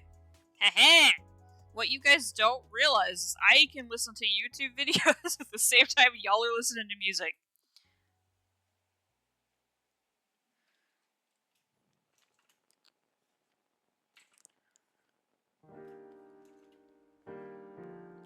Is this Worlds? This is Worlds. I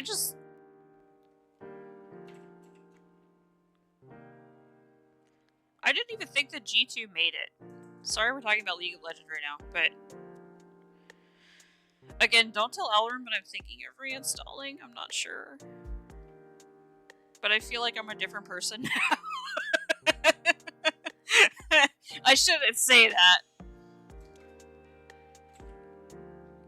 But I used to get so otherworldly tilted. Like, my man and I had fights over League of Legends shit, okay? I quit promptly after.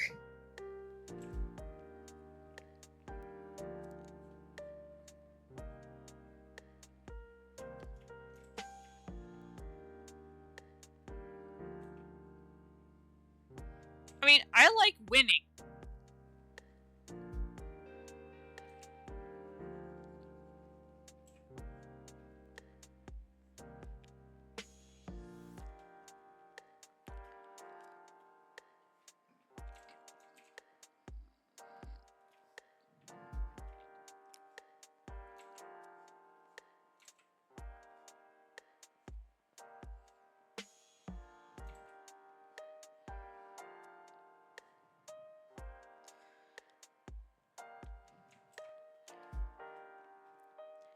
I mean, it's not the fact that people, like, are toxic and rude and name-cally and awful people. It's more along the lines of, like, these MFers.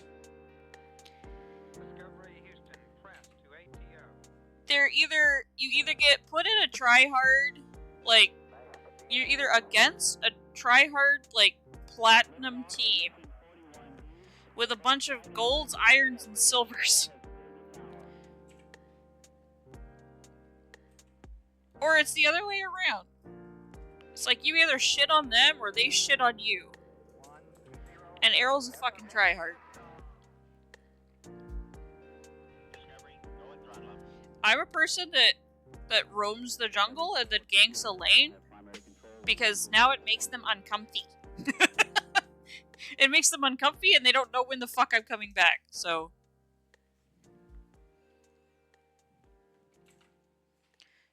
But I'm, like... Alarum is still stuck in Elo hell. Like, I love getting to qualifiers and then being in qualifiers and fucking you've got a random ass you got like a random ass 80 carry that decides to just meow. This is my time to feed the enemy team. And it's like, bitch, I'm qualifying. Can we actually effort? And then they're like, oh cool, feeds harder. Literal murder. Literal, I'm going to end your existence, son. The trolling is just next level bullshit. Yeah.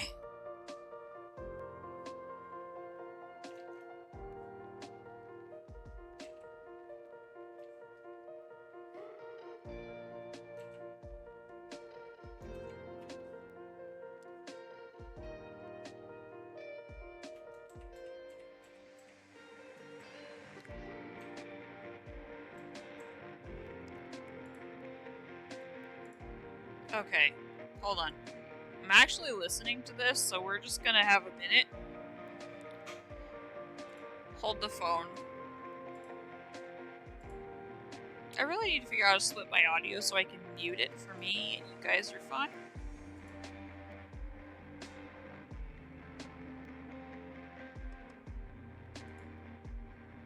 Oh, wait, hold the phone. Hold on, maybe I can...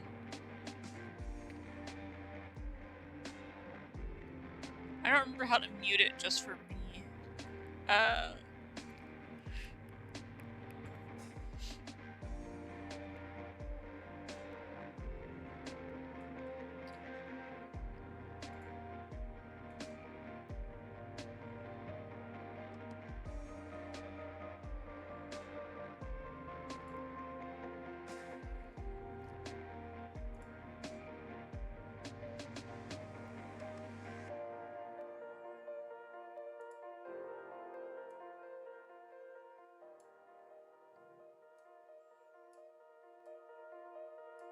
Okay, so I'm listening to Worlds right now, and I'm looking at their champ select. Okay. What is this team comp? Granted, I don't know what the hell, like, some of these champs do, bro. Like, Cassante? If I'm saying his name right, Cassante? I have no fucking clue what he does. I think Rel? Like, I have no idea what Rel does. What was the champion that... Hold on. League of Legends roster.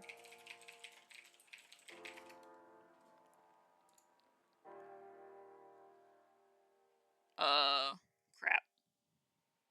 I want to search by edition. Roster in order.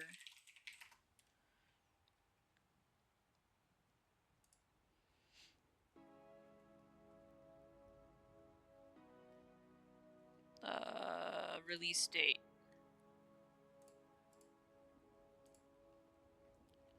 Okay, so when did I stop playing? Let's see.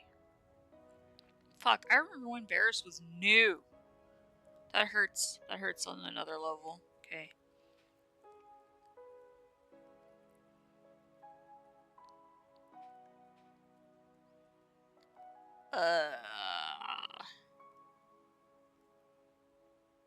Holy crap.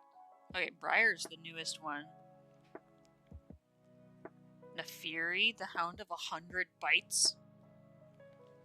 That sounds like me.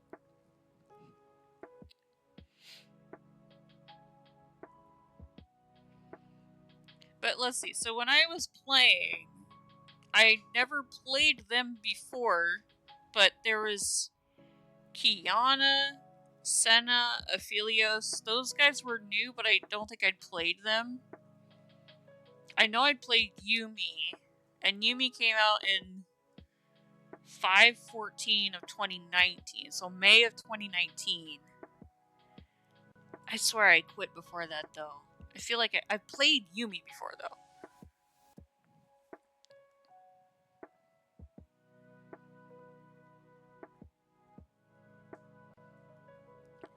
Because I definitely know I wasn't in the game in 2020 when, like, Lilia and Yone and Samira and them came out.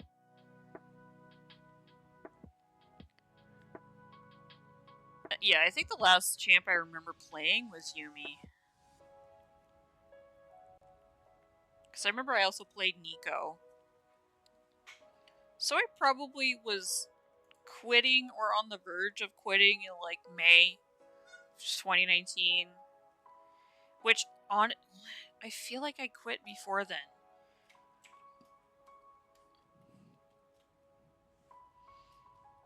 Because I definitely don't feel like I played a lot. Because I feel like I quit in like 2018, and then I was talked into a couple games. That's what it was. Fucking Clash.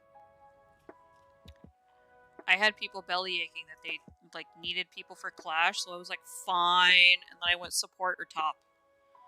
Because I didn't get to jungle, I didn't get to AD carry, I just was support or top because nobody wanted that. And then I opted for support, and then I went Nautilus, and then I threw anchors at everybody. And then Yumi, and gave everyone the zoomies.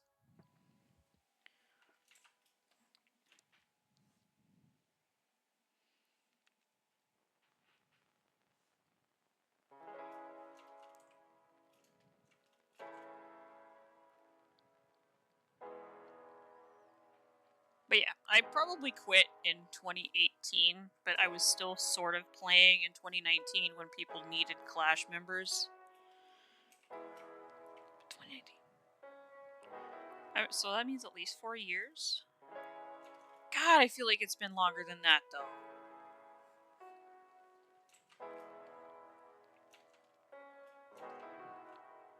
I don't like top. You go top to, like, disappear in game. Like, you go top to disappear, and then show up at the end game and fucking roll everybody. And then everybody goes, oh my god, my top laner, what the fuck did you do? Because your top laner they just go, your top laner just disappears, they just do their own melee back and forth bullshit for half the game, and then it's like, oh, now we're in team fight phase of the game. And, oh my god, what is this Garen? Or who the fuck fed set? This Alawi so fat got a Penta. What the fuck?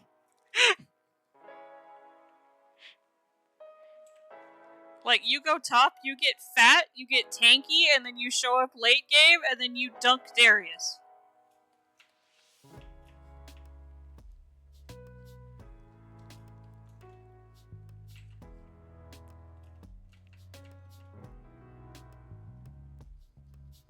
Sims or cat game? The Sims. Set someone's house on fire. Because it's legal there. Someone feeds Alawi and your top laner's like, it's not so bad, and she's the scariest 1v9 machine. She's even, like, hurting her own team. She doesn't give a shit. She's just like, everybody dies. I'm not big on sermons. Broken bones teach better lessons.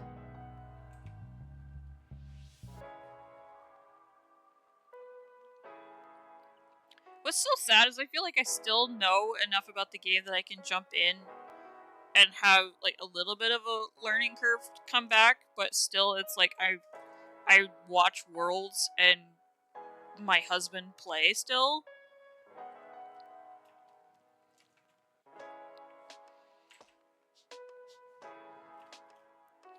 So I feel like I've got some knowledge, because, like, Alarim's always going, oh, this person, this is what they do. And I'm like, that's busted as fuck.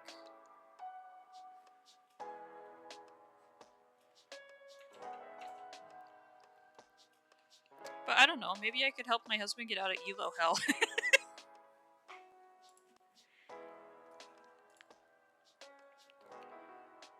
But, like, people like Yone, champs like Yone, Rel, Cassante, Akshan, I think his name is Akshan. I don't know what the funk those guys do.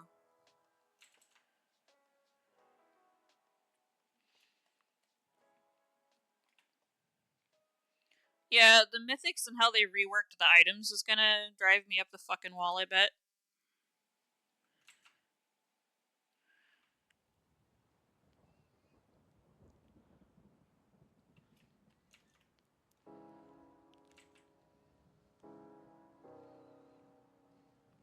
Oh man.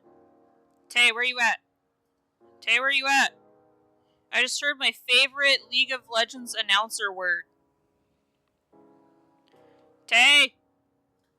Taylor!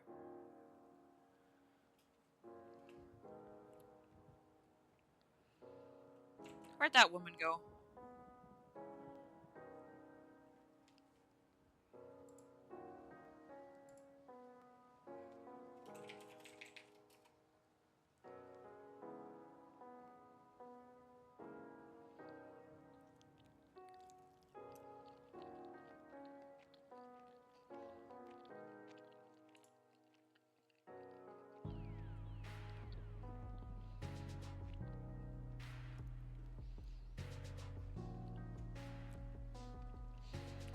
So my favorite word that announcers say for League of Legends is snowball. Because they say it so fucking often that you could turn that into a drinking game and get sloshed.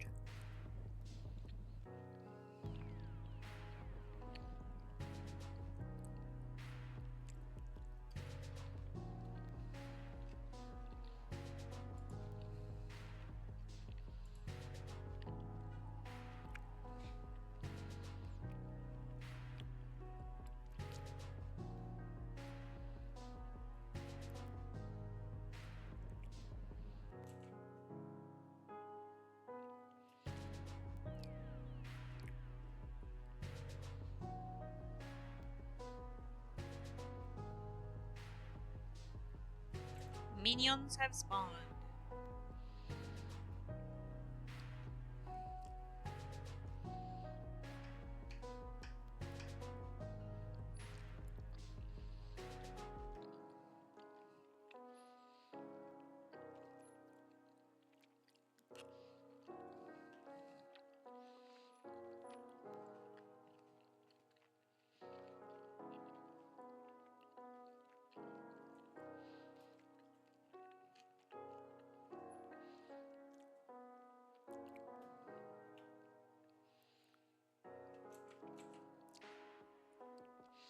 I mean, would you guys like to watch this with me as I'm watching it?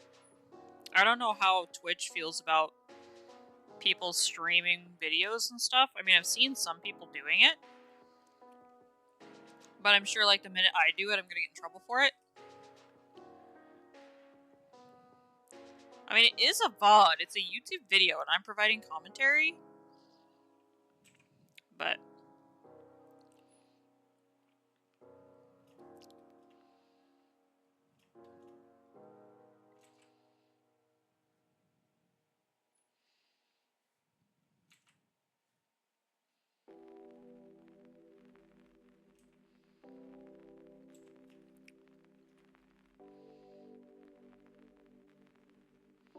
I don't know. There's people, like, I've seen people, like, watching, what's it called? Because I'm not live streaming, and it's not a monetized stream.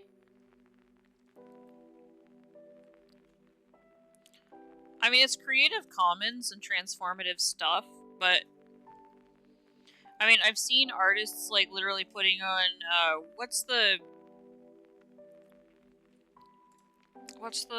name of the D&D people? They stream their, like, D&D sessions. Critical Role, that's it. I've seen people literally like streaming Critical Role, and they have it on like a tiny little, like they have it on a section of their screen, right? And then they're just like casually watching it with chat while they're drawing. I wouldn't be adverse to trying that, but at the same time I need to be commentating on it too, I guess. I don't know.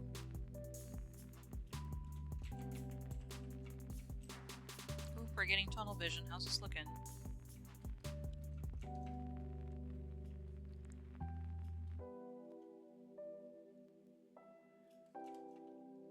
Yeah, but I don't want to turn. I'm still like working on art. I don't want to like pause that shit and talk about it. I feel like I would be a decent commentator, but at the same time, it's like, one, I don't like have enough. Ooh, here we go.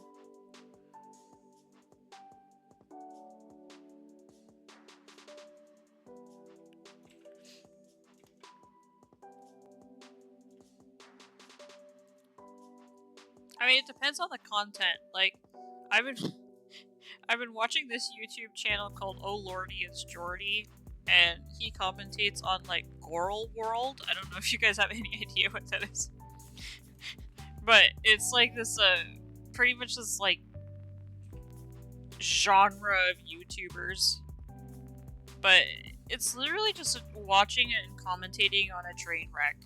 It really is just like you watch the train wreck.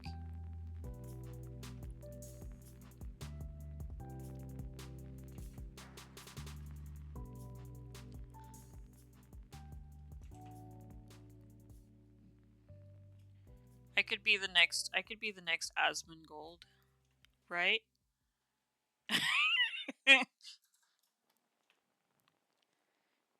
And then watch people will accuse me of like doing sniper wolf things. Disgusting. Turning a 10-minute video into a 60-minute reaction. 100%! I could do that. As much as I fucking hate talking, I can still talk. I can talk about stuff that I'm passionate about for a stupidly long amount of time.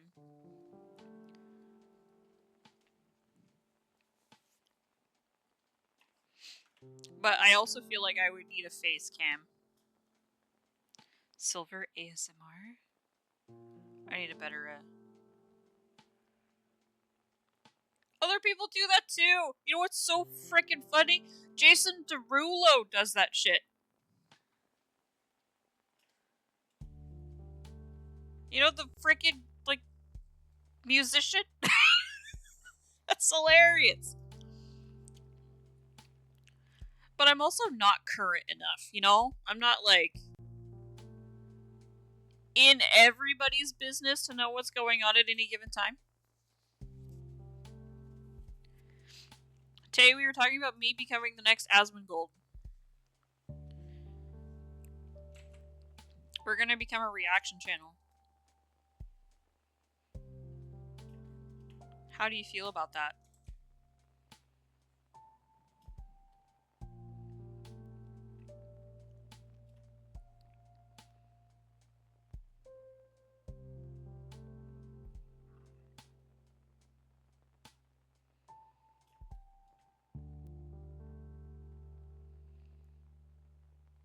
I have to put my P.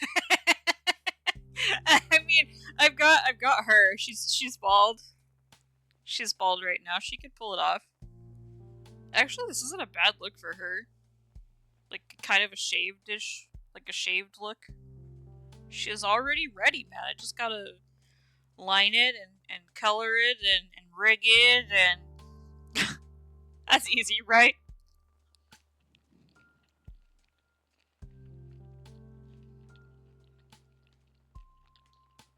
I already know how to make a $2 steak.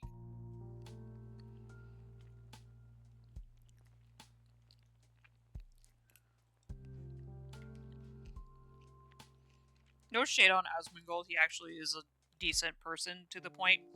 But I've never seen someone so wealthy and well off look so poor.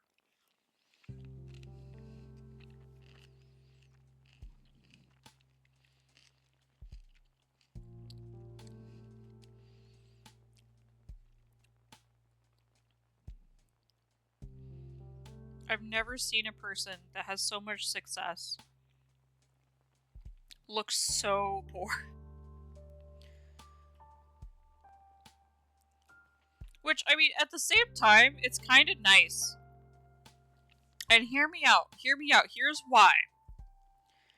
Because every damn, like, streamer, video, like, YouTuber, influencer, they have this immaculate fucking house. It's always insanely freaking modern looking, you know, like, it's like a staged Pinterest album. It scares the bejesus out of me. I'm like, do y'all live anything older than 20, say 15? Like, I have a 2011 house. That's considered old. And I have issues, like, trying to figure out how the fuck to, like, make my house pretty. Because, like, everybody, all the inspo is, like, this modern stuff. And I'm like, my house is not modern. Like, I'm not gonna rip up my floors and do some kind of herringbone plank. You know? Like, I have the average counter space of, like... I mean, it's pretty much like, if you look at Asmongold's house, and you see how much counter space the man's actually gets to, like, work with, that's how much I feel like I'm working with.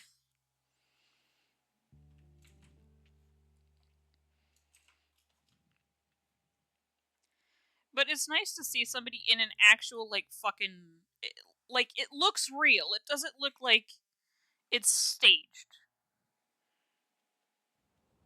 Like, I don't even think we've seen the inside of Markiplier's house, because he bought a new house and moved and all that stuff.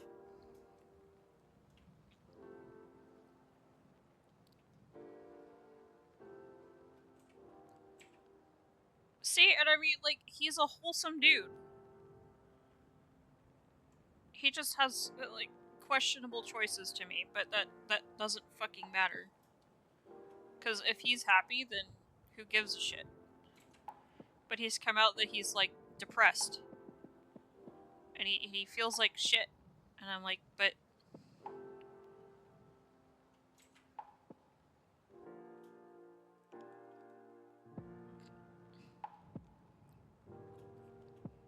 $15,000, man. I could put a whole outbuilding. Like, my husband wants a shed shop area. Because he wants to, like, have a separate woodworking space away from the garage. But, like, that's something that we're working on, right? It's, like, gonna take us a while to earn, you know?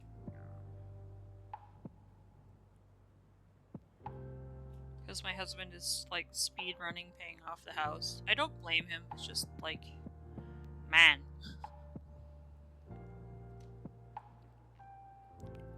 Right? Like, you could spend a stupid amount of money, and I'm like, I wouldn't have done that, but if it's making you happy, then cool. I'm glad for you.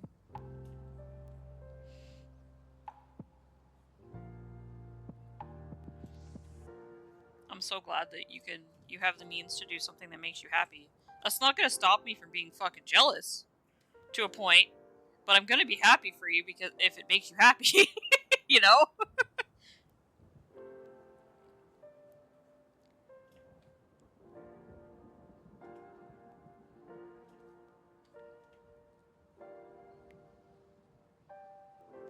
My house is so old that the staircase is considered illegal if it was built nowadays. Now we need to fix it one day, but it's almost 20,000 for that. Yeah. It's expensive to even fix the issues that are currently on your property. Like, Oh god, what was it? We initially just wanted to, because we have a shed that's like falling down on our property. And we wanted to just tear the shed down and rebuild another structure right where it was. We just wanted to extend the cement pad and make a larger shed in the same place. But no. We have to. It's not current. That's not to code anymore where the shed currently is, because it has to be X amount of feet from your neighbor's fence and X amount of feet from the house, and the roof pitch has to change. And I'm like, man,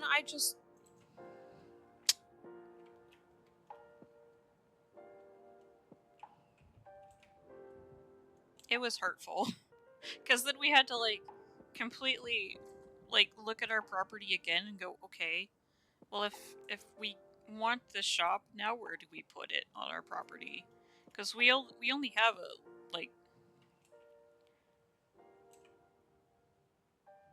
we have a limited amount of options where we could put it.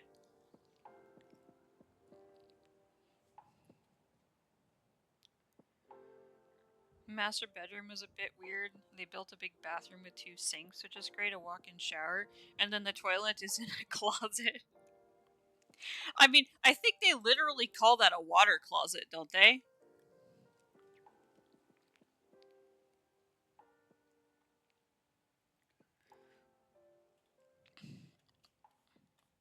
Two acres. That's amazing. I'm proud of you, Serby. I used to live on 3/4 of an acre, and that was a lot of property. At least to me. Because, I mean, we had chickens, and a huge garden, and a big old barn. Because we lived in the country. We had an out garage. Like a freestanding garage on the property, and then a barn connected to that.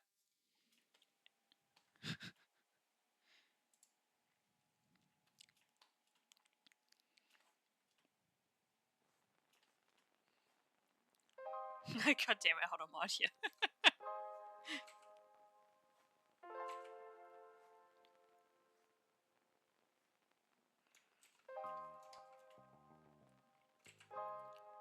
But, I mean, that was a lot of property for our family. And you could comfortably raise animals there. Like, we had a whole chicken pen and a barn, and another barn that had our RV in it. Well, not an RV, but like a 5th wheel trailer kind of thing.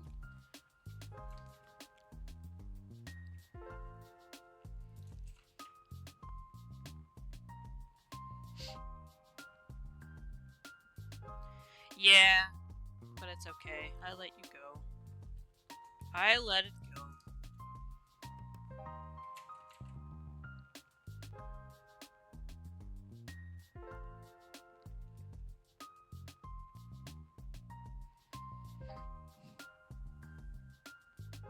Wait, what was that? Hold on. Where did I go? I went back. What did I know I said? Hope you didn't have family wanted offer remodeling by knocking all the walls out to make one big room. No way! That's, oh god, Tay. Welcome to my best friend, everybody. She gives you whiplash. The biggest whiplash you ever did get.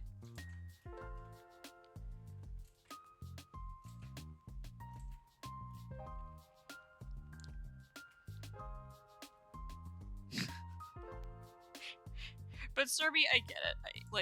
I hate when people get mad at me for spending money. It's my money.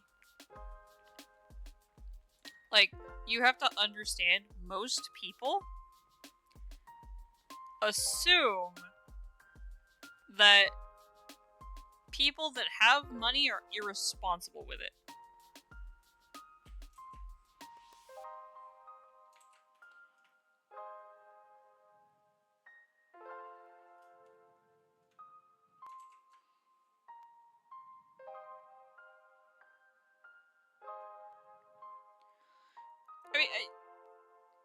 my thing is just like, how can anybody have any form of privacy, individuality?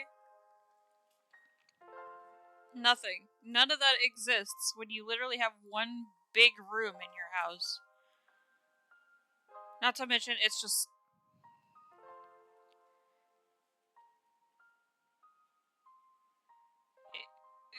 even structurally, imagine if it was possible, right? To not have to have load-bearing walls. It's still just not... No. It was bad enough being a preteen, trying to have her own fucking space to herself, while moving across the goddamn country for a couple of months. Like, living in a trailer and having, like, your parents always within 5 feet of you. It's just big no. No thanky. Hard pass.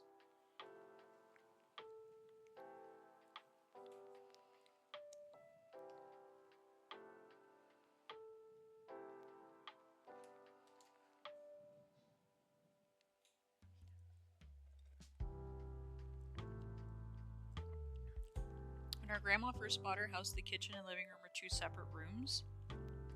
My uncle and cousins get this idea, let's knock down the wall, make one huge room. Grandma said she'd think about it, then they decided to just do it. Like, was it load-bearing? Like, you have to beef up your goddamn house before you go busting out walls. You will fucking kill someone.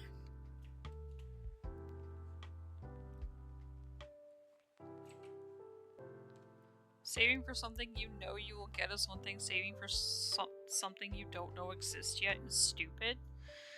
I mean... sure. Like, it just depends on what your priorities are, right? Like, my family's priority right now is paying off a house.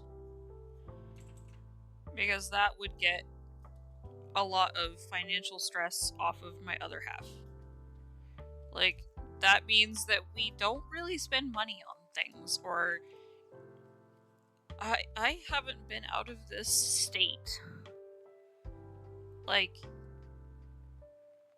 I can't tell you the last time I went on a vacation. I don't think I've been, like, on a proper vacation anywhere in 8 to 10 years.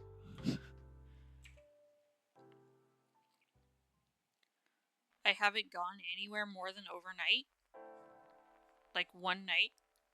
Because I have to, you know, either take my dog with me or find someone to babysit my dog. But sometimes that's a feels bad. Because you have to find fun locally or find fun with each other. And I mean, games are a good way to do that. But sometimes these 4 walls...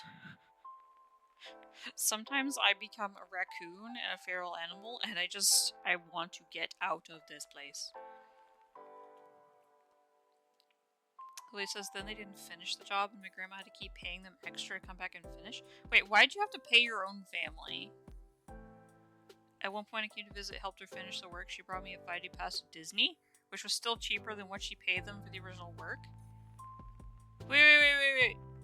So she said she'd think about it, and then they came and did it anyway. And then in doing it anyway, they charged her money for doing it. Family charged family for doing it. And then didn't finish the fucking job? Is that what I'm understanding?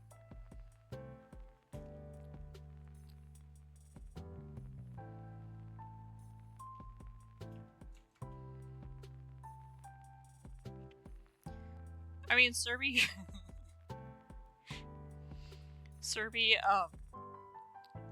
I want to talk to you about that because, like, you realize who you're talking to about, like, Guild Wars 2 gold and everything, right? I realize that I need to spend it. My problem is I get so paralyzed wondering what the best way is to spend it. It's like, I have X amount of spirit shards. How should I spend that for the amount of time I actually play this game? You know? So I get so paralyzed, I just don't spend money. I just can't take it.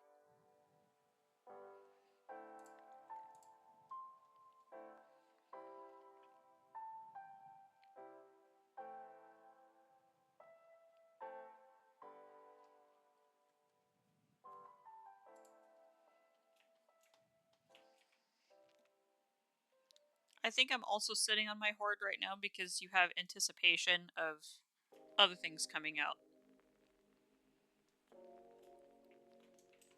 So for me, I'm also anticipating the release of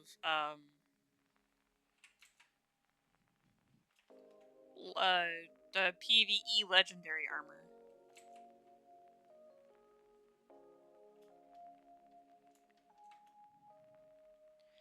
But again, Serby, I haven't played enough to realize what those are.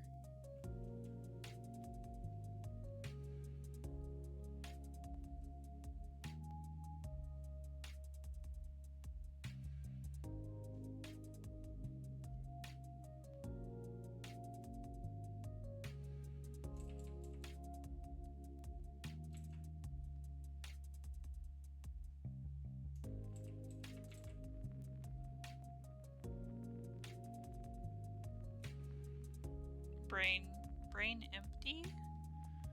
No understando?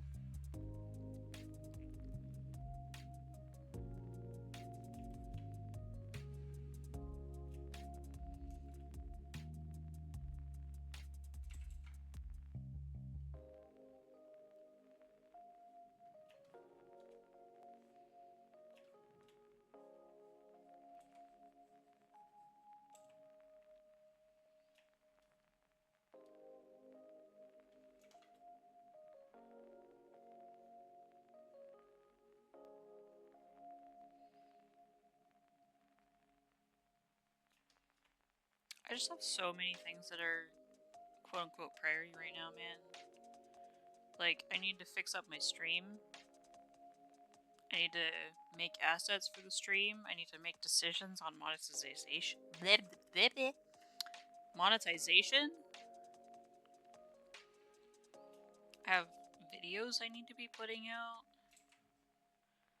If I sit around and I make lists for everything I need to fucking do in all these games that I play, oh my god, I get overwhelmed. It's bad enough that I was just going through my Second Life inventory the other day because I was like, you know, I really want to organize my inventory up so that I can start making outfits and decorating my space because, like, that's why I play, is I want to make outfits and... Oh my god, Tay's going feral in my DMs again, sorry.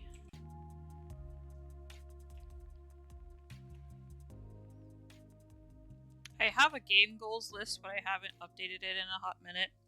I was using it to keep track of everything in Warframe that I was trying to go for. And I know Dagoth is out, and I haven't played any of that yet. My energy is just like, I'm a burnt husk, man.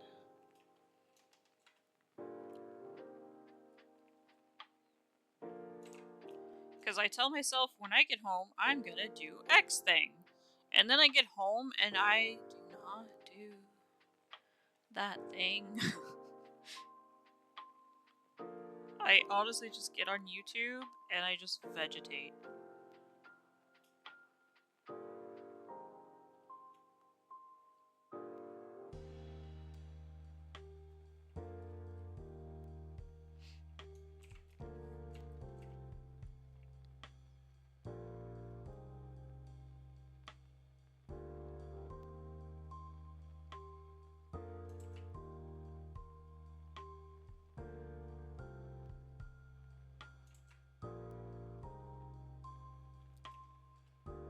Which I guess is your typical way of, you know, when in the old days when someone came home after a long day, they just watch a little telly and then go to bed. I tell people that I don't watch television, but I watch a lot of YouTube.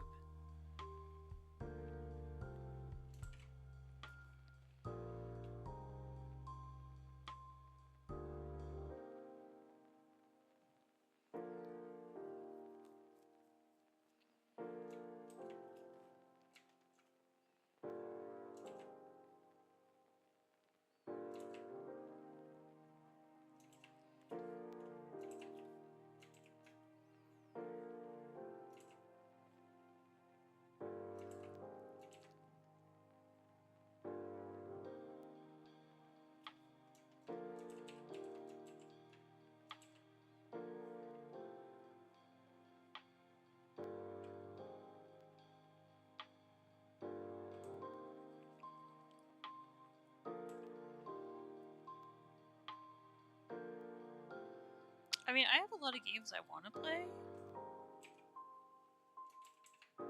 but I feel like I'm a broken record about it now. Is like, I want to, I can't make up my mind if I want to record some of that stuff or just play it to enjoy it.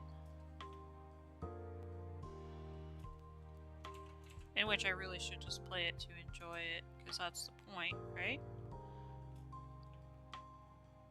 I was trying to tell myself when I was, like, getting really anxious about the art stuff earlier. I was trying to tell myself to just go play Stardew, but then I started feeling really apathetic and not wanting to play anything.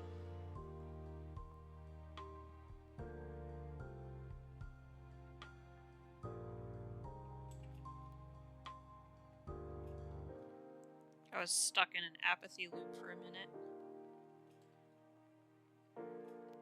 I just wanted to turn off the stream and run.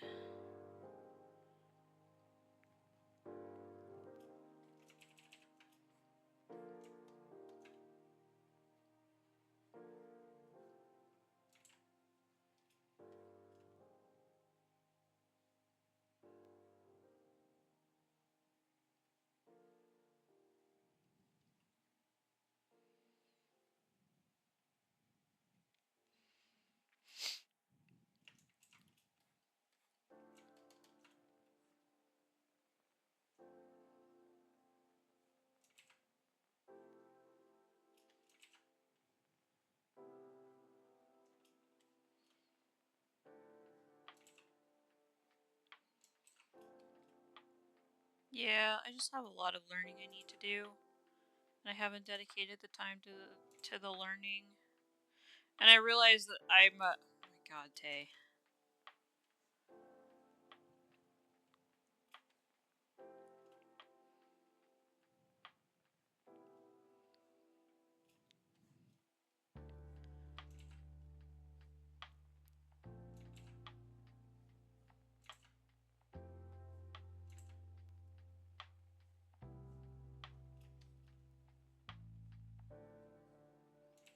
Jeez, you guys. It's my fault? Why? Why the funk is this fault? Oh my god. I'm ignoring you in Discord because I'm working right now. Imagine that.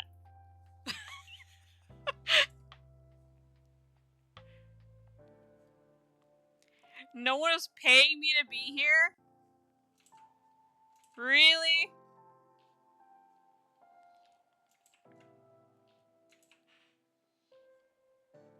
I could think of a few people.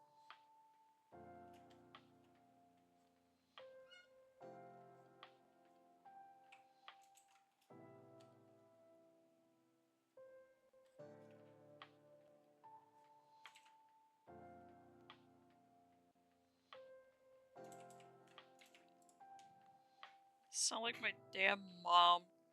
I tell my mom's like, yeah, I do the streaming thing. I like share my screen to strangers on the internet and they can watch me while I draw or play a game. And my mom's like, cool, are you making money at it? And I'm just like that meme where the kid is like being interviewed by the news and he goes to nod his head, but then he like just starts crying.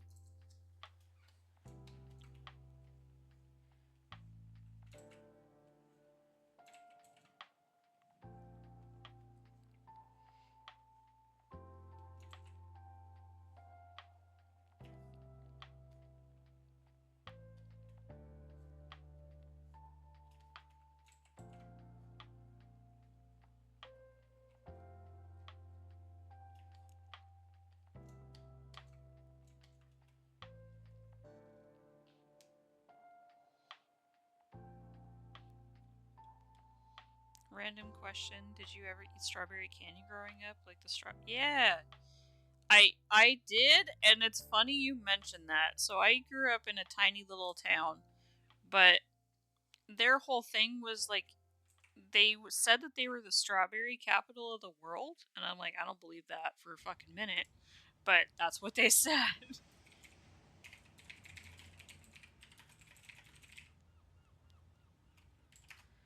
But oh,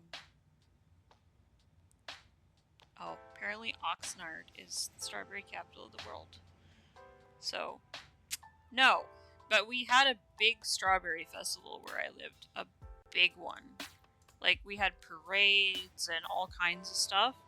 And during the parade, they would, like, on top of these giant floats and stuff, they'd throw candy to, like, the viewers? Spectators, that's what I was looking for. To the people that were attending the damn parade, they would throw out candy to them, and that's what they would always throw out, was like those candies that look like a strawberry, in like the strawberry wrapper and everything. So it was like one of my favorite candies when I was growing up, was those strawberry candies. Because we would like, they would throw it and all the kids would like scurry out and like fight each other to the fucking death so they could get some.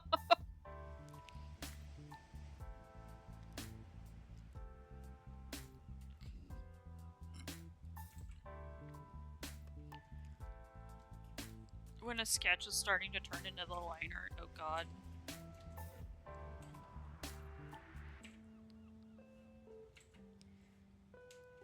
I haven't had those candies, like, since then, actually. I can't tell you the last time I had one of those candies, but definitely memories there with them. So much strawberry, yes, strawberry everything, man. It's like shortcake, and I think they had a cooking competition of all the things that you could make with strawberries, and I was like, had the cheese. I mean, my parents never did the whole anything meaningful. We just went because they were like, oh, well, she's a kid. Gotta take her to something fun every now and then. Like, I think my parents took me to the fireworks that our town did, like, once. For the 4th of July.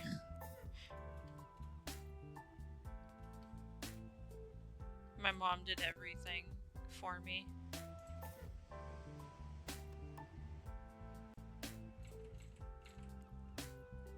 Granted, I had to ask and beg and pry, which I don't understand. I guess that's something I'm trying to understand with my parents, was like, you have all the time in the world, you were retired, you didn't go to work. Like, what else did you have to do that was so fucking important?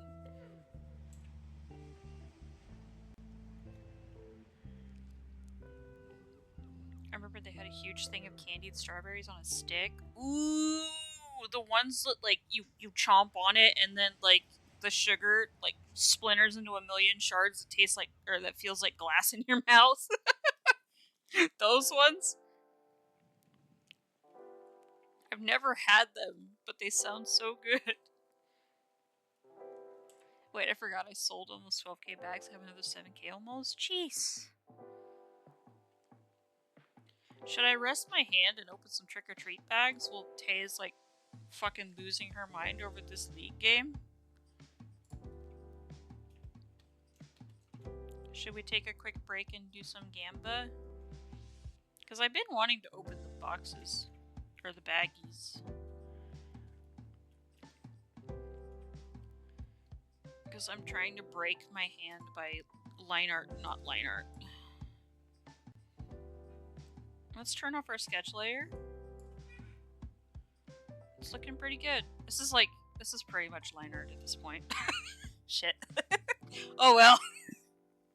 I love this fucking character, so.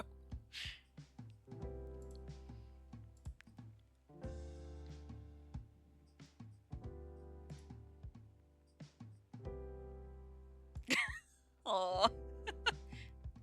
I'm glad you like him. I'm doing my best.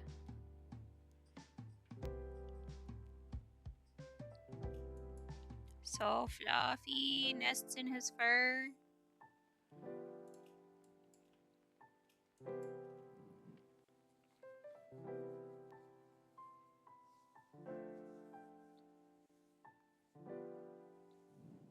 Man, Vondi could pick up a bunch of like baby Arvani and just stuff them in her chest fur and her neck fur. It just all of a sudden these children just pop their heads out.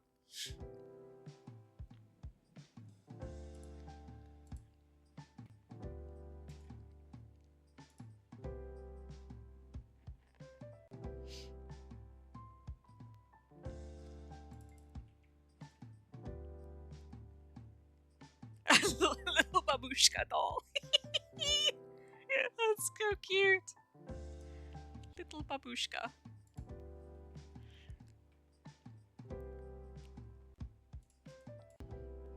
I mean, my gods, she is a fluff monster.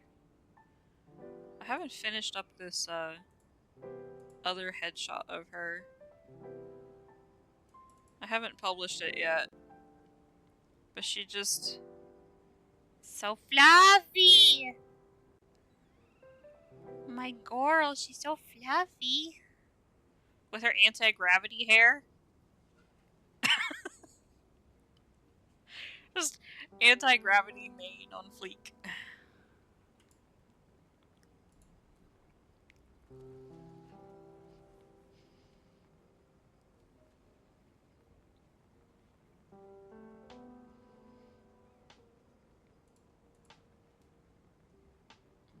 I love her horns, chews on them like rock candy. My fake jeweled child. I'm sure that makes someone quite upset to this day.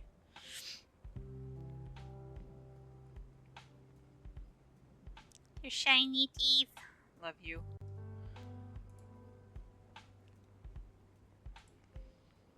Okay, I'm gonna switch. Oh my god!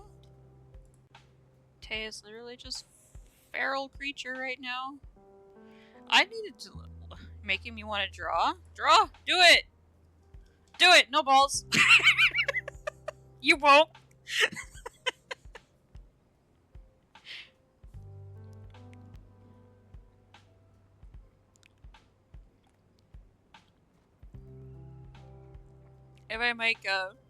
If I end up finishing this PNG tuber, I need to give her a Bob Ross afro.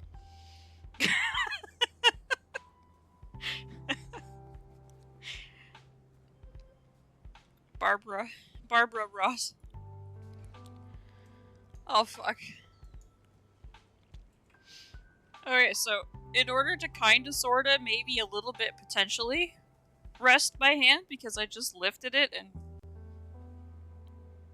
Oi, okay. I have a death grip on my pen when I frickin' draw. I have no valid reason why I do that, I just do that. Alright, oops, we're in the void? Why are we in the void? Oh, because I turned off my game capture, that's why. Go, where's 2? There she is. Bring her up. There we are. I have 2 mails and it's I have been sent parcels to my inbox. But I have baggy waggies and not a lot of inventory space. But I wanted to just take a quick hand break and do a gamba. Oh snap. Oh, Serby. This is what you meant by enabling me? Oh, you feral creature.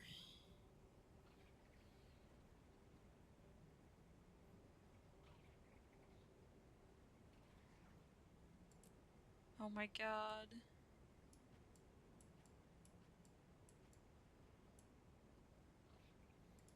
Oh my god!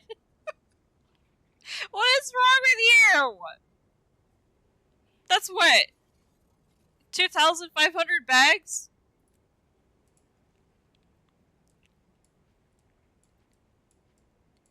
Oh my god, what a psychopath. Turby sent me 2,000 bags. 2,500 bags. It's barely 100 gold. I swear to God. Welcome home, Bean. Missed you. My husband is home. Oh my god, it's 5 o'clock.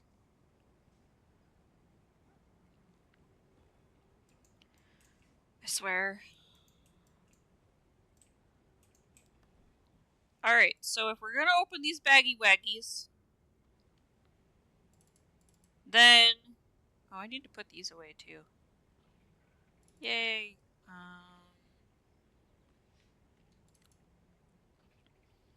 Oh gods. So if we're gonna open these bags, I have questions, okay? Are they subject to magic find? Is there any way to make these... open these in an appropriate way? Or do you just go ham sandwich and hope for the best? Sadly, the world remains a dangerous place. Okay, we just go ham sandwich. I love how I mentioned gambling. And here is Erlozen. I mentioned Gamba, and here he is. He is bonjour. Okay. We're gonna go to Lion's Arch because I have a bad feeling that we're just gonna get so much candy corn that I'm gonna need to make candy corn cobs and stuff. Otherwise, we will not have room. Okay. Speaking of, can I make one right now? I can. Alright. So. Okay. Where should we go? Should we overlook the pot? The cauldron, if you will. We shall overlook the cauldron. And fall through. Fuck. I can do the clock tower with my frickin' eyes closed. And then there's this piece of shit.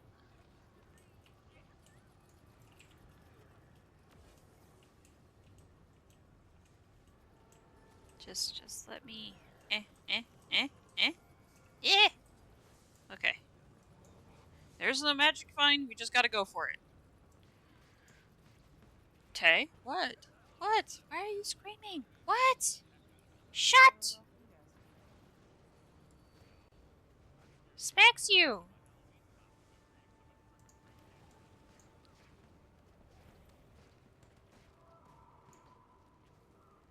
I need to make an attention whore thing for you. I swear. Clingy woman. Clingy woman! Alright.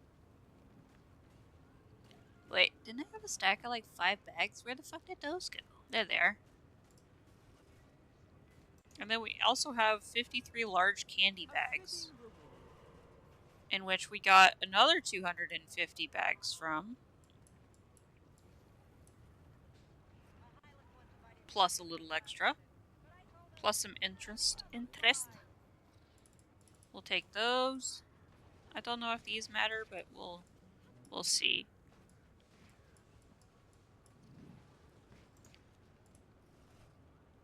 Alright. Let's see what happens when we open all these bags, huh? I feel like I should switch to the Guild Wars 2 category, but we're not going to be here long. Oh dear. Alright, the first stack of 250, we got Musago.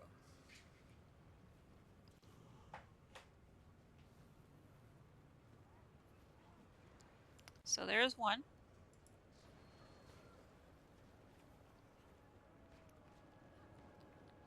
Actually, I am going to switch this over real quick. Guild Wars 2.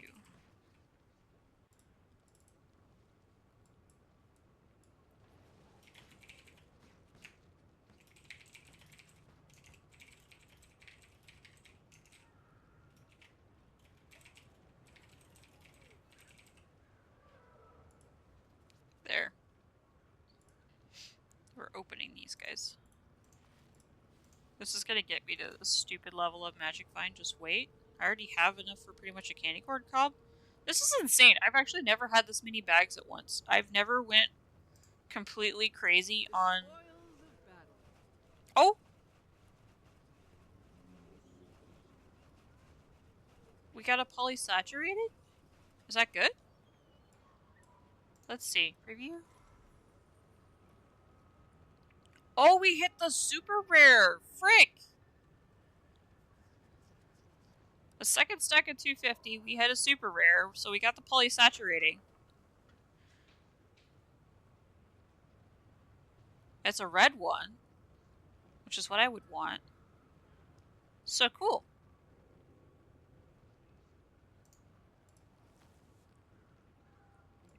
And then we'll open another one before we do candy corn cobs. So another 250. And, oh man, we're getting lots of candy corn. No! We are encumbered! No! Okay. Magister Tassie's research wasn't a complete waste of time. This candy corn is really effective bloody prince repellent.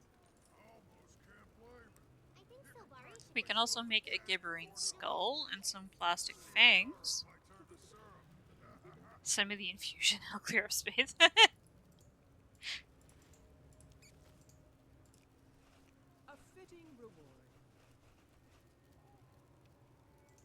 Okay, so we've done 3 stacks so far. So this is 1,000.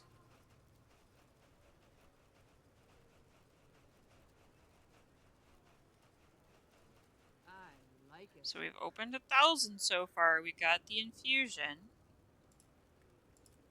1776, nice. Well, mark.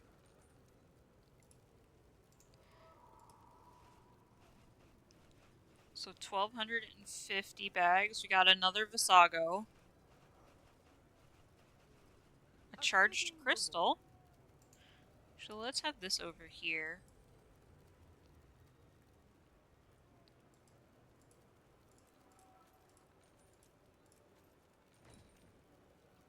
So we got another Visago. Oh man, my bag character's gonna be so fat after this. So mad there's no way to have a blue looking Ember infusion without getting a Frost Legion infusion. Aw man.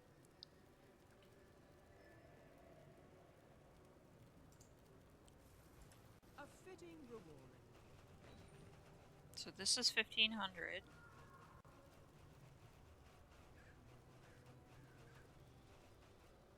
Oh, what's this? Major Rune of the Mad King. Get out of here for that 2 copper. Get.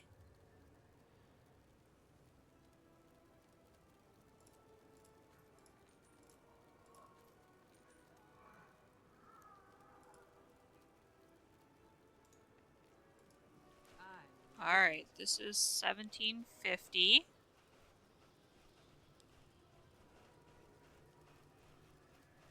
Oh! We got a Royal Flame Coffer. That was in the super rare category. So it took us, I mean, roughly every 750 we're getting a super rare. At this present moment.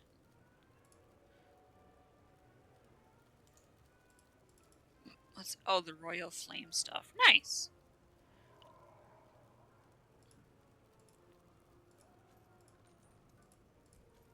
I don't ask either. People just bully me.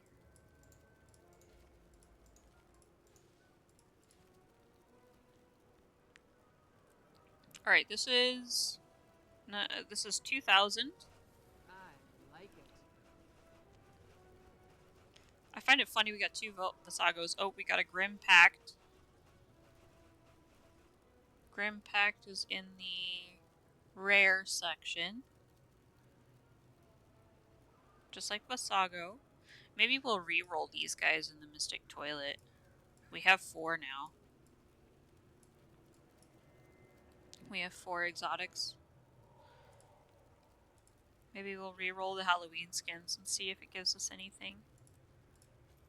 But it seems like for every 250 bags we open, we get a cob. So we're 2,000 deep. This is 2,500.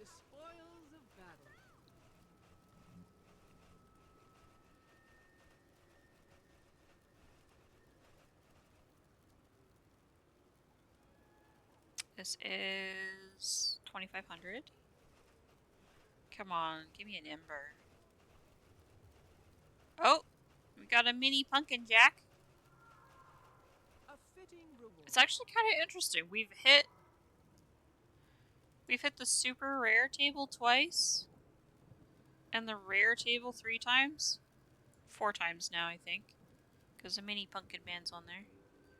Oh, and we can't see how many trick-or-treat bags we get either. I like it. Uh-oh. We got constipated. Hold on. This is not my bag character.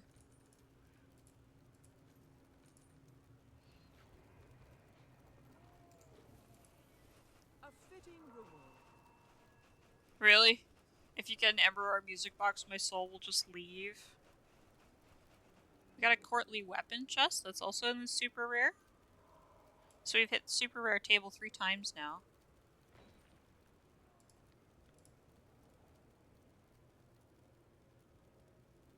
You know what? No. I've opened 20k bags over the years trying to hit an Ember, never have. A fitting reward.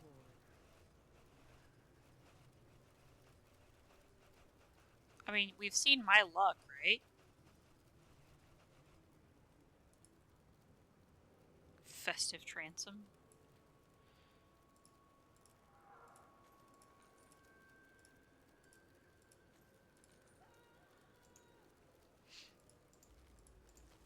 Hey, 214 magic find. Nice.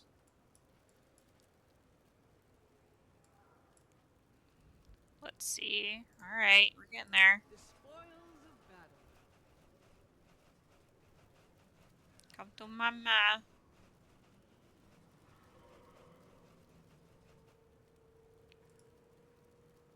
If I drop an Ember infusion, that means that my bags have technically dropped 3 Embers in 2 years. I'm crossing my toes.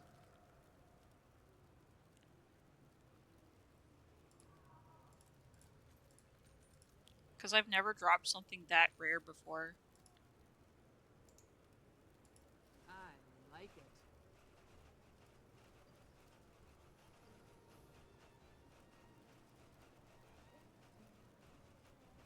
Oh, what's this? Candy corn custard. I don't know that recipe, so we'll learn it.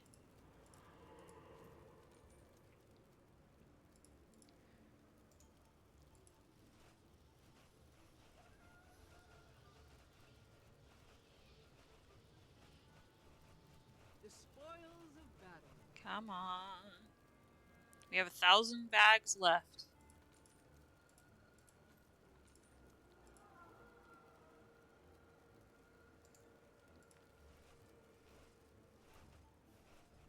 Oh, what's that? Gift of The Souls? spoils of battle. Well, we hit the Gift of Souls. I don't know what that guy does. Don't be mad. Oh, did you just hit one because you complained very loudly to the fucking universe? What did you do? It's like, I dropped so much money into these bags, and I've never got one in all this time. And then now that he complains to me, he sucked my luck, and yep. The spoils of battle. Come on, show me the money. Is that what I sounded like in your head? Probably.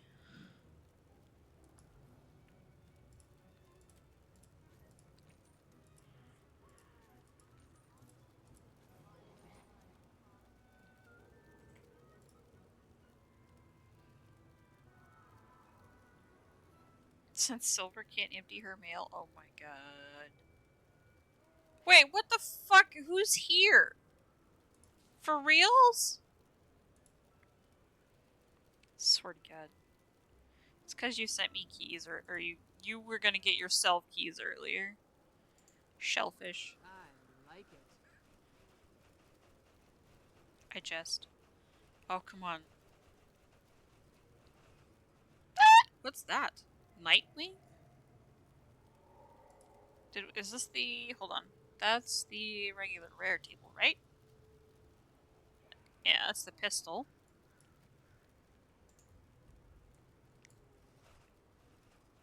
Oh, we got a Hellfire skeleton. Mini Charles. I knew you were gonna pick up on that. That's why I said it.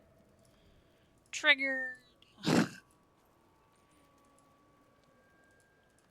We have a lot of candy corn cobs now, though. That's all I needed. Alright, this is our last batch of baggy waggies. Trick or treat! The spoils of battle. Smell my feet, give me something good to eat. Oh man. Oh no! No!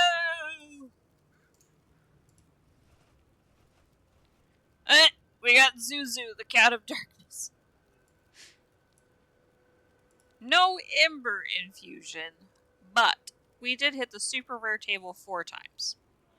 Though I don't know what the heck the Gift of Souls is for. And it's not worth much either. I mean, I'm assuming it's to, like, make the moon, like, Mad King Thorn's, like, moon, shield, or, what is it, his phospholumescent?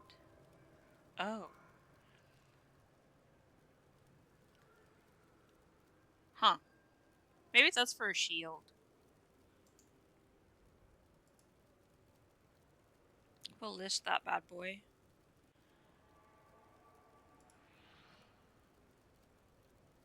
It's okay. He can stay mad. Is that the Craft of Night Fury? I don't think so. Hold on. /wiki. Gift of Souls.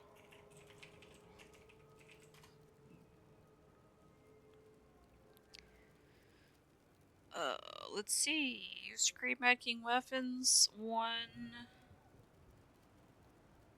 Oh, it's to make, like...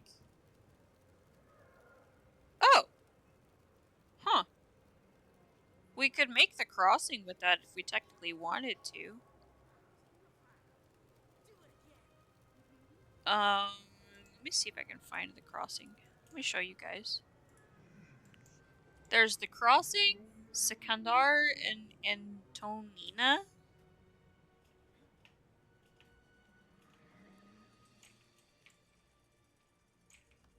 But the crossing actually looks pretty cool. I really like that staff. I'm gonna make it someday. It's this one, the one with the hand that holds onto the lantern. Oh, my character doesn't hold it very well. But there's like a hand up here that holds onto the little lantern. It's like Thresh's severed hand. Thank you for the extra bags, Serby. Oh, fuck. Oh, fuck! What is this?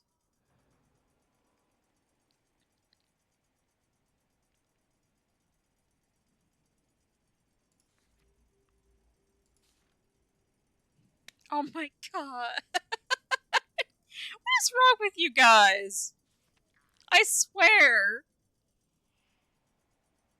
You're gonna send something else that's dumb?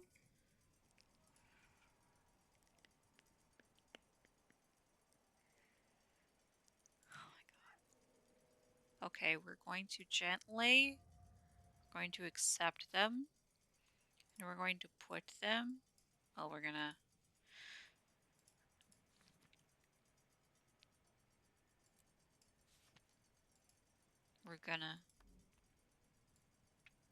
we're gonna gently lay that there, okay?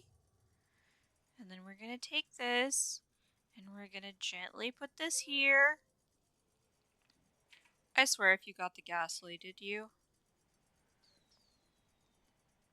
Wait, you used a gold key, and then you got 3 gold keys.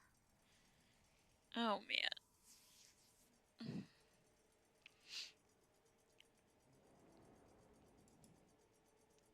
I'm scared. Every time I get on, mail comes in. Why walk to the forge when you can have one in your pocket? What? What? What? How much is this fucking thing? The What is... spoils of battle.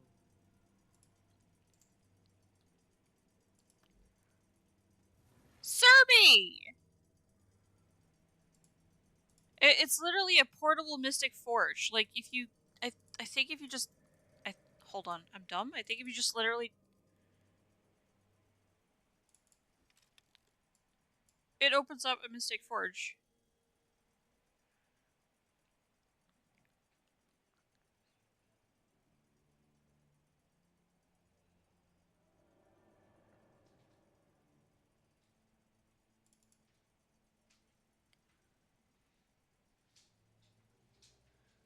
Okay, we're gonna roll 4 of our Halloween skins, and we're gonna see what we get. You want something? I like it. Carrion Legionnaire Spear of Accuracy. And I don't have it. It's kind of sick, actually. I wish you could use spear skins as staff skins. Spears and tridents, you know? Ain't hear my plea? Because some of those, like, spear skins and stuff would look pretty cool on...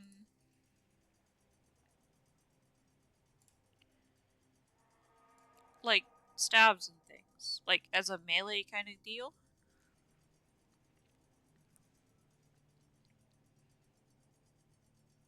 Mace? Wait. Spear. Spear's... wait, spear's two-handed, I guess? Hammer, longbow, shortbow, greatsword, rifle, staff, spear. Like, some of these would be really cool as, like, a... like, check that out. Wouldn't that be friggin' neat as, like, a staff skin or something? Angry fish? I mean, Komo Alikataki is, like, duh, but... what about tridents?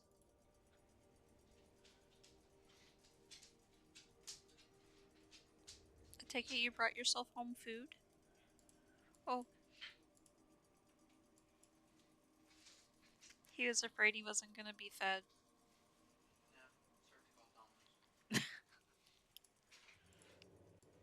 Yeah, some of these tridents would make really cool staves, too. I mean, obviously, it's a trident, but...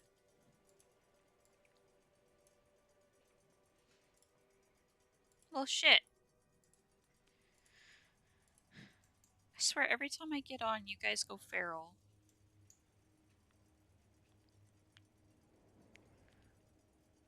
Means I need to use my level 80 boost so I can put this thing up there. I have to have one for my gobbler, too. I need to buy, shared account slots. No, I almost said sluts, oh god.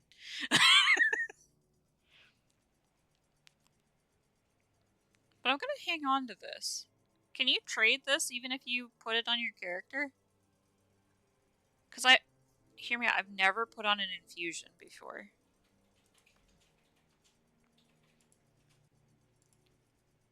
Can you just take in and out an infusion? I mean, Errol does it all the time, but that's because he's got a legendary. Can I put it in, like, my... oh. You can put it in my backpack.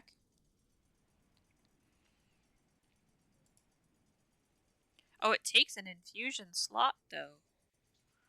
So no looking pretty while you're, wait. Oh, it gives you +9 resistance, too? Shit! That's badass. Okay. Well, let's see what it looks like.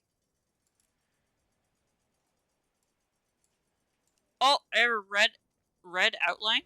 Very angry. That looks pretty cool.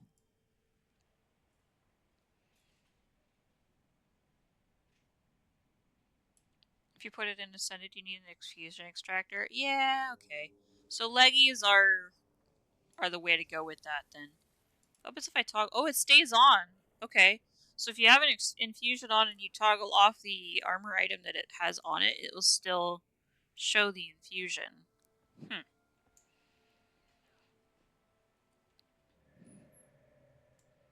Okay. Ooh. You can't really tell, but like if you move her head to the side, there's like a little bit of a red glint in her eye. That's kind of cool.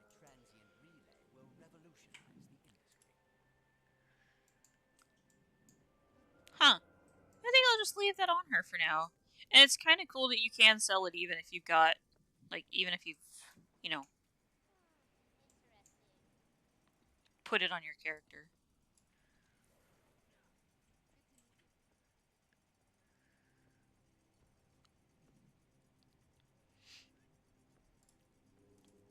Oh my gosh, Tay.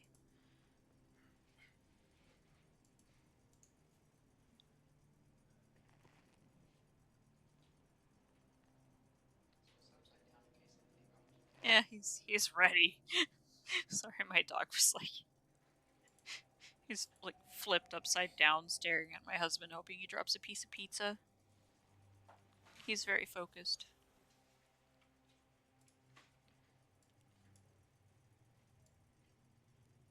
But I'm rather pleased. We actually hit the super rare table quite a few times. That was a lot of bags, though. When infusions are slotted into weapons, they only apply when those weapons are wielded? Okay.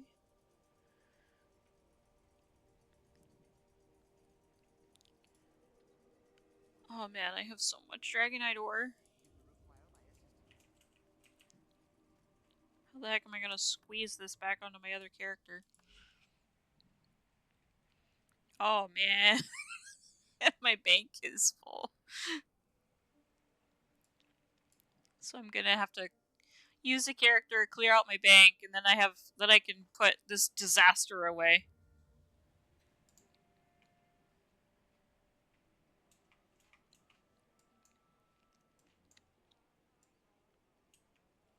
It's almost like Tay should just join DBS and have instant access to all those people anyway.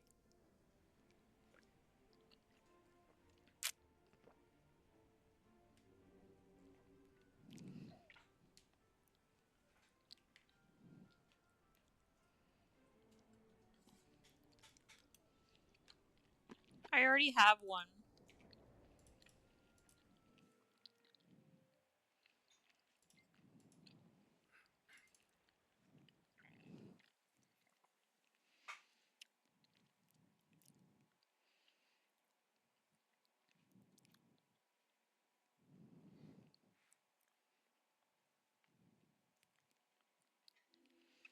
So this is the bag boy. At your service. This is my shame pile Hildy.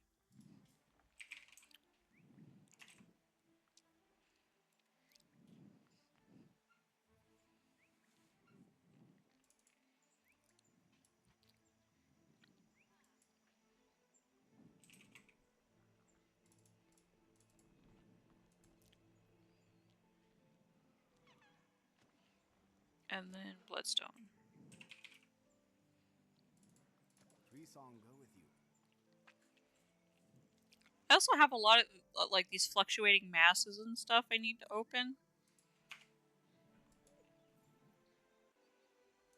You can never have But I feed up Maudry, and I feed Princess, and I feed Herta, the Star of Gratitude, and then with the Gleam of Sentience, we get everything there, which gives us those fluctuating masses.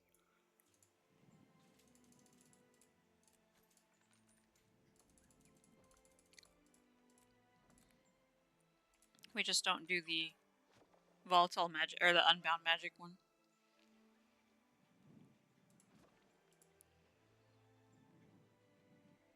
But this is just for overflow of materials, which I feel like I need to bring a couple stacks over here. Go with you.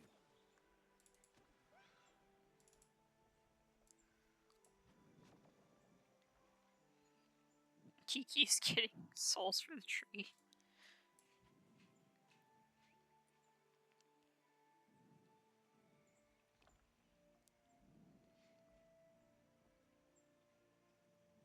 I need to put a bunch of these skins on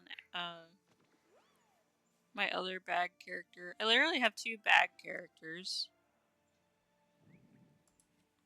I feel like I should open these pellets and stuff someday, but I thought it'd be fun to get like a full stack. 3 song go with you. And then undo it, see what happens.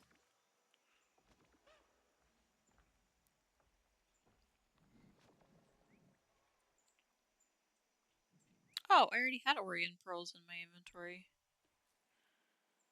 I feel like you should hold on to this eye taffy.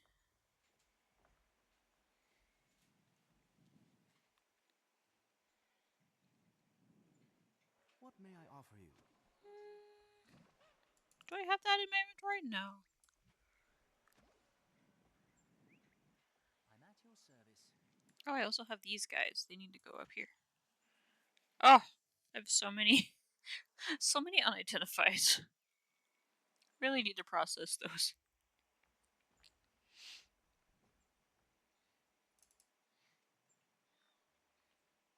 And lucent motes too. Gosh.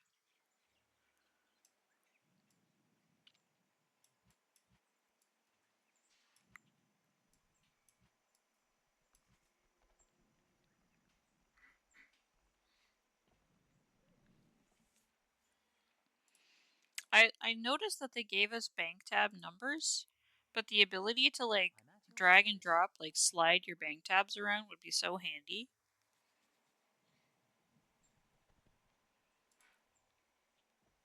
But I think that's enough of that. I have a lot of inventory to work through later. You can rename them? Wait. You can? I didn't think you could.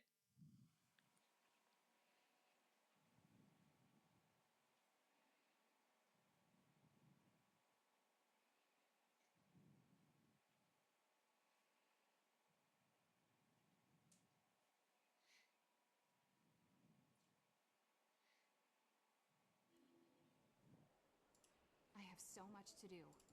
Wait, how can you? I was gonna say you can't rename them. I think the Discord was literally joking about having to pay to rename them. bank tab renaming contract. But I can't see anything that would let me rename it. But I need to offshoot some stuff into Varus. Some of this is just... Oh wait, what? I forgot I had that one. That's the gray one. I'm rich, you know.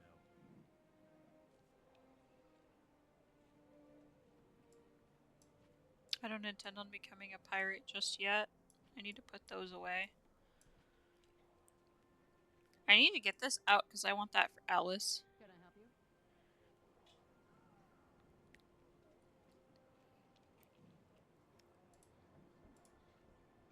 Anyway, I can feel Errol just screaming. So we're gonna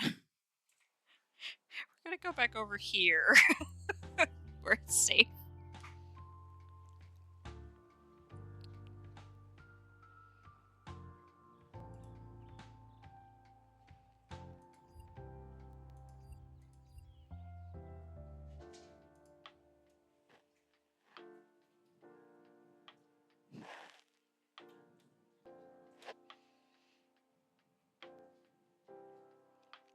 Alright, we're gonna do a little bit more for Reidenbach?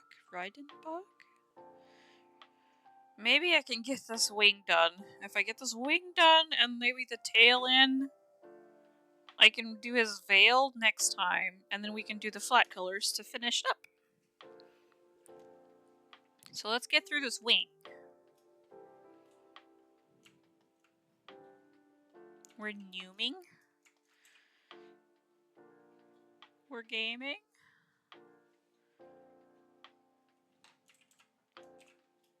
When I get a commission, I like to work on it in a timely manner. it's either I work on it in like 2 months or 2 business days. hate feeling like I owe people. Like, obviously, like, you've paid for a service. So I hate feeling like I owe people stuff. I don't like people waiting on me for things. I say as Timely has been waiting on me to finish my character sheet for like what feels like 50 years now. I think I promised you a month and it's not been a month. I don't know where Timely's at right now. I'm sorry! I need to allocate my points! But then again, I haven't looked up anything about Pathfinder. I'm sorry. You know what? Where? Ah! Hiya! Come on. Give. Come on, toes. Do the grabby thing. Well, I can't do the grabby thing. But I also don't want to run over it. Or my dog. Where's my dog? There's my dog. Hi, dog! Come on. Pick it up! Yeah! Okay. Whew. I'm going to write it down right now. Keep it where I can see it. Spend D&D attribute points.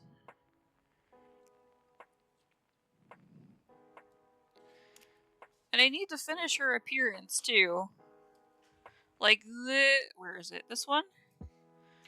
This is her D&D appearance.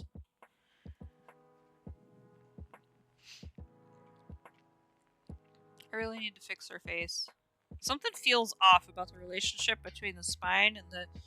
People do this thing where, like, the spine goes like this and the hips go like this. And then they do the country pasta thing. I'm like, how the fuck... How do I make it look good? But also, how humans. So weird. Angry beans. That's all it is.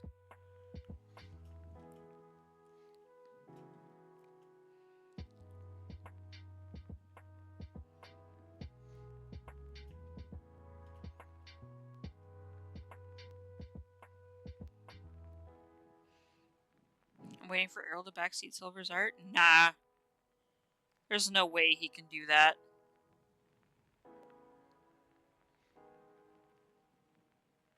I think I'm just gonna make these scoots? Shoots? Scoots? I think it's scoots.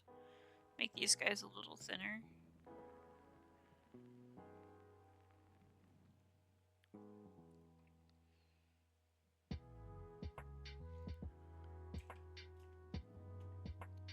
They're chunky, but they're not that chunky.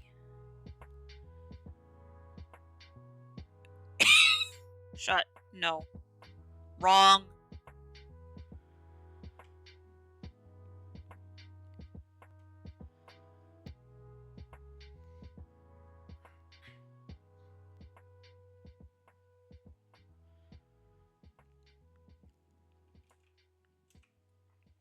Insert Cheeto Man going wrong.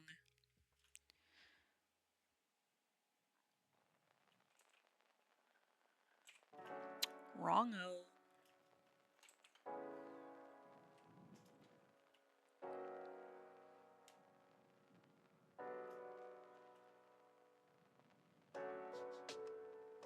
I mean, Kovic, he is kind of hard carried by that awesome fucking character lore. Not gonna lie.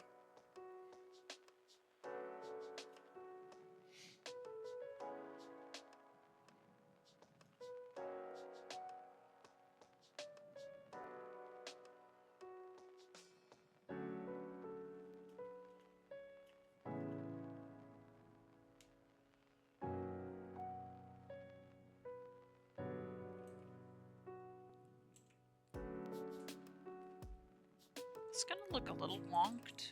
Hold on. Maybe I can fix this. Because the thigh goes into the knee.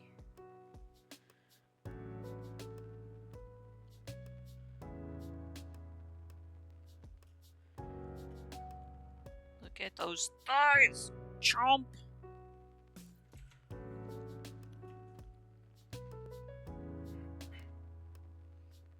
sir.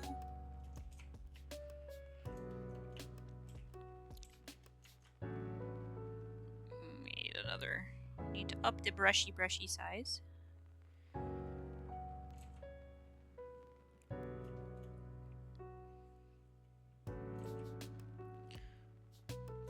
Kovic was my favorite piece I've done in a while.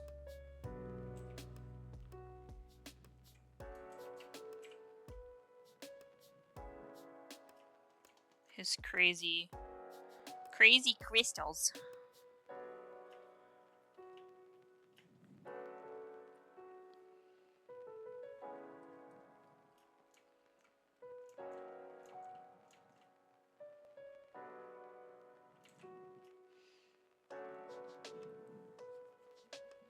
Oops, I need to switch back off of Guild Wars. My bad. Art section.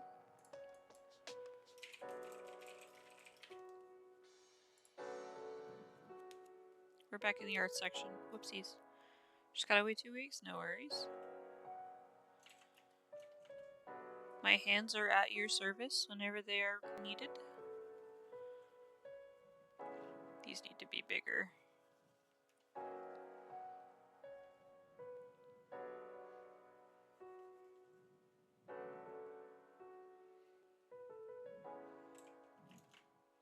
Please, break my hands. Break them.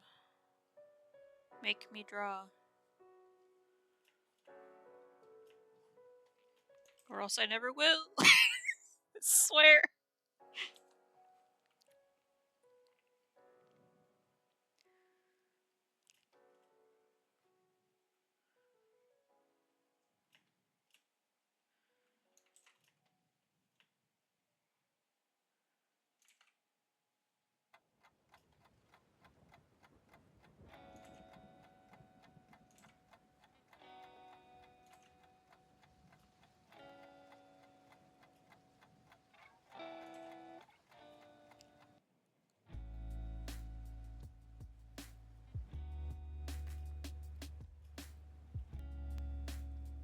Gonna get a read or two from you? Oh dear.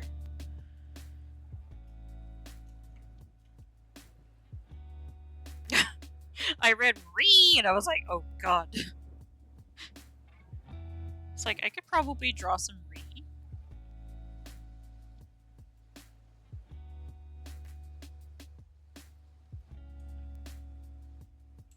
Ooh, no way dropping the hammer on people.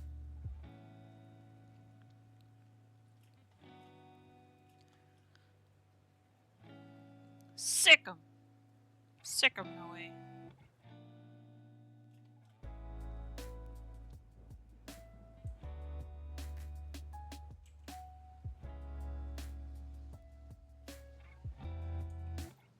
I don't know, I'm very surprised that the, oh my god, Archsmith is playing Stardew.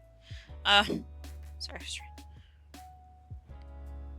I'm not a large streamer by any stretch of the imagination. It just boggles my mind when I actually see a bot in my chat. I'm like, me. You're finding me. Hold on, what? I mean, granted, that's part of the allure as well, is like, you'll target a small stream and then promise them, you know, hey, hee hee. If you sign up to get your information stolen and your account hacked, we'll give you some exposure.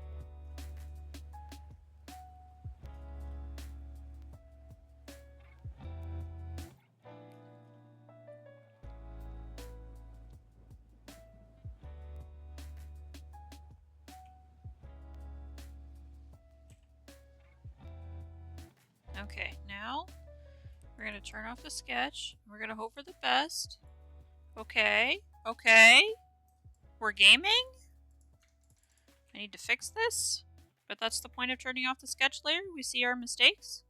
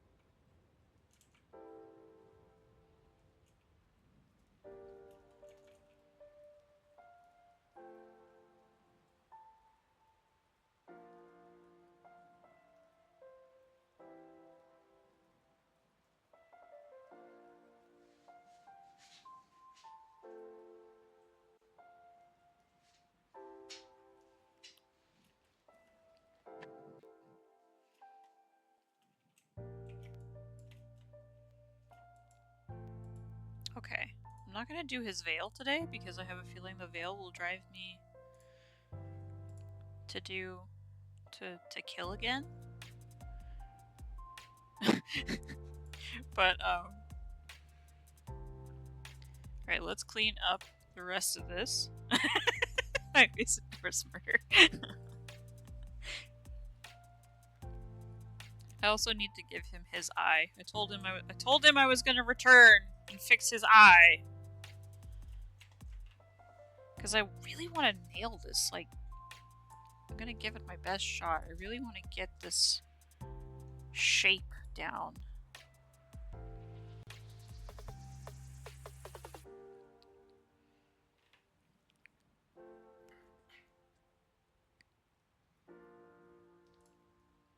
Did I get tagged? Oh no, I got tagged.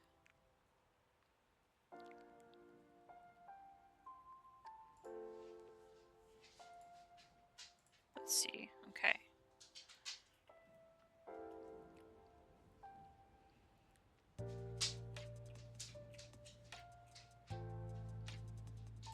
What's the dog doing?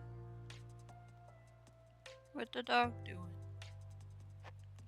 Probably wants his bowl filled. That's what the dog doing. Thud. The dog has given up. He's chosen death. Oh, this elongated tear duct. Oh, so mwah. The shape.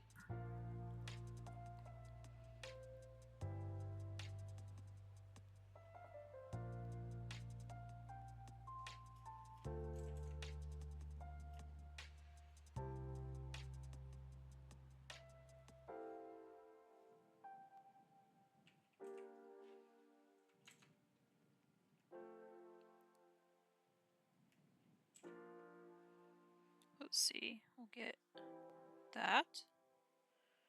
And then we'll get that. Here we go. And then we'll get... Wait, this is his left eye. So his left eye is a rounded pupil.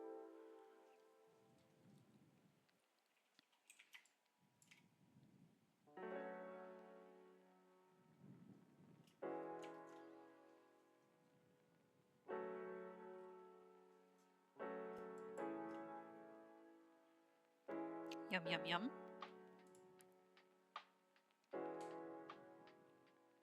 Alright, now let's clean him up a little bit. And give him some more detail slash texture slash love. Just checking for any really broken and egregious looking crap. I know it's a quote-unquote sketch, but sketches end up being close to line art for me. And I need to give more feather details.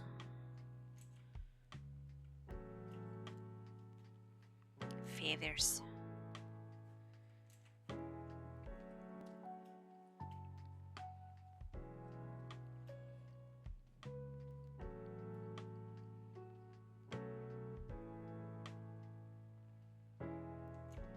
Hi, House Horus. Yeah. It's almost 6 o'clock, so he's just like, bitch, where is my food? Why have you not filled my bowl?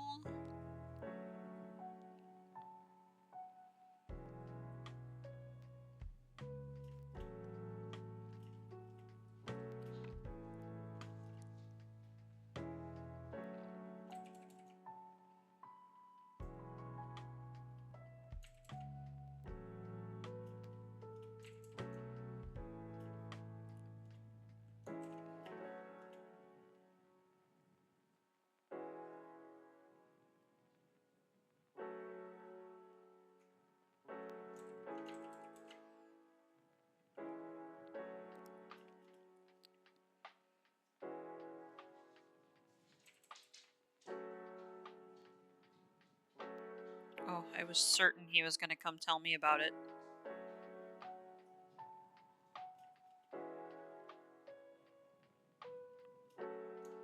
Sometimes he'll come up to me and just kind of sit and do the stare. But sometimes I'll say, tell me about it, and he'll awoo.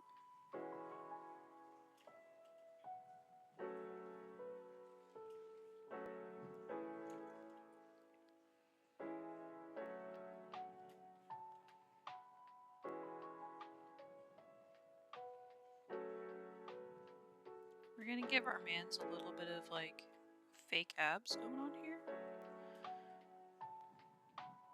Some fabs, if you will.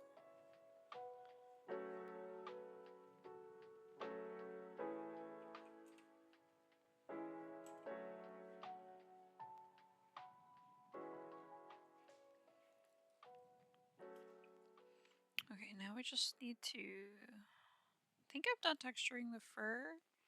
I think I just need to fix up this wing a little bit here. Because this wing needs some more texture.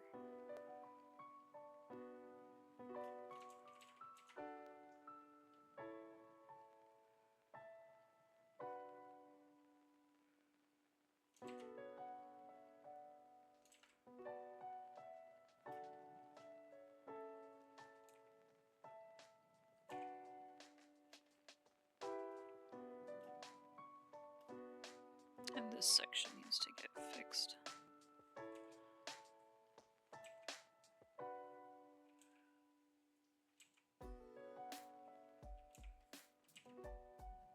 My hand does not want to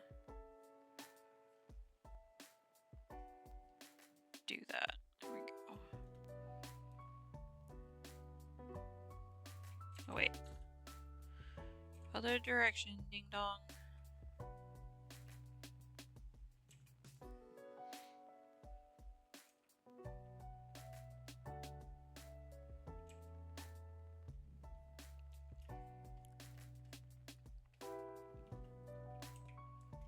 Okay. So that's kind of the basics there. Now we need to add some love.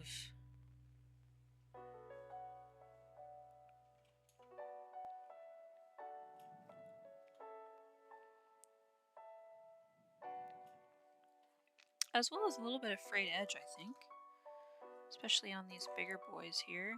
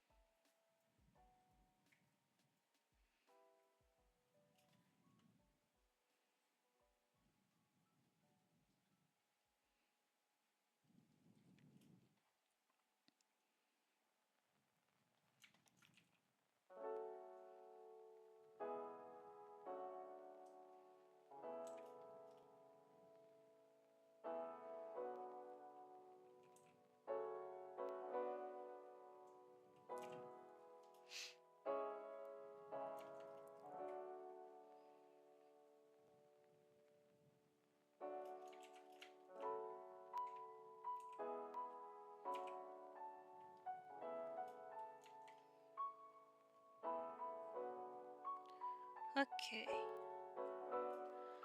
There's that.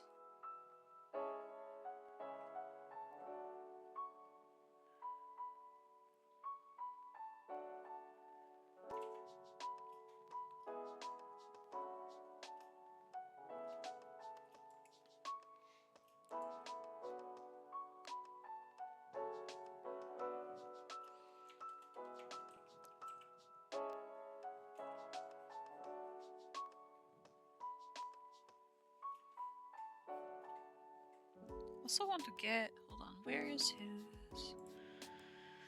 Let's see.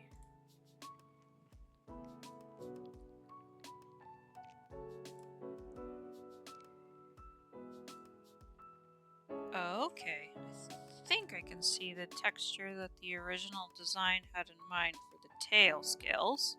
I think they're actually like Vondies because they're like diamond shaped.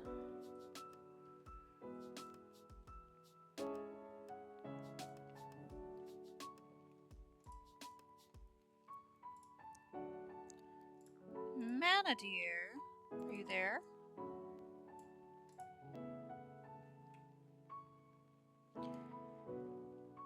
Question. The markings on top of the tail, the V-shaped markings, do you want those to be a form of plates or do you want that to be banding?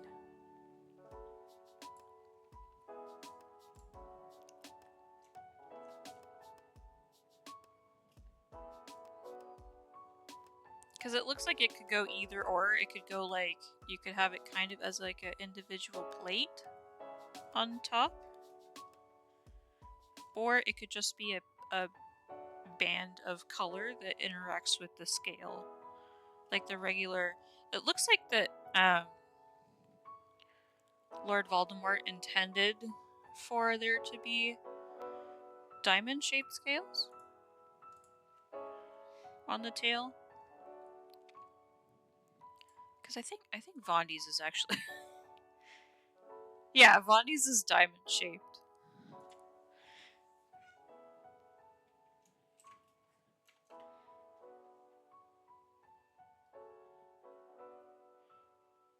But if you wore it towards the end of the tail, like in, okay, diamond shaped with banding, gotcha. Because it's intended to be diamond shaped, I'm pretty sure. I just didn't know if you wanted to switch it up a little bit and have a little bit of plating in there. Since our boy's thighs are plated, I mean...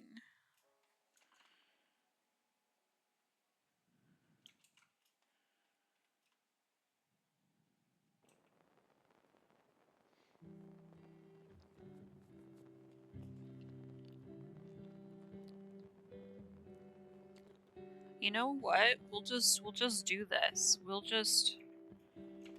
Let's just do this.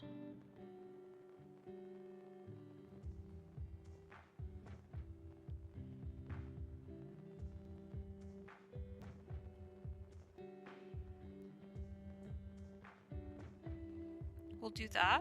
There will be an alternate for your perusal and appreciation. Because I'm the queen of alt everything because I can't fucking make up my mind. So I'm fully prepared to like let that be other people's things too. So we're gonna actually, oh my god.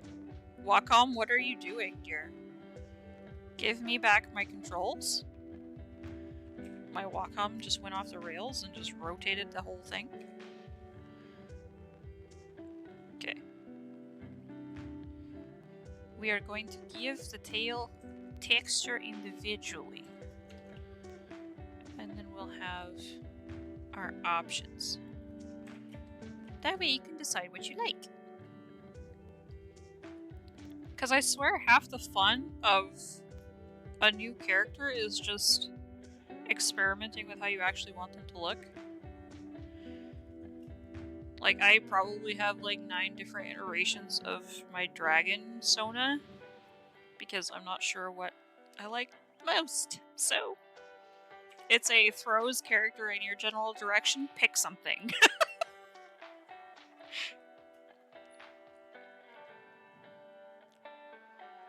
This feather is massive. I don't know if I want to change it though. Do I want to change it? Is it fixable? Do we fix this? I just wanna make you a little bit thinner. You're so fat.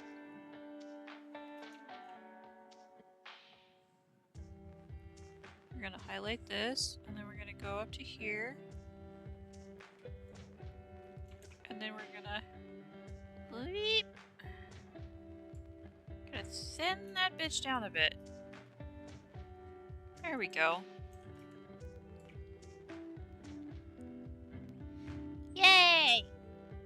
Alright.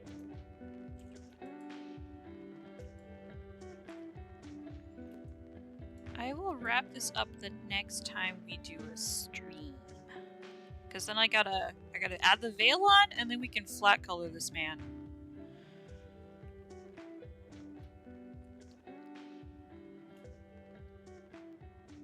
I love his hood.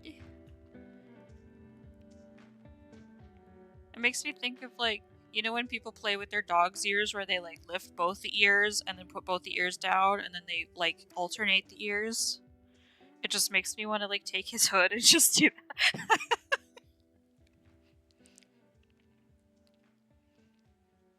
And then hold on, I need to see if I have a brush. There's a brush I have in mind and I'm not sure if it'll work. Where is it? Smoke, flame, splatter. Come on, tell me I have this. Let's see.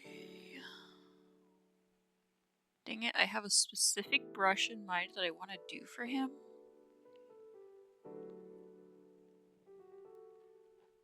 Oh, okay, here we go. Come on.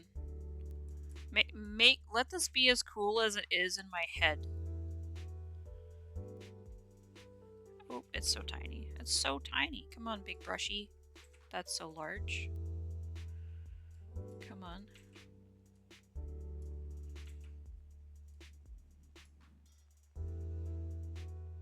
Oh, man, they're like leaves. I was really like the brush says petals, but they're leaves. Like I could just see like dancing petals around him, you know, like the rose from Phantom of the Opera that's always with the mask, you know. I'm just gonna go rose petals, idiot, on the layer so I don't forget what those are. And we're gonna save because we're chronic about not doing that. Okay. Alright, friends. We have went 1 hour over stream time, even though that I almost cut off the stream 2 hours in, but here we are, we stuck through it. We embraced the suck, the momentary suck and anxiety, and we made it to the end.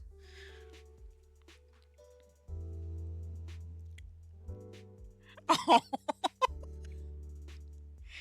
I can send you a little whippy whip. He's a little naked right now. Cause he doesn't have his veil. I can send you a whippy whip with his crazy whisper in the wind veil.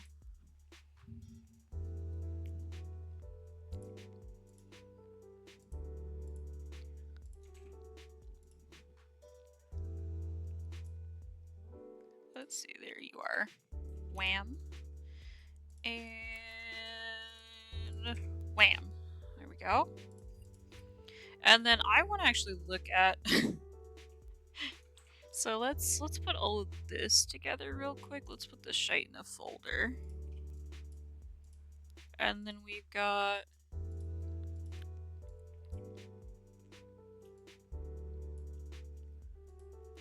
a lot of iterations here. But we went from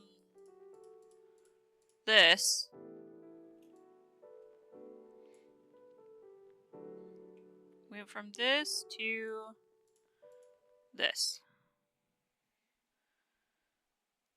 Started out rough. And then it kind of evolved into that.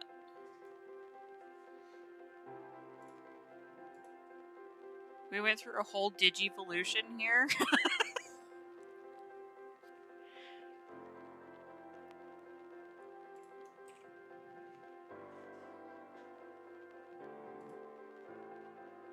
His final form is just the mask and the rose, yes. I mean, hear me out. He's dark, right? He's dark affinity. Literally, mans can go invisible.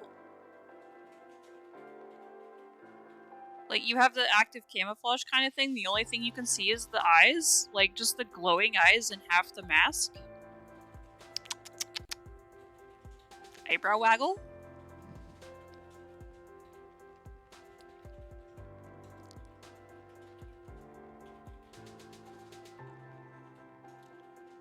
Num num num num num.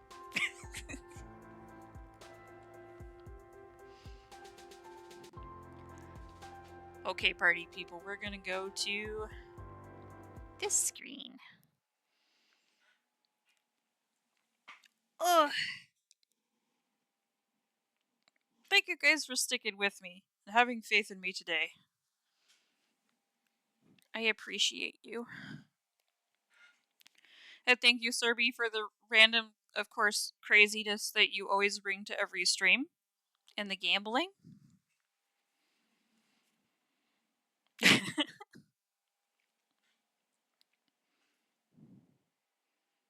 Yes! 'Tis my honor. I'll definitely be finishing this guy up on Thursday? Thursday.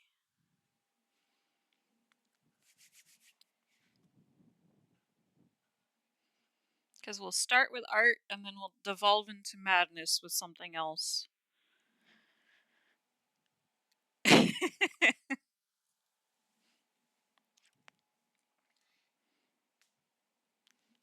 But if you are new here, my name is Silver.